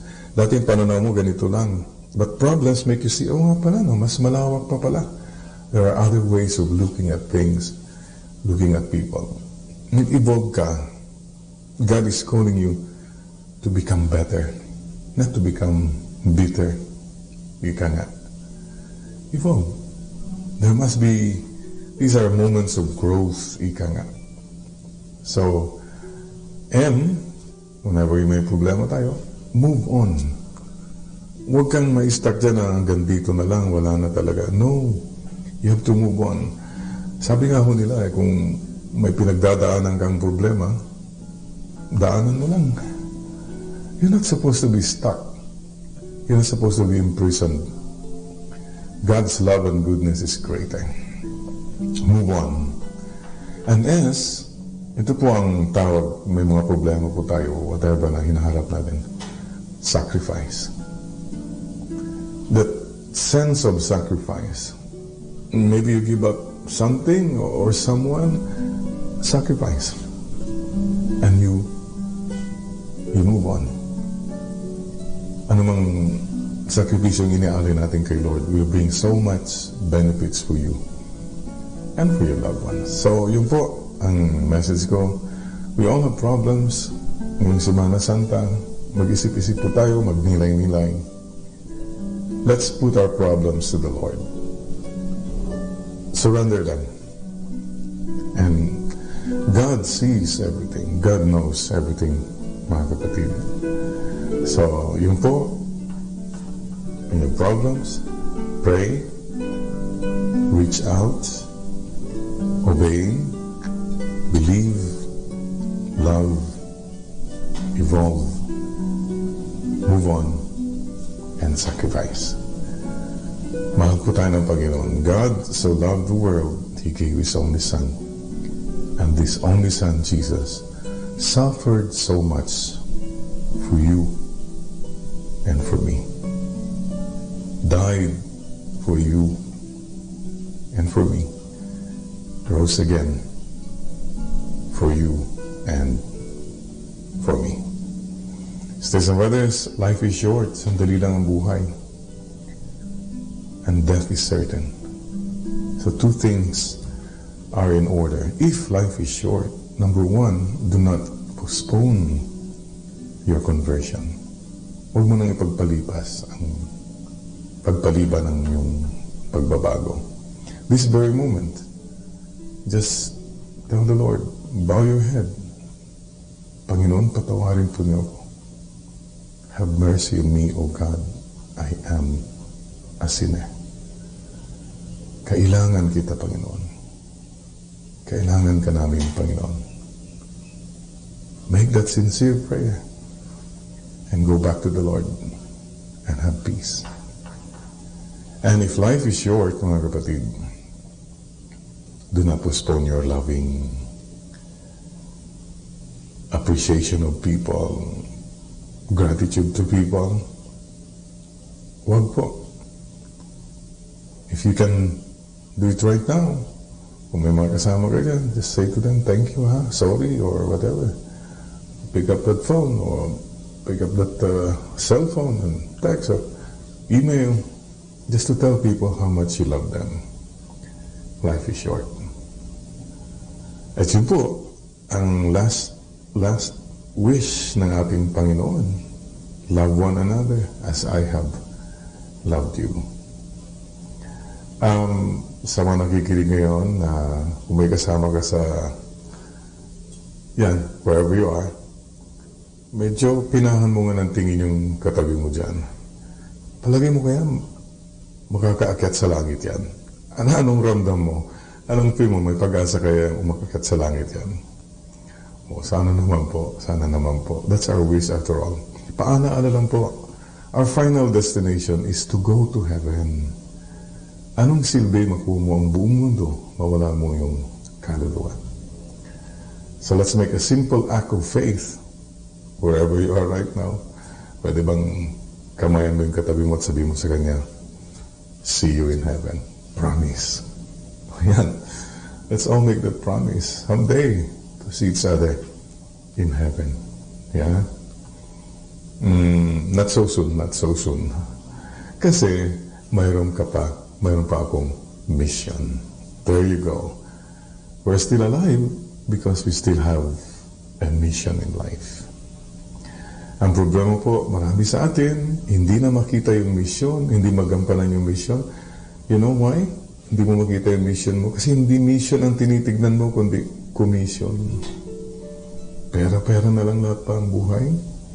Parang yan na lang ba ang ating pinag-aawayan palagi? Pinagkakaabalahan?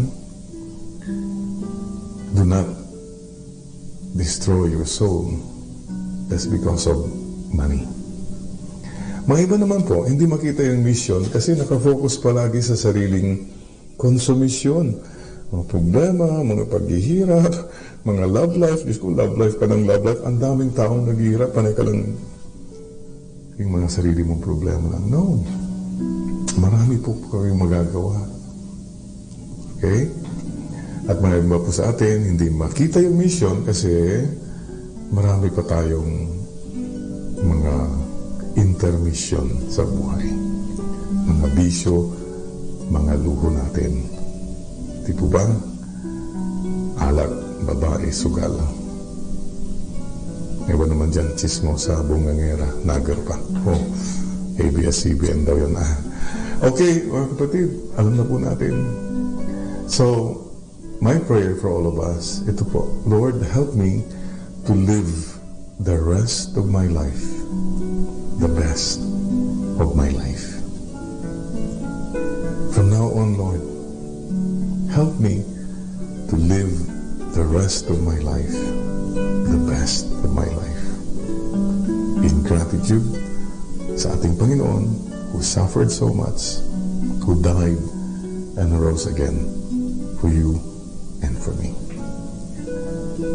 Ito po si Father Jerry Orbos. Muli po, salamat po sa inyo.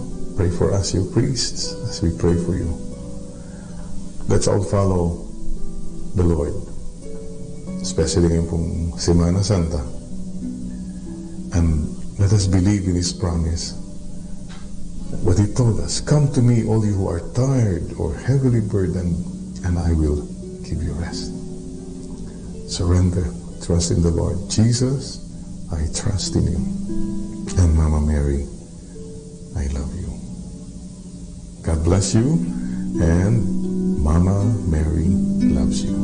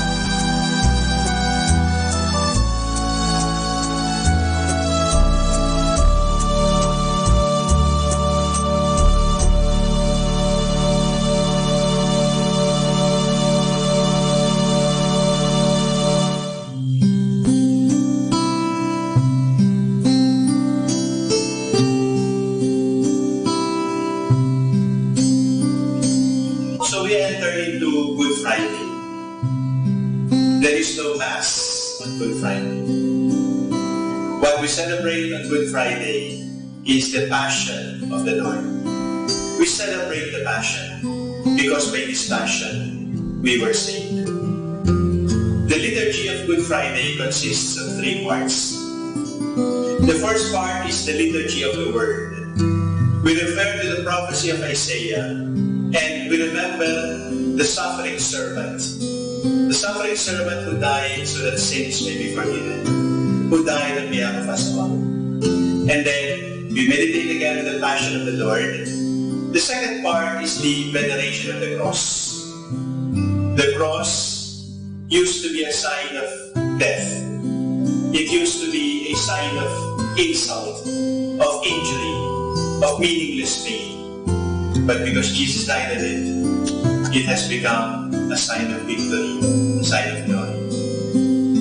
In the celebration of the Lord's Passion, we venerate the cross. We kiss the cross, we bow before the cross in remembrance of the death of Jesus. The last part of the celebration is the rite of Holy Communion. There is no Mass, and therefore there is no host to be consecrated. So what is distributed during Good Friday liturgy are the hosts, the Blessed Sacrament, the Eucharist, that were consecrated the previous day. There is no Mass. And right after the distribution of the body of the Lord, the priest, the Catholic faithful, leave the church quietly.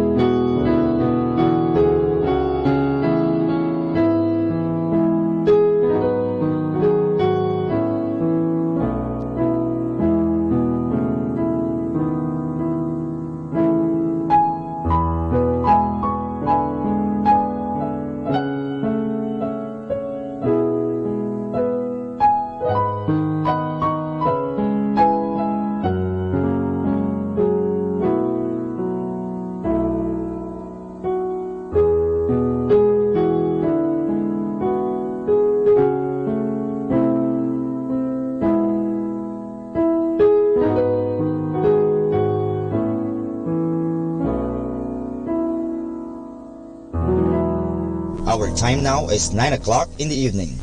Let us now have our time check prayer. Panalangin ng kapanatagan.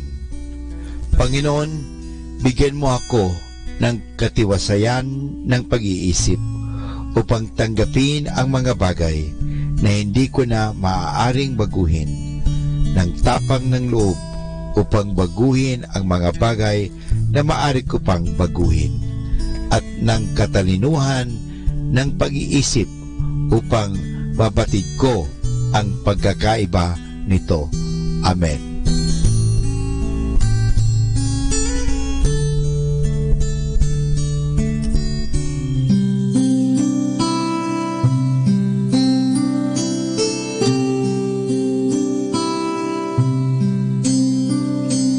So we enter into Good Friday.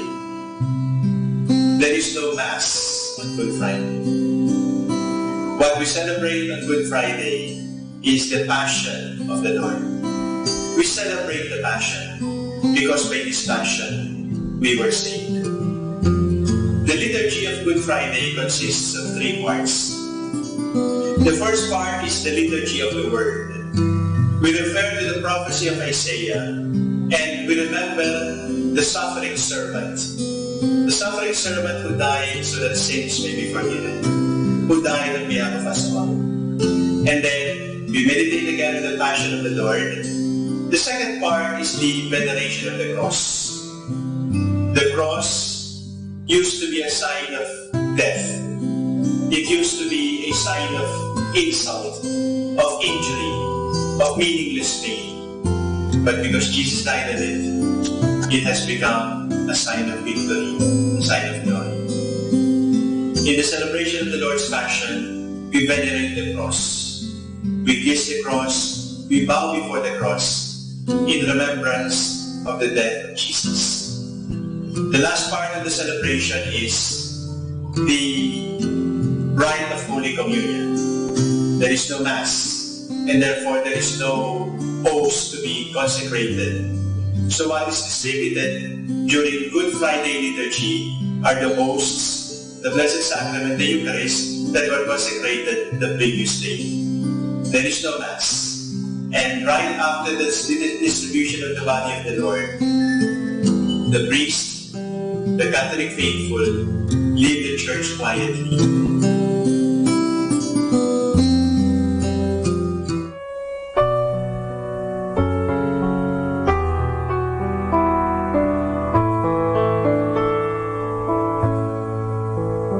Isang mapagpalang pagbati po sa inyong lahat mula sa aming Dominikanong nobisyo dito sa Minor Basilica of Our Lady of the Rosary of Manaoag. Nais po naming ibahagi sa inyo ang isang katekesis ukol sa Biyernes Santo.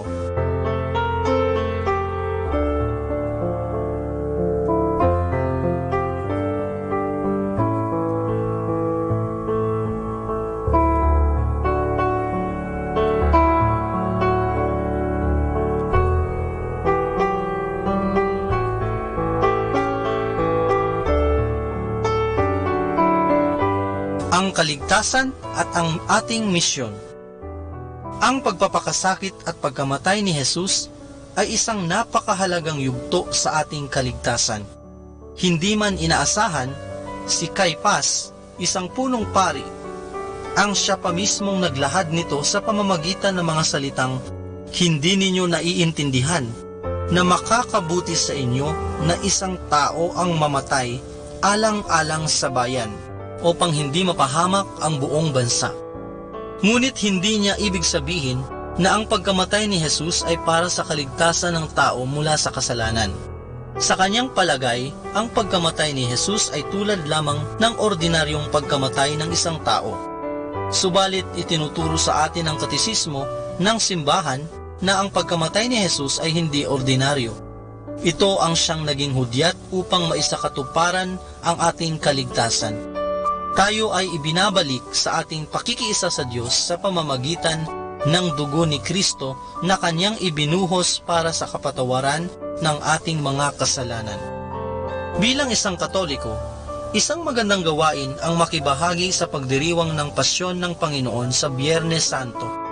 Isa itong pagkakataon para sa atin upang ialay hindi lamang ang ating panahon, kundi ang ating mga sarili kay Jesus na nagbigay ng kanyang sariling buhay para sa ating kaligtasan. Kaya, ang pagdalo natin sa pagdiriwang na ito ay hindi lamang pisikal, kundi emosyonal at lalo't higit ay espiritual. Dito masasaksihan natin kung paano ang ating mga sala ay napatawad dahil sa kanyang sakripisyo. Mararanasan natin ang kanyang labis na pagmamahal sa atin, at ang misyon ay ang ibahagi ito sa ating pamilya, sa paaralan at sa ating pamayanan.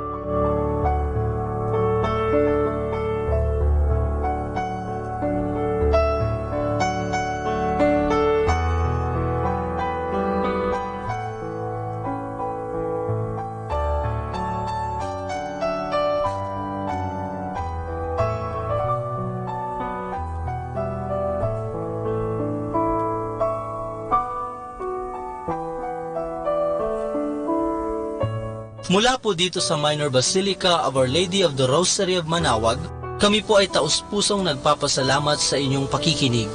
Naway patuloy po nating isabuhay ang mga turo ng simbahan. Pagpalain nawa tayo lagi ng ating Panginoong Diyos hanggang sa susunod na buwan po para sa isa na namang katekesis mula sa aming mga Dominikanong nobisyo. Maraming salamat po.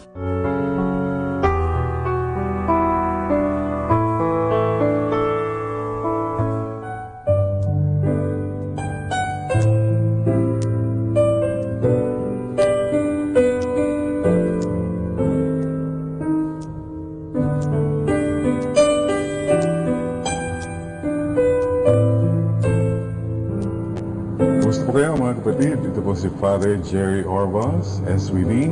Ito po sa Christ the King Seminary. Saan po kayo naroon, I hope you experience the presence and the love of God. Alam po niyo tayo mga Pilipino, ang daming some of the best lessons I've learned, yung mga simple text messages. For example, sabi ng text message, mabuti pa ang tanghali, tapat. Tanghaling tapat. But one of the best things talaga na na-receive ko, sabi, kung ikaw may putok ka, huwag mong ikahiya yan. Pinagpawisan mo yan. Galing ng Pinoy.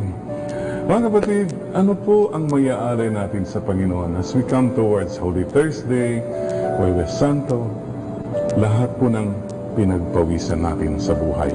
Your hard and honest work. Wala kang dapat ikahiya. Lord, pinagpawisan, pinaghirapan ko po ito. Mahiya yung mga nagnakaw, nangurak, yan ang nakakaya. Ano po ang pwede nating ialay? Kasi sacrifice Pinaghirapan mo. Yung relationships ninyo, mag-asawa, ang dami na kayong dinaanan, ang dami ng proseso, but you did not give up. You continue to be good, to forgive, ganon. Maganda yan. Yung pagmamahal po niyo sa mga anak ninyo, ang hirap po magpalaki ng mga bata. But the sacrifice, the love, yan po. Yan po mga iaalay natin sa Panginoon. At kayong mga nasa ibang bansa, siyempre po, sakripisyo po yan. But again, you realize, hey, this is my mission. Ito ang aking mission. Huwebes Santo is the time when Jesus said, love one another as I have loved you. Nung nagpakumbaba po siya, hinugasan niya yung paa ng mga disipulos niya. God, humbling Himself, naghugas ng paa. Why? Because He wants to tell us, mayroon tayong mission. Mission. Buhay ka pa kasi may mission ka pa. Ang taong namatay na, mission accomplished na po yun. You and I still alive, we still have a mission in life. Ang problema po ng maraming tao, hindi nila makita yung mission nila kasi hindi na mission ang tinitignan, hindi mission kundi commission. Kanina lang pera, Pera-pera na lang. Naalala ba yung kwento ko na naglalakad yung mama? Nung naglakad siya, may nakita siyang $1. Sabi niya, oh my God, sabi niya, $1. Ang saya-saya niya. And the story could have ended there on that happy note. But you know what happened to this person? Magmula nang nakakita ng $1, every time na maglakad siya, ganyan na siya maglakad, $1. Hindi na siya tumutingin sa mga sunrise, sunset there, $1. Hindi na siya tumitingin sa mga tao, mga pamilya niya, $1 ng $1. And worse, itong taong ito, he did not even look up to God because he kept looking for that $1. Sisters and brothers, love people. Use things. Mga iba kasi, love things, use people. Careful. Ano po bang pangalawang paalala ng Panginoon sa Huwebes Santo? Yung pong, mga iba kasi, hindi na makita yung misyon kasi marami ka pa rin mga tinitignan mo palagi yung sarili mong konsumisyon. You're so focused on your problems, your trials, your love life ka ng love life. Diyos ko po, ang daming tao mga naghihirap, panay love life ang inaatupag mo, mga karelasyon mo. Tulong sa kapwa, hindi lang po yung sarili natin ang ini-entertain natin. Tanong ko sa iyo kapatid, are there relationships in your life that you need to surrender to God? Yan ang nakiging sagabal sometimes for your mission. Ask the Lord to help you. Lord, yung mga tao dapat na, mga bagay dapat na i-offer ko na. And number 3, bakit hindi nila makita ang mission? Kasi marami ka pa ring intermission sa buhay, mga luho, mga bisyo mo na hindi mo mabitaw-bitawan. Kung po ba madalas sinasabi ko, anong bisyo lalaki?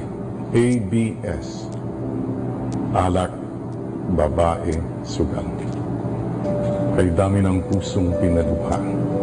Kay dami ng tahanang winasak. Mga tukso natin. Kung ano naman bisyo babae, CBN, C.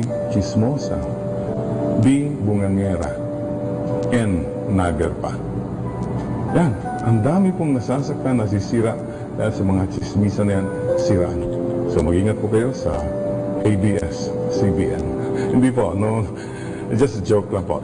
By the way, I'm on ABS-CBN every second Sunday, the Healing Eucharist, no?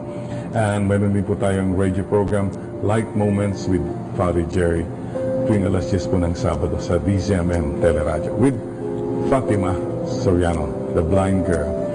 So mga kapatid, that's it. Ito po, the Mass is a sacrifice. Ano man sa buhay mo rin na sacrifice, ialay mo. And Thanksgiving, ialay po natin. Remember, we have a mission. Sa mga nakikinig ngayon, sana po, isipin mo ulit, what am I doing the rest of my life? Ito lang bang buhay ko? Magpasarap, etc. You have a mission. Ito po si Father Jerry Orbos, SBD. Ako po ang Mission Director ng 150 Filipino SBD missionaries all over the world. They left home, country, and family to share the good news. Sa man po kayo naroon, you too are missionaries. Please do your mission and share the good news. God bless you, and Mama Mary loves you.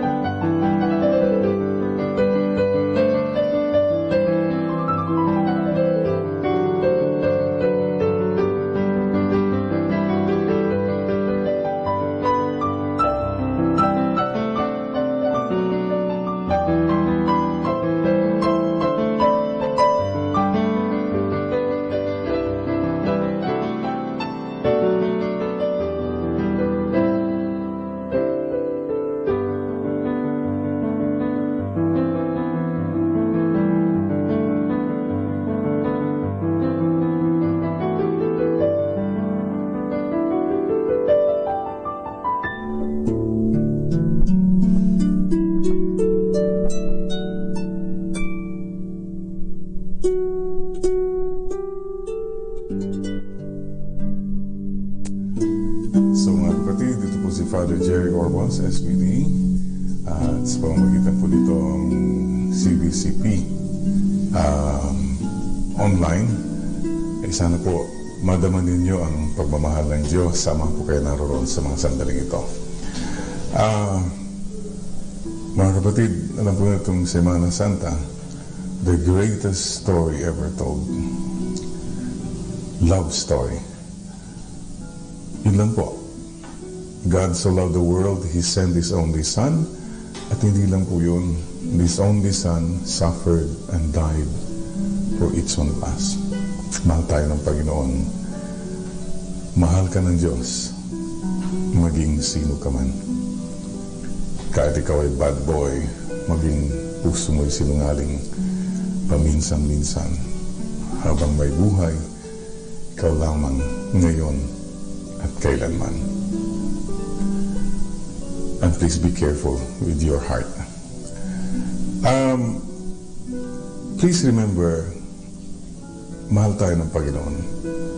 Napaganda pong alalahanin, God sees your efforts, not your faults. And God sees your goodness, not your weakness. Kung tinitignan na po tayo ng Panginoon, He covers one eye para hindi na lang niya makita yung mga kasalanan natin. At lahat po tayo ay makasalanan. Ang problema natin, we don't cover only one eye when we look at each other. Meron ba tayong magnifying glass para makita lang natin mga faults ng iba at gumagawa tayo ng faults ng iba. So, I would like to say, lahat po tayo may dinadaan ng problema. Could be relationships, could be karamdaman, it could be hirap ng buhay. Whatever, yung problem, let's focus today how to handle problems at sana yung problems will help us grow and move on. So, how do you handle problems? Whenever we have any problem of any sort, pray. Dasal lang. Dasal lang. Kung pwedeng lumuhod ka, lumuhod ka. So whenever we have problems, pray. At letter R, kung may problema tayo, reach out. Kasi mga iba, pag may problema, magmumukmuk na. Parang, hindi na, bahala nang let the world go by. Hindi po. Reach out to God in prayer and reach out to people. And you realize, may mga taong mas mabibigat pa ang problema niya kaysa sa'yo.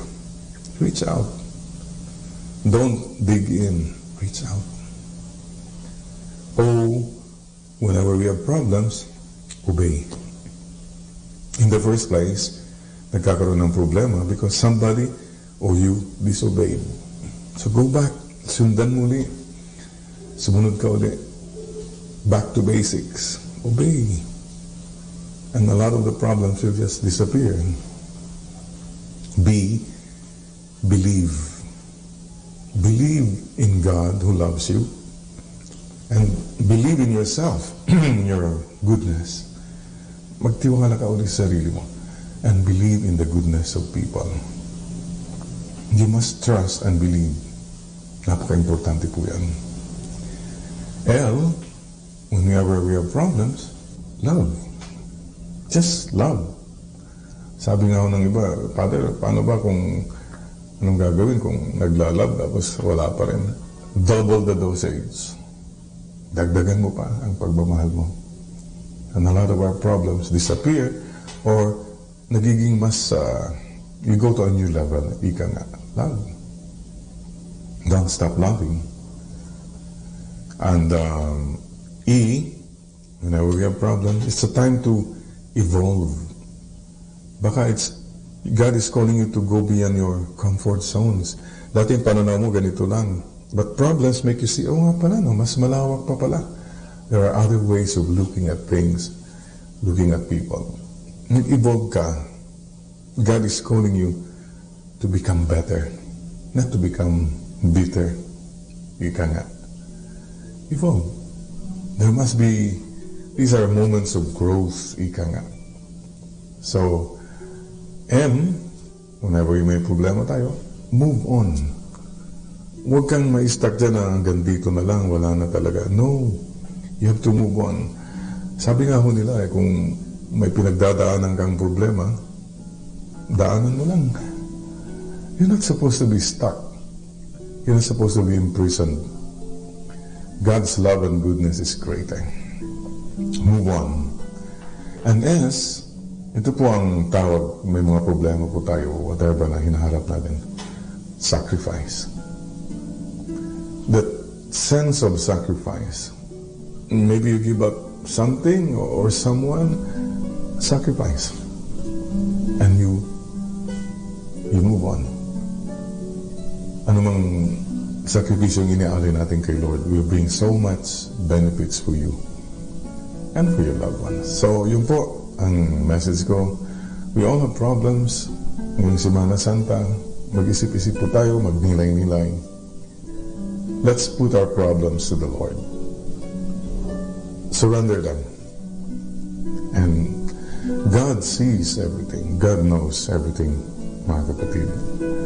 So, yun po, in your problems, pray, reach out, obey, believe, love, evolve, move on, and sacrifice. Mahal po tayo ng Panginoon. God so loved the world, He gave His only Son. And this only Son, Jesus, suffered so much for you and for me. Died for you and for me. Rose again for you and for me. Sisters and brothers, life is short. Sandali lang ang buhay. And death is certain. So two things are in order. If life is short, number one, do not postpone your conversion. Huwag mo nang ipagpalipas ang pagpaliba ng iyong pagbabago. This very moment, just tell the Lord, bow your head. Panginoon, patawarin po niyo ako. Have mercy on me, O God. I am a sinner. Kailangan kita, Panginoon. Kailangan ka namin, Panginoon. Make that sincere prayer and go back to the Lord and have peace. And if life is short, mga kapatid, do not postpone your loving appreciation of people, gratitude to people. Huwag po. If you can do it right now, kung may mga kasama ka dyan, just say to them, thank you, sorry, or whatever. Pick up that phone, or pick up that cell phone and text or email, just to tell people how much you love them. Life is short. At yun po, ang last wish ng ating Panginoon, love one another as I have loved you. Sa mga nakikinig ngayon, kung may kasama ka sa yan, wherever you are, medyo pinahan mo nga ng tingin yung katabi mo dyan. Palagay mo kaya makakaakyat sa langit yan. Anong ramdam mo? Anong feel mo? May pag-asa kaya umakakyat sa langit yan? O, sana naman po. Sana naman po. That's our wish after all. Paalaala lang po. Our final destination is to go to heaven. Anong silbi makuha mo ang buong mundo, mawala mo yung kaluluwa?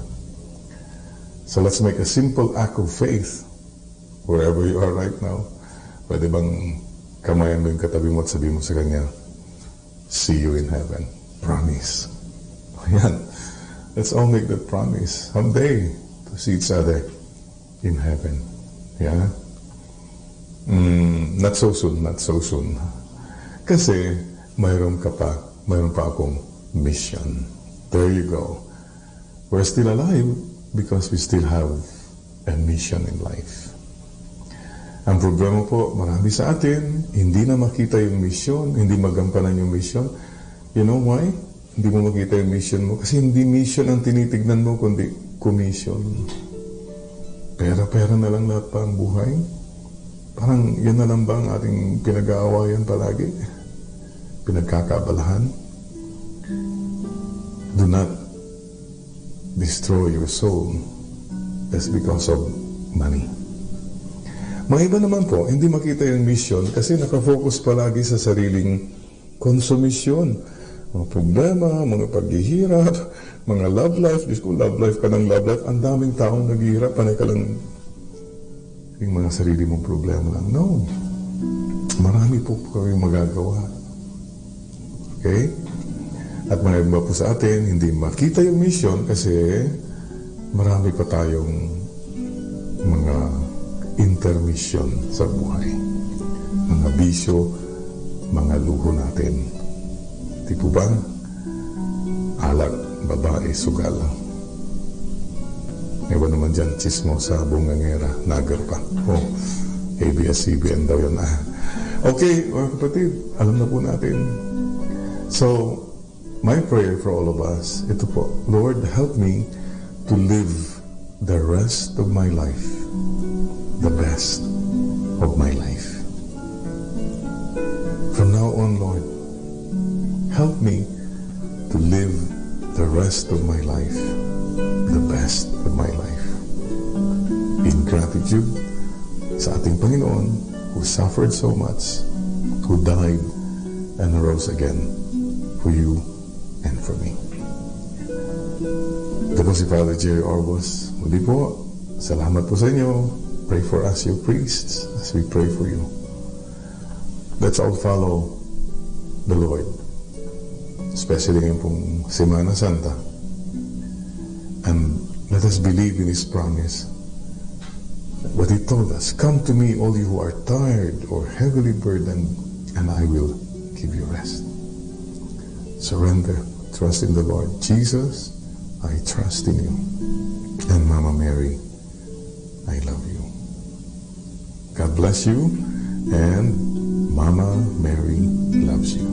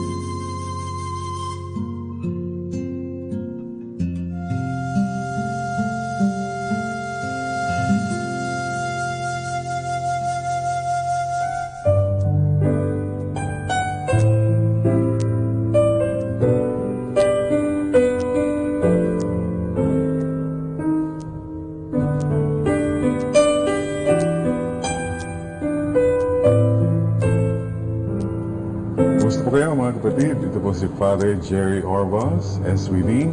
Ito po sa Christ the King Seminary. Saan po kayo naroon, I hope you experience the presence and the love of God. Alam po niyo tayo mga Pilipino, ang daming mga, some of the best lessons I've learned, yung mga simple text messages. For example, sabi ng text message, mabuti pa ang tanghali, tapat. Tanghaling tapat. But one of the best things talaga na na-receive ko, sabi, kung ikaw may putok ka, huwag mong ikahiya yan. Pinagpawisan mo yan. Galing ng Pinoy. Mga kapatid, ano po ang mayaalay natin sa Panginoon as we come towards Holy Thursday, Huwebes Santo, lahat po ng pinagpawisan natin sa buhay. Your hard and honest work. Wala kang dapat ikahiya. Lord, pinagpawisan, pinaghirapan ko po ito. Mahiya yung mga nagnakaw, nangurak, yan ang nakakaya. Ano po ang pwede nating ialay? Kasi sacrifice Pinaghirapan mo, yung relationships ninyo, mag-asawa, ang dami na kayong dinaanan, ang dami ng proseso, but you did not give up. You continue to be good, to forgive, ganon. Maganda yan. Yung pagmamahal po niyo sa mga anak ninyo, ang hirap po magpalaki ng mga bata. But the sacrifice, the love, yan po. Yan po mga iaalay natin sa Panginoon. At kayong mga nasa ibang bansa, siyempre po, sakripisyo po yan. But again, you realize, hey, this is my mission. Ito ang aking mission. Huwebes Santo is the time when Jesus said, love one another as I have loved you. Nung nagpakumbaba po siya, pinugasan niya yung paa ng mga disipulos niya. God, humbling Himself, naghugas ng paa. Why? Because He wants to tell us, mayroon tayong mission. Mission. Buhay ka pa kasi may mission ka pa. Ang taong namatay na, mission accomplished na po yun. You and I still alive, we still have a mission in life. Ang problema po ng maraming tao, hindi nila makita yung mission nila kasi hindi na mission ang tinitignan, hindi mission kundi commission. Ano na lang pera? Pera-pera na lang. Naalala ba yung kwento ko na naglalakad yung mama? Nung naglakad siya, may nakita siyang $1. Sabi niya, oh my God, sabi niya, $1 ang saya-saya niya. And the story could have ended there on that happy note. But you know what happened to this person? Magmula nang nakakita ng $1, every time na maglakad siya, ganyan na siya maglakad, $1. Hindi na siya tumutingin sa mga sunrise, sunset there, $1. Hindi na siya tumitingin sa mga tao, mga pamilya niya, $1 ng $1. And worse, itong taong ito, he did not even look up to God because he kept looking for that $1. Sisters and brothers, love people. Use things. Mga iba kasi, love things, use people. Careful. Ano po bang pangalawang paalala ng Panginoon sa Huwebes Santo? Yung pong, mga iba kasi, hindi na makita yung misyon kasi marami ka pa rin mga tinitignan mo palagi yung sarili mong konsumisyon. You're so focused on your problems, your trials, your love life ka ng love life. Diyos ko po, ang daming tao mga naghihirap, panay love life ang inaatupag mo, mga karelasyon mo. Tulong sa kapwa, hindi lang po yung sarili natin ang ini-entertain natin. Tanong ko sa iyo kapatid, are there relationships in your life that you need to surrender to God? Yan ang nakiging sagabal sometimes for your mission. Ask the Lord to help you. Lord, yung mga tao dapat na, mga bagay dapat na i-offer ko na. And number 3, bakit hindi nila makita ang mission? Kasi marami ka pa ring intermission sa buhay. Mga luho, mga bisyo mo, na hindi mo mabitaw-bitawan. Kung po ba madalas sinasabi ko, anong bisyo lalaki? ABS. Alak, babae, sugal. Kay dami ng pusong pinaluha. Kay dami ng tahanang winasak. Mga tukso natin. Kung ano naman bisyo babae? CBN. C. Chismosa. B. Bungangera. N. Nagerpa. Yan. Ang dami pong nasasaktan, nasisira dahil sa mga chismisa na yan, siraan. So mag-ingat po kayo sa ABS, CBN. Hindi po, no, just a joke lang po. By the way, I'm on ABS-CBN every second Sunday, the Healing Eucharist, no? And meron din po tayong radio program, Light Moments with Father Jerry, tuwing alas 10 po ng Sabado sa DZMM Teleradio with Fatima Soriano, the blind girl. So mga kapatid, that's it. Ito po, the Mass is a sacrifice. Ano man sa buhay mo rin na sacrifice, ialay mo. And Thanksgiving, ialay po natin. Remember, we have a mission. Sa mga nakikinig ngayon, sana po, isipin mo ulit, what am I doing the rest of my life? Ito lang bang buhay ko? Magpasarap, etc.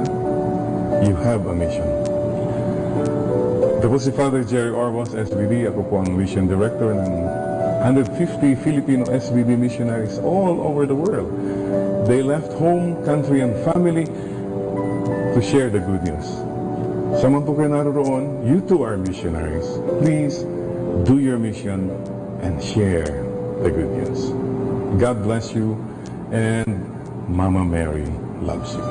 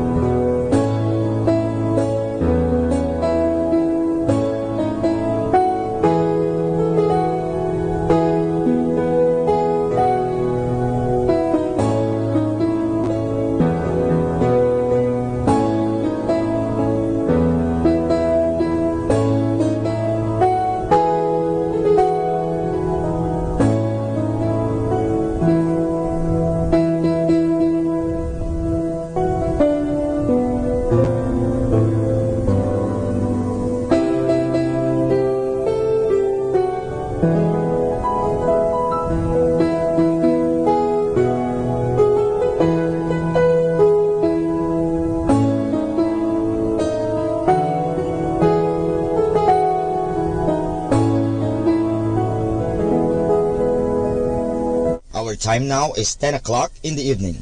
Let us now have our time check prayer.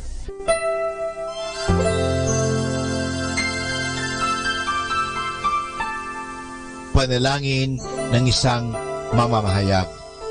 Panginoong Diyos na makapangyarihan, buong kababaang loob kaming nagpapasalamat sa iyo dahil sa pagkaloob mo sa amin ng biyayang makapagpalaganap ng mabuting balita tungkol sa iyo at sa mabuting bagay na tinatanggap namin na nararapat lamang na ituring ng lahat bilang mga biyayang mula sa iyo.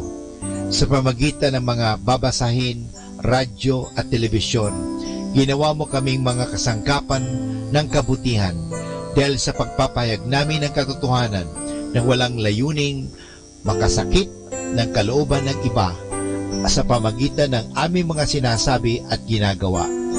Isugo mo nawa sa amin ang banal na Espiritu na gagabay sa amin at magbibigay ng inspirasyon upang ang lahat ng aming gagawin at iyaon lamang makakabuti sa aming kapwa at upang magabayan namin sila at lalo pang mapalapit sila sa iyo.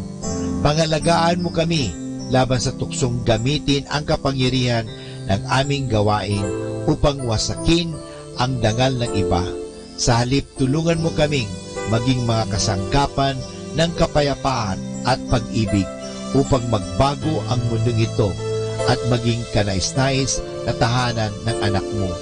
Hinihiling namin ito sa pamamagitan ni Kristo na aming Panginoon. Amen.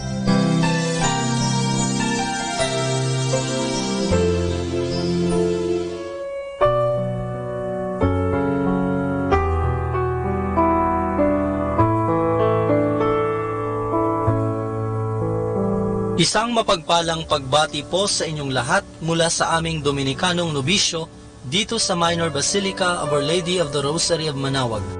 Nais po naming ibahagi sa inyo ang isang katekesis ukol sa Biyernes Santo.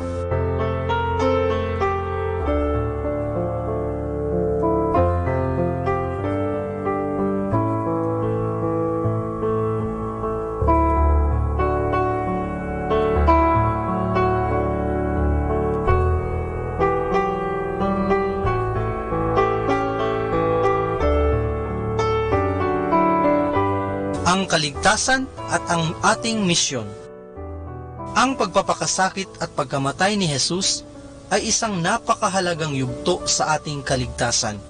Hindi man inaasahan, si Caiphas, isang punong pari, ang siya pa mismong naglahad nito sa pamamagitan ng mga salitang, "Hindi ninyo naiintindihan na makakabuti sa inyo na isang tao ang mamatay alang-alang sa bayan, upang hindi mapahamak ang buong bansa." Ngunit hindi niya ibig sabihin na ang pagkamatay ni Jesus ay para sa kaligtasan ng tao mula sa kasalanan. Sa kanyang palagay, ang pagkamatay ni Jesus ay tulad lamang ng ordinaryong pagkamatay ng isang tao. Subalit itinuturo sa atin ang katisismo ng simbahan na ang pagkamatay ni Jesus ay hindi ordinaryo. Ito ang siyang naging hudyat upang maisakatuparan ang ating kaligtasan. Tayo ay ibinabalik sa ating pakikiisa sa Diyos sa pamamagitan ng dugo ni Kristo na kanyang ibinuhos para sa kapatawaran ng ating mga kasalanan. Bilang isang Katoliko, isang magandang gawain ang makibahagi sa pagdiriwang ng pasyon ng Panginoon sa Biyernes Santo. Isa itong pagkakataon para sa atin upang ialay hindi lamang ang ating panahon, kundi ang ating mga sarili kay Jesus na nagbigay ng kanyang sariling buhay para sa ating kaligtasan. Kaya, ang pagdalo natin sa pagdiriwang na ito ay hindi lamang pisikal, kundi emosyonal at lalo't higit ay espiritual. Dito masasaksihan natin kung paano ang ating mga sala ay napatawad dahil sa kanyang sakripisyo. Mararanasan natin ang kanyang labis na pagmamahal sa atin, at ang misyon ay ang ibahagi ito sa ating pamilya, sa paaralan, at sa ating pamayanan.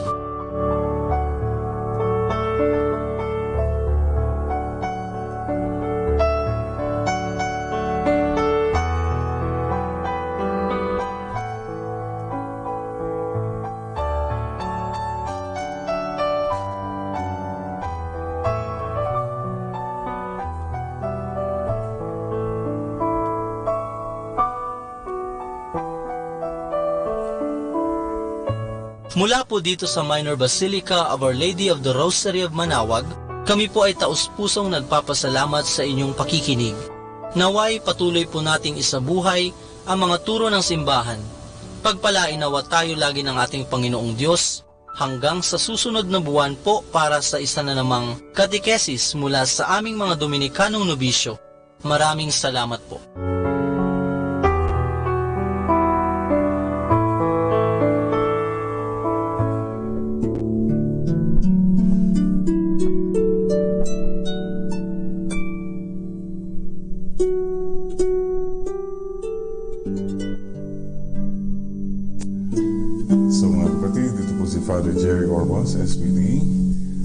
sa pamamagitan po nitong CBCP online, ay sana po madaman ninyo ang pagmamahal ng Diyos. Sama po kayo naroon sa mga sandaling ito. Mga kapatid, alam po na itong Semana Santa, the greatest story ever told. Love story. Yun lang po. God so loved the world, He sent His only Son. At hindi lang po yun, His only Son suffered and died for each one of us. Mahal tayo ng Panginoon. Mahal ka ng Diyos, maging sino ka man.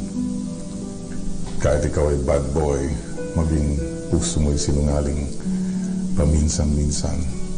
Habang may buhay, ikaw lamang ngayon at kailanman. And please be careful with your heart. Please remember, mahal tayo ng Panginoon. Napaganda pong alalahanin, God sees your efforts, not your faults. And God sees your goodness, not your weakness. Kung tinitignan na po tayo ng Panginoon, He covers one eye para hindi na lang niya makita yung mga kasalanan natin. At lahat po tayo ay makasalanan. Ang problema natin, we don't cover only one eye when we look at each other. Meron ba tayong magnifying glass para makita lang natin mga faults ng iba at gumagawa tayo ng faults ng iba. So, I would like to say, lahat po tayo may dinadaan ng problema. Could be relationships, could be karamdaman, it could be hirap ng buhay. Whatever, yung problem, let's focus today how to handle problems at sana yung problems will help us grow and move on. So how do you handle problems? Whenever we have any problem of any sort, pray. Dasal lang. Dasal lang. Kung pwedeng lumuhod ka, lumuhod ka. So whenever we have problems, pray. At letter R, kung may problema tayo, reach out. Kasi mga iba, pag may problema, magmumukmuk na. Parang, hindi na, bahala nang let the world go by.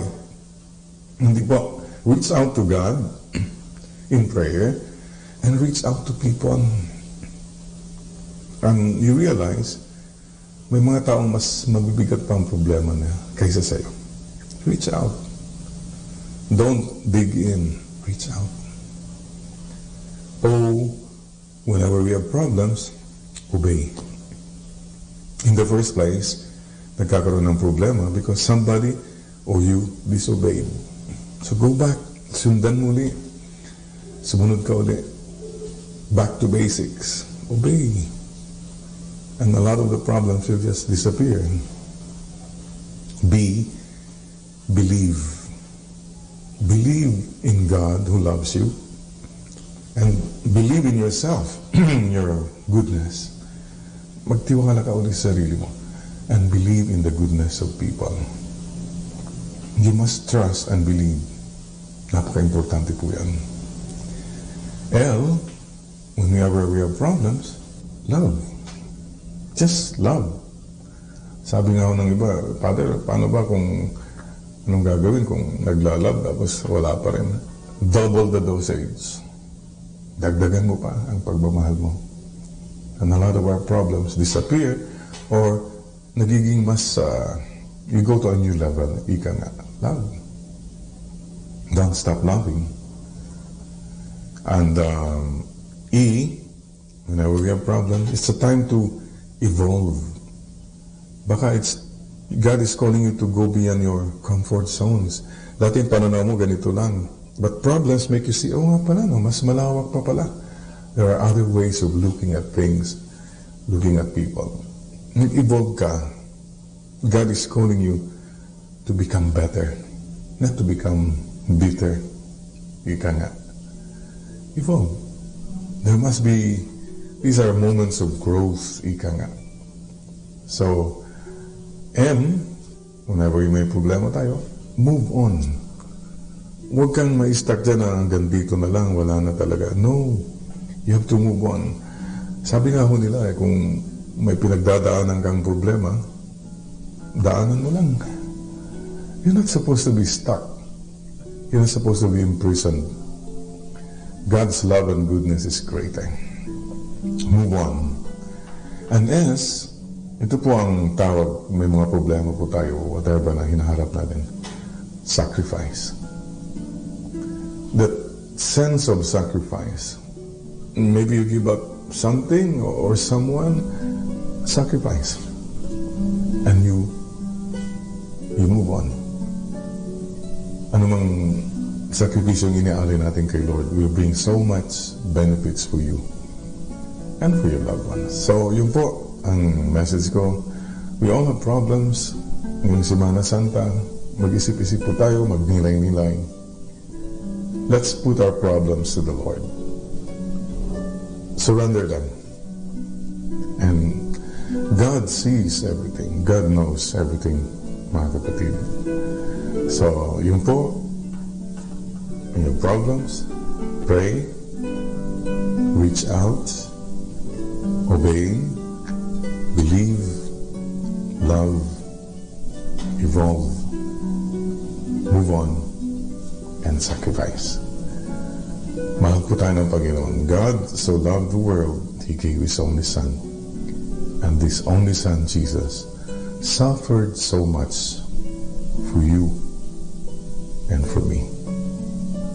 Died for you and for me. Rose again for you and for me. Sisters and brothers, life is short. Sandali lang ang buhay. And death is certain. So two things are in order. If life is short, number one, do not postpone your conversion. Huwag mo nang ipagpalipas ang pagpaliban ng iyong pagbabago. This very moment, just tell the Lord, bow your head. Panginoon, patawarin po niyo ako. Have mercy on me, O God. I am a sinner. Kailangan kita, Panginoon. Kailangan ka namin, Panginoon. Make that sincere prayer and go back to the Lord and have peace. And if life is short, mga kapatid, do not postpone your loving appreciation of people, gratitude to people. Huwag po. If you can do it right now, kung may mga kasama ka dyan, just say to them, thank you, sorry, or whatever. Pick up that phone, or pick up that cell phone and text or email, just to tell people how much you love them. Life is short. At yun po, ang last wish ng ating Panginoon, love one another as I have loved you.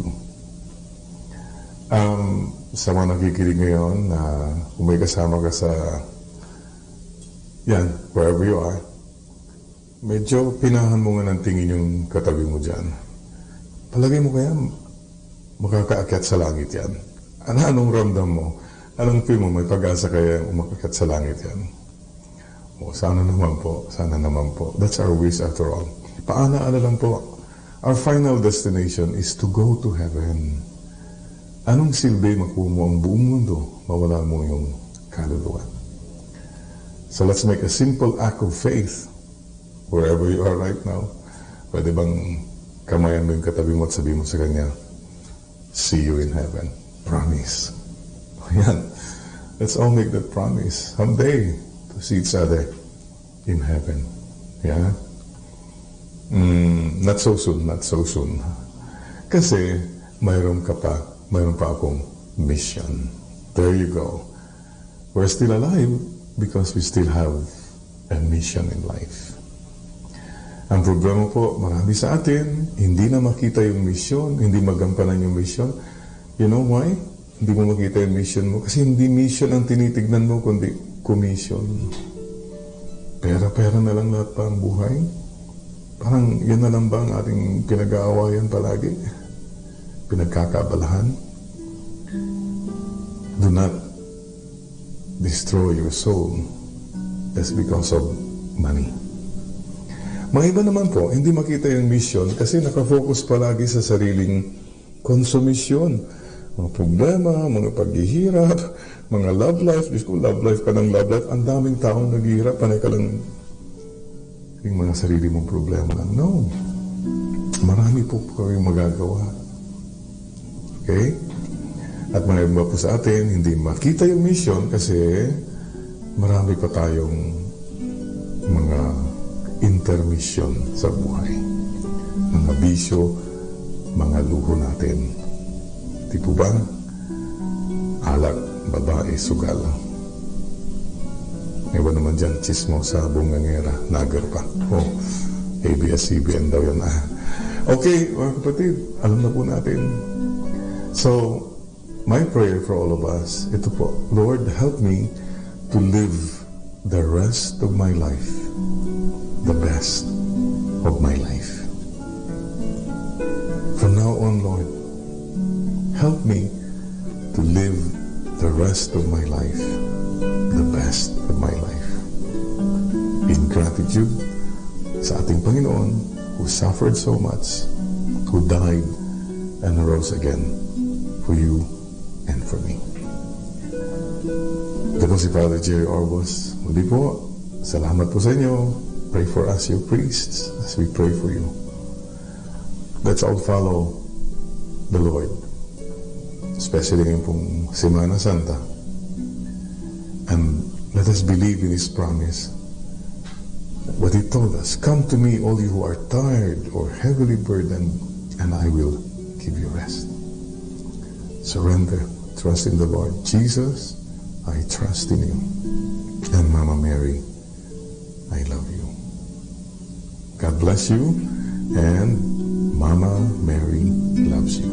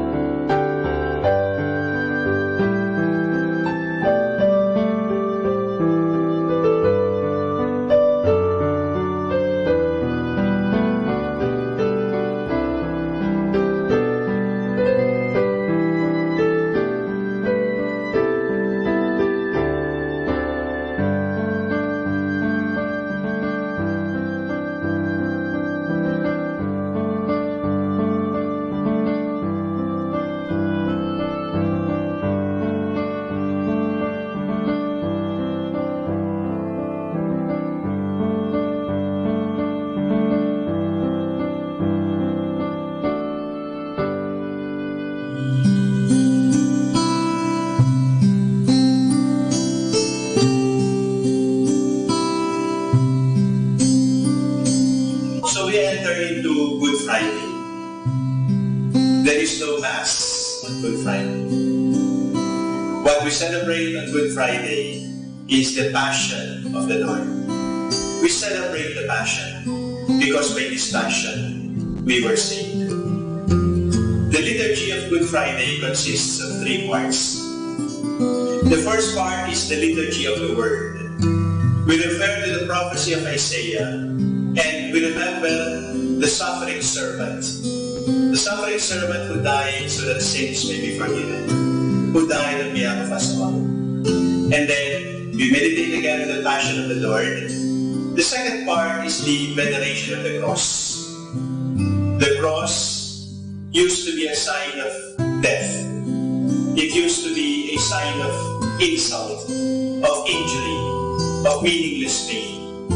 But because Jesus died on it has become a sign of victory, a sign of joy. In the celebration of the Lord's Passion, we venerate the cross. We kiss the cross, we bow before the cross in remembrance of the death of Jesus. The last part of the celebration is the rite of Holy Communion. There is no Mass, and therefore there is no host to be consecrated. So what is distributed during Good Friday liturgy are the hosts, the Blessed Sacrament, the Eucharist, that were consecrated the previous day. There is no Mass. And right after the distribution of the body of the Lord, the priest, the Catholic faithful, leave the church quietly.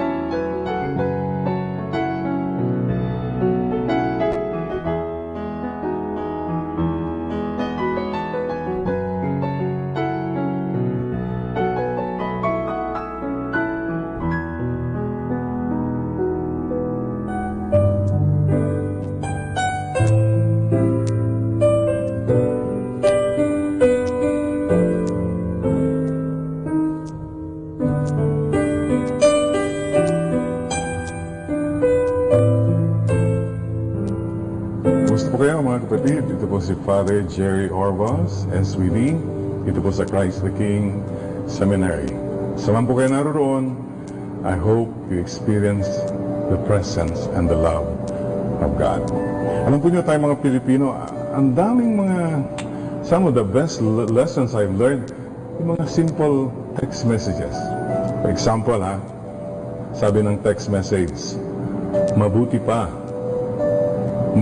ang tanghali, tapat. Tanghaling tapat. But one of the best things talaga na na-receive ko, sabi, kung ikaw may putok ka, huwag mong ikahiya yan. Pinagpawisan mo yan. Galing ng Pinoy.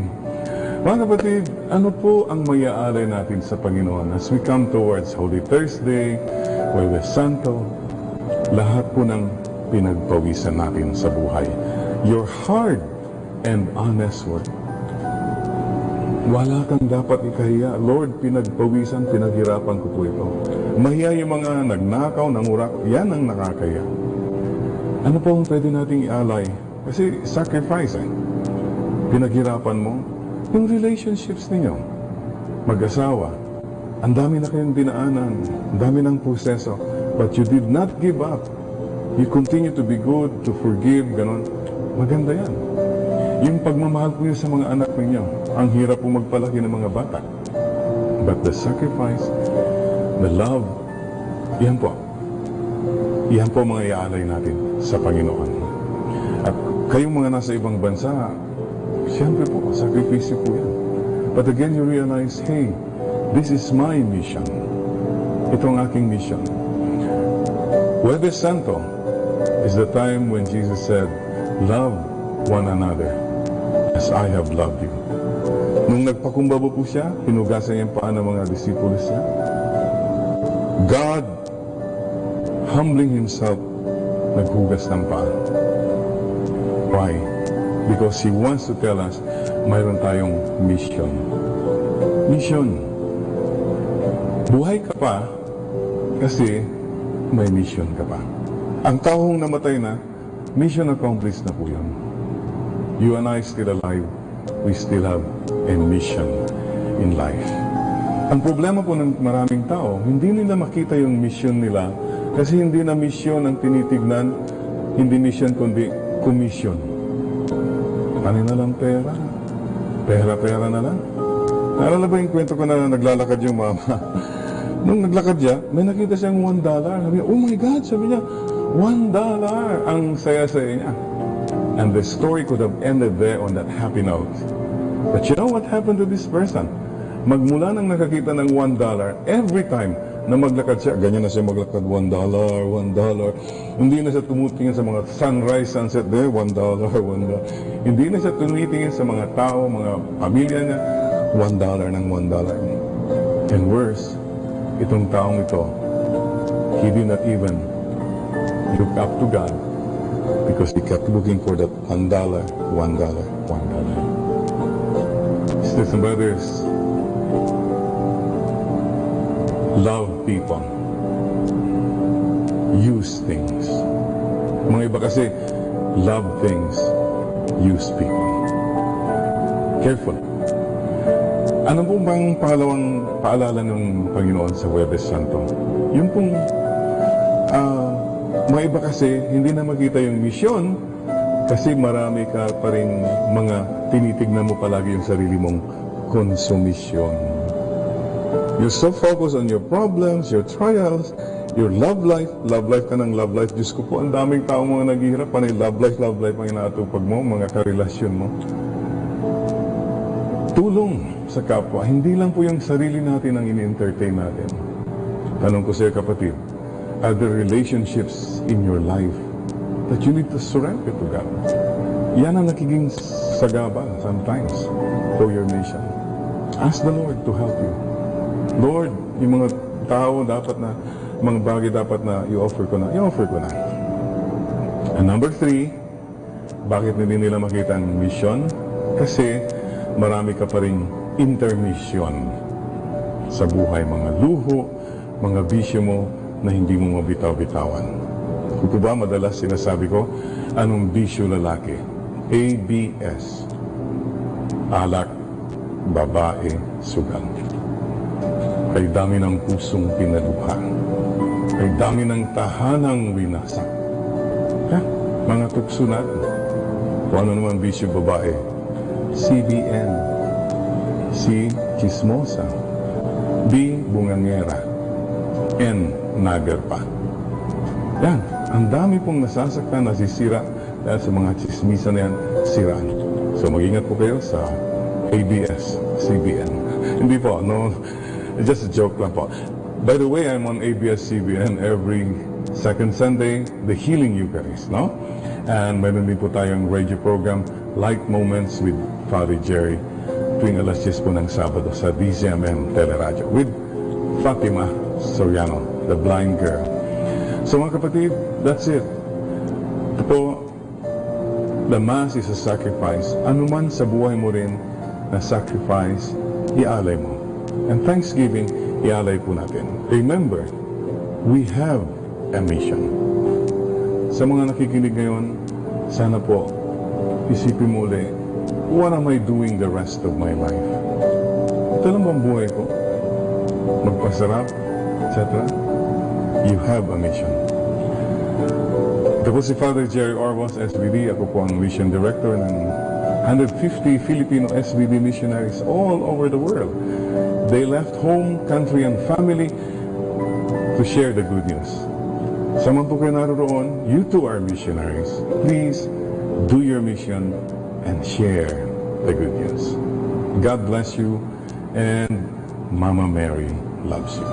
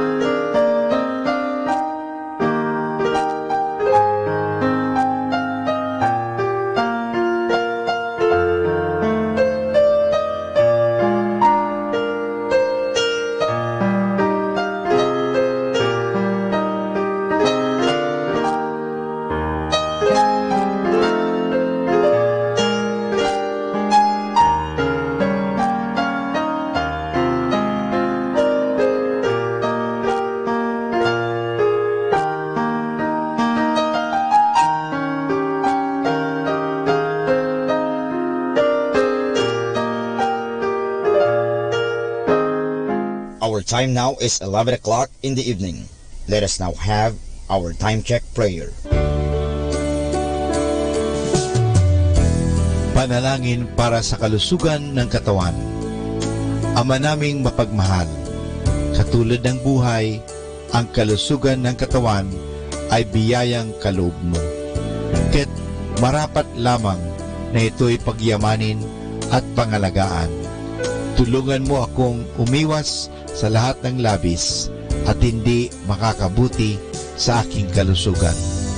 Ilayo mo ako sa masasamang bisyo na sumisira sa kalusugan ng isip at katawan.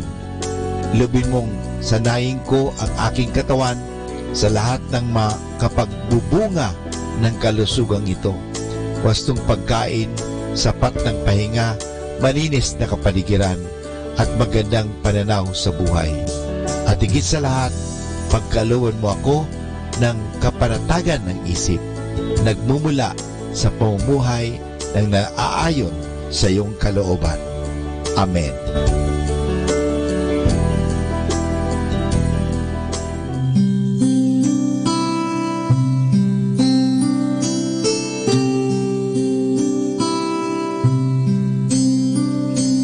So we enter into Good Friday. There is no Mass on Good Friday. What we celebrate on Good Friday is the Passion of the Lord. We celebrate the Passion because by this Passion we were saved. The liturgy of Good Friday consists of 3 parts. The first part is the liturgy of the Word. We refer to the prophecy of Isaiah and we remember the suffering servant. The suffering servant who died so that sins may be forgiven, who died on behalf of us all. And then we meditate again on the Passion of the Lord. The second part is the veneration of the cross. The cross used to be a sign of death. It used to be a sign of insult, of injury, of meaningless pain. But because Jesus died on it has become a sign of victory, a sign of glory. In the celebration of the Lord's Passion, we venerate the cross. We kiss the cross, we bow before the cross in remembrance of the death of Jesus. The last part of the celebration is the rite of Holy Communion. There is no Mass, and therefore there is no host to be consecrated. So what is distributed during Good Friday liturgy are the hosts, the Blessed Sacrament, the Eucharist, that were consecrated the previous day. There is no Mass. And right after the distribution of the body of the Lord, the priest, the Catholic faithful, leave the church quietly.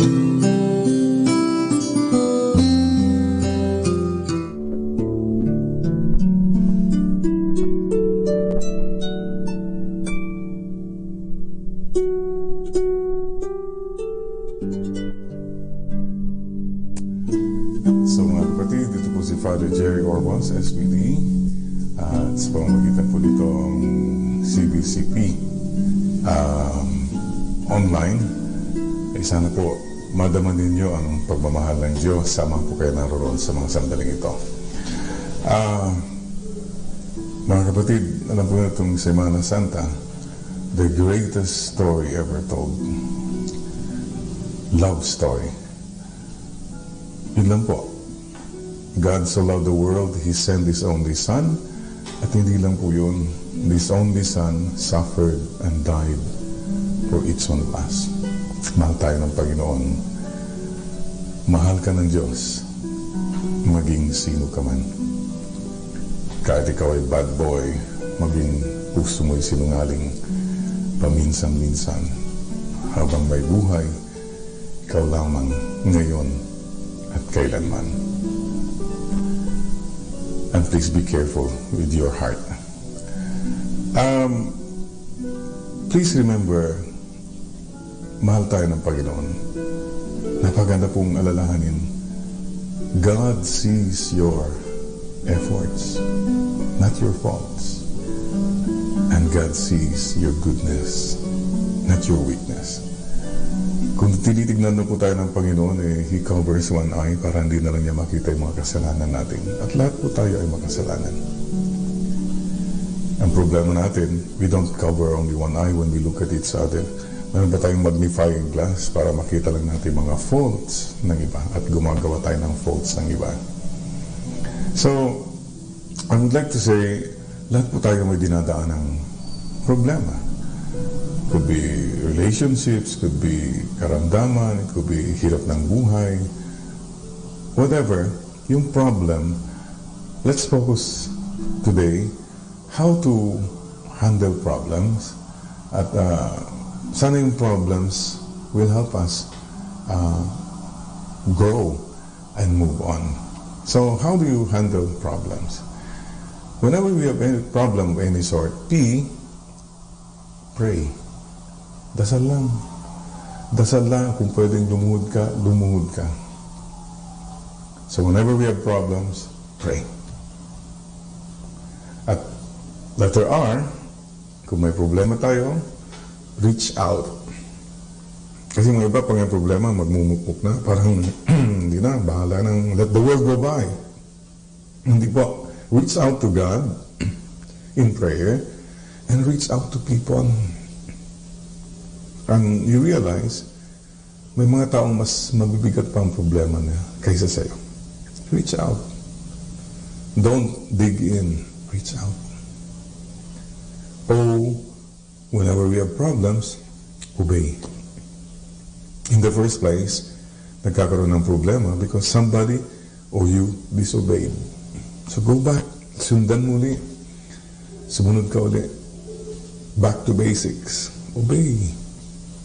And a lot of the problems will just disappear. Believe. Believe in God who loves you. And believe in yourself, your goodness. Magtiwala ka ulit sa sarili mo. And believe in the goodness of people. You must trust and believe. Napaka-importante po yan. L, whenever we have problems, love. Just love. Sabi nga ako ng iba, Father, paano ba kung anong gagawin kung naglalove tapos wala pa rin? Double the dosage. Dagdagan mo pa ang pagmamahal mo. And a lot of our problems disappear or nagiging mas, you go to a new level. Ika nga, love. Don't stop loving. And E, whenever we have problems, it's a time to evolve. Baka God is calling you to go beyond your comfort zones. Dati yung pananaw mo ganito lang. But problems make you see, nga pala, no, mas malawak pa pala. There are other ways of looking at things, looking at people. Mag-evolve ka. God is calling you to become better, not to become bitter. Ika nga. Evolve. There must be, these are moments of growth, ika nga. So, M, whenever may problema tayo, move on. Huwag kang ma-stuck dyan na hanggang dito na lang, wala na talaga. No, you have to move on. Sabi nga ho nila kung may pinagdadaanan kang problema, daanan mo lang. You're not supposed to be stuck. You're not supposed to be imprisoned. God's love and goodness is greater. Move on. And S, ito po ang tawag, may mga problema po tayo, whatever na hinaharap natin. Sacrifice. That sense of sacrifice. Maybe you give up something or someone, sacrifice. And you move on. Ano mang sakripisyo yung iniaalay natin kay Lord will bring so much benefits for you and for your loved ones. So, yun po ang message ko. We all have problems. Ngayong Semana Santa, mag-isip-isip po tayo, magnilay-nilay. Let's put our problems to the Lord. Surrender them. And God sees everything. God knows everything, mga kapatid. So, yun po. In your problems, pray, reach out, Obey, believe, love, evolve, move on, and sacrifice. Mahal po tayo ng Panginoon. God so loved the world, He gave His only Son. And this only Son, Jesus, suffered so much for you and for me. Died for you and for me. Rose again for you and for me. Sisters and brothers, life is short. Sandali lang ang buhay. And death is certain. So two things are in order. If life is short, number one, do not postpone your conversion. Huwag mo nang ipagpalipas ang pagpaliban ng iyong pagbabago. This very moment, just tell the Lord, bow your head. Panginoon, patawarin po niyo ako. Have mercy on me, O God. I am a sinner. Kailangan kita, Panginoon. Kailangan ka namin, Panginoon. Make that sincere prayer and go back to the Lord and have peace. And if life is short, mga kapatid, do not postpone your loving appreciation of people, gratitude to people. Huwag po. If you can do it right now, kung may mga kasama ka dyan, just say to them, thank you, sorry, or whatever. Pick up that phone, or pick up that cell phone and text or email, just to tell people how much you love them. Life is short. At yun po, ang last wish ng ating Panginoon, love one another as I have loved you. Sa mga nakikinig ngayon, kung may kasama ka sa yan, wherever you are, medyo pinahan mo nga ng tingin yung katabi mo dyan. Palagay mo kaya makakaakyat sa langit yan? Anong ramdam mo? Anong feel mo? May pag-asa kaya umakakyat sa langit yan?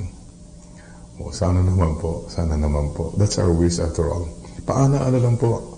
Our final destination is to go to heaven. Anong silbi makuha mo ang buong mundo, mawala mo yung kaluluwa? So let's make a simple act of faith wherever you are right now. Pwede bang kamayan mo yung katabi mo at sabihin mo sa kanya, see you in heaven. Promise. Yan. Let's all make that promise. Someday, to see each other in heaven. Yeah? Not so soon, not so soon. Kasi, mayroon pa akong mission. There you go. We're still alive because we still have a mission in life. Ang problema po, marami sa atin, hindi na makita yung mission, hindi magampanan yung mission. You know why? Hindi mo makita yung mission mo. Kasi hindi mission ang tinitignan mo, kundi commission. Pera-pera na lang lahat pa ang buhay. Parang yan na lang ba ang ating pinag-aawayan palagi? Pinagkakabalahan? Do not destroy your soul just because of money. Mga iba naman po, hindi makita yung mission kasi nakafocus palagi sa sariling konsumisyon. Mga problema, mga paghihirap, mga love life. Diyos ko, love life ka ng love life. Ang daming taong naghihirap, panay ka lang yung mga sarili mong problema lang. No. Marami po kayong magagawa. Okay? At mga iba po sa atin, hindi makita yung mission kasi marami pa tayong mga intermission sa buhay. Mga bisyo, mga luho natin. Di po ba? Alak, babae, sugal. Iba naman dyan, chismosa, bungangera, nagar pa. Oh, ABS-CBN daw yun. Okay, mga kapatid, alam na po natin.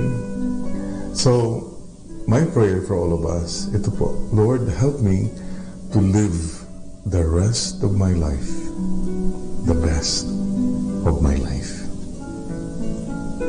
From now on, Lord, help me to live the rest of my life, the best of my life. In gratitude sa ating Panginoon who suffered so much, who died and rose again for you and for me. Ito po si Father Jerry Orbos. Muli po, salamat po sa inyo. Pray for us, you priests, as we pray for you. Let's all follow the Lord, especially ngayong pong Semana Santa. And let us believe in His promise. What He told us, come to me all you who are tired or heavily burdened, and I will give you rest. Surrender, trust in the Lord. Jesus, I trust in you. And Mama Mary, I love you. God bless you, and Mama Mary loves you.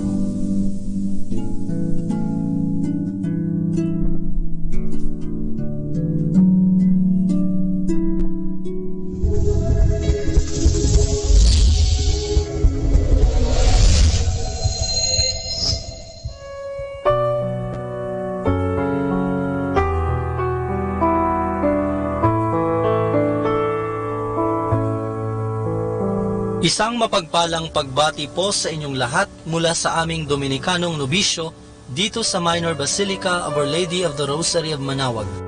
Nais po naming ibahagi sa inyo ang isang katekesis ukol sa Biyernes Santo.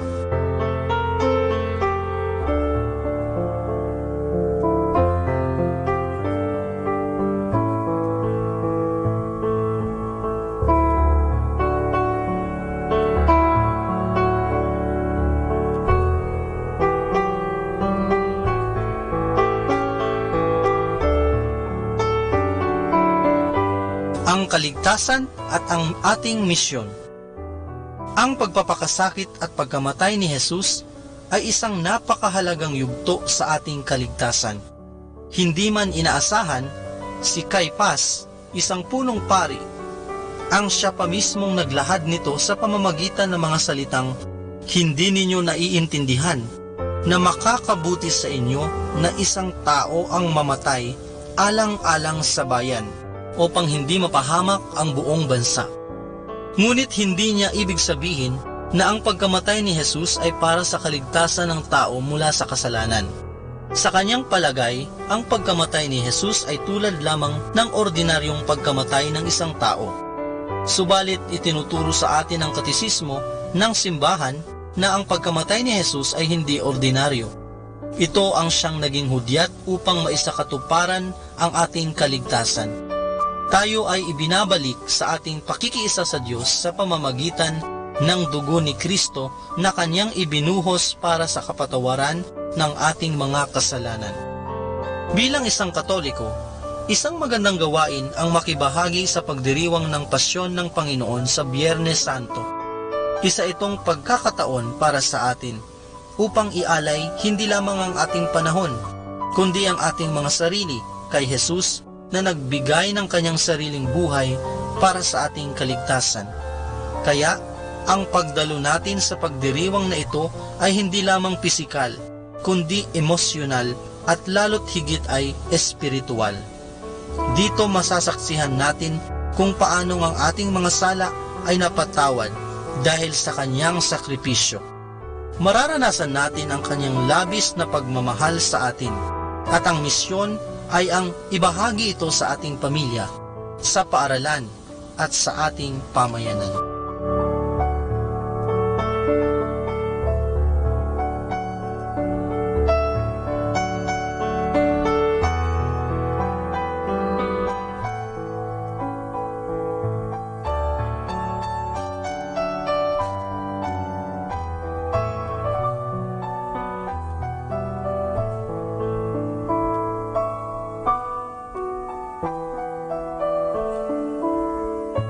Mula po dito sa Minor Basilica of Our Lady of the Rosary of Manaoag, kami po ay taus-pusong nagpapasalamat sa inyong pakikinig. Naway patuloy po nating isabuhay ang mga turo ng simbahan. Pagpalain nawa tayo lagi ng ating Panginoong Diyos hanggang sa susunod na buwan po para sa isa na namang katekesis mula sa aming mga Dominikanong nobisyo. Maraming salamat po.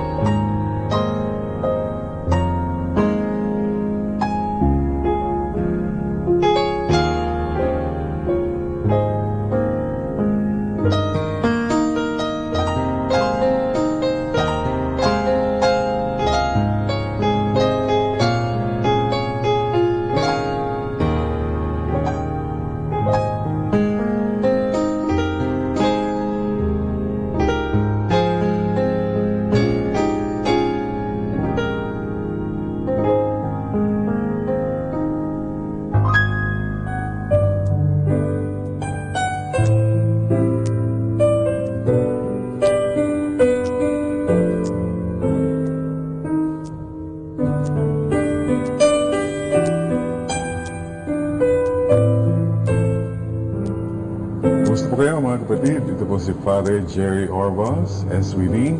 Ito po sa Christ the King Seminary. Saan po kayo naroon, I hope you experience the presence and the love of God.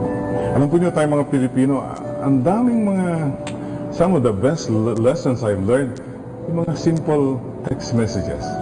For example, sabi ng text message, mabuti pa ang tanghali, tapat. Tanghaling tapat. But one of the best things talaga na na-receive ko, sabi, kung ikaw may putok ka, huwag mong ikahiya yan. Pinagpawisan mo yan. Galing ng Pinoy. Mga kapatid, ano po ang mayaalay natin sa Panginoon as we come towards Holy Thursday, Huwebes Santo, lahat po ng pinagpawisan natin sa buhay. Your hard and honest work. Wala kang dapat ikahiya. Lord, pinagpawisan, pinaghirapan ko po ito. Mahiya yung mga nagnakaw, nangurak, yan ang nakakaya. Ano po ang pwede nating ialay? Kasi sacrifice Pinaghirapan mo, yung relationships ninyo, mag-asawa, ang dami na kayong dinaanan, ang dami ng proseso, but you did not give up. You continue to be good, to forgive, ganon. Maganda yan. Yung pagmamahal po niyo sa mga anak ninyo, ang hirap po magpalaki ng mga bata.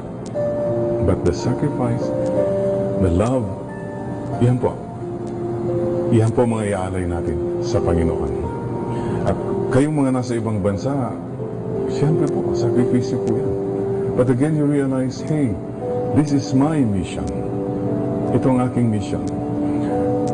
Huwebes Santo is the time when Jesus said, love one another as I have loved you. Nung nagpakumbaba po siya, hinugasan niya ang paa ng mga disipulos niya. God, humbling Himself, naghugas ng paa. Why? Because He wants to tell us, mayroon tayong mission. Mission.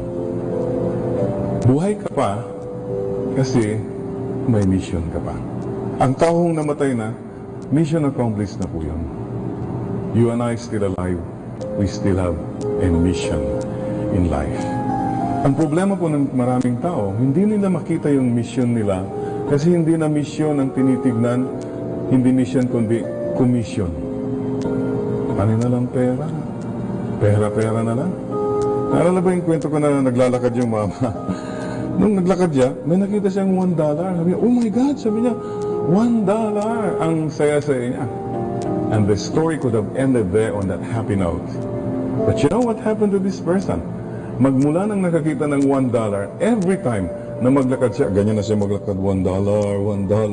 Hindi na siya tumutingin sa mga sunrise, sunset there, $1. Hindi na siya tumitingin sa mga tao, mga pamilya niya, $1 ng $1. And worse, itong taong ito, he did not even look up to God because he kept looking for that $1. Sisters and brothers, love people. Use things. Mga iba kasi, love things, use people. Careful. Ano po bang pangalawang paalala ng Panginoon sa Huwebes Santo? Yung pong mga iba kasi hindi na makita yung misyon kasi marami ka pa rin mga tinitignan mo palagi yung sarili mong konsumisyon. You're so focused on your problems, your trials, your love life ka ng love life. Diyos ko po, ang daming tao mga naghihirap, panay love life ang inaatupag mo, mga karelasyon mo. Tulong sa kapwa, hindi lang po yung sarili natin ang ini-entertain natin. Tanong ko sa iyo, kapatid, are there relationships in your life that you need to surrender to God? Yan ang nakiging sagabal sometimes for your mission. Ask the Lord to help you. Lord, yung mga tao dapat na, mga bagay dapat na i-offer ko na. And number 3, bakit hindi nila makita ang mission? Kasi marami ka pa ring intermission sa buhay, mga luho, mga bisyo mo na hindi mo mabitaw-bitawan. Ito ba madalas sinasabi ko, anong bisyo lalaki? ABS. Alak, babae, sugal. Kay dami ng pusong pinalubha. Kay dami ng tahanang winasak. Mga tukso natin. Kung ano naman bisyo babae? CBN. C. Chismosa. B. Bungangera. N. Nagarpa. Yan. Ang dami pong nasasaktan, nasisira dahil sa mga chismisa na yan, siraan. So mag-ingat po kayo sa ABS, CBN. Hindi po, no, just a joke lang po. By the way, I'm on ABS-CBN every second Sunday, the Healing Eucharist, no? And meron din po tayong radio program, Light Moments with Father Jerry, tuwing alas 10 po ng Sabado sa DZMM Teleradio with Fatima Soriano, the blind girl. So mga kapatid, that's it. Ito po, the Mass is a sacrifice. Ano man sa buhay mo rin na sacrifice, ialay mo. And Thanksgiving, ialay po natin. Remember, we have a mission. Sa mga nakikinig ngayon, sana po, isipin mo ulit, what am I doing the rest of my life? Ito lang bang buhay ko? Magpasarap, etc. You have a mission. Ito po si Father Jerry Orbos, SVD. Ako po ang Mission Director ng 150 Filipino SVD missionaries all over the world. They left home, country, and family to share the good news. Sama po kayo naroon, you too are missionaries. Please, do your mission and share the good news. God bless you, and Mama Mary loves you.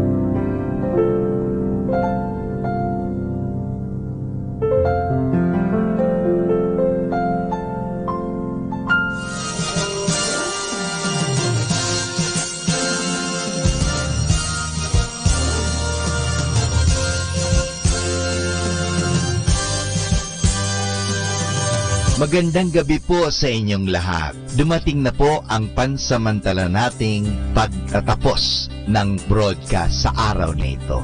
Maraming salamat po sa pagtangkilik ninyo sa Manawag Dominican Radio o dating Radyo Dominico ng Manawag. May kasama ka si Jesus, si Maria at kami. Ngayon po tayo ay magpapasalamat sa patuloy ninyong pagkikinig at nawa na pagpala kayo ng radyong ito. Dahil sa radyong ito, ating ipinapahayag ang salita ng Diyos. Tayo po ay nagkakaroon ng evangelization, catechesis, sanctification, service at stewardship. Dahil sa Manawag Dominican Radio, tayo po ay naging kasangkapan sa pagpapahayag ng salita ng Diyos, sa pagbabasa ng mga Bible verses at sa pagpapaliwanag ng aral ng ating simbahan. Maraming salamat po dahil sa inyo, kami po ay patuloy na kapaglilingkod. Kaya din po maraming salamat sa mga kapatid kong mga Dominican fathers and brothers dahil sa patuloy nilang pagsuporta sa Radio Evangelization Ministry. Nawa tayo ay magkasama-sama muli bukas alas 5 ng umaga hanggang alas 12 ng gabi. Nawa ang Radyo Dominico ng Manawag ay nakapaghatid sa inyo ng inspirasyon at napagpala po kayo. Ngayon, ating hingin sa Diyos ang kanyang bendisyon o pagpapala.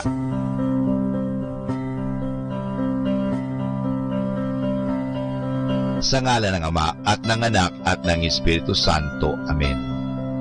Maraming salamat, Panginoong Diyos, sa patuloy ninyong pagsubaybay, sa patuloy ninyong pagkalinga, at sa patuloy ninyong pagmamahal at paglalayo sa amin sa anumang mga kapahamakan at masama.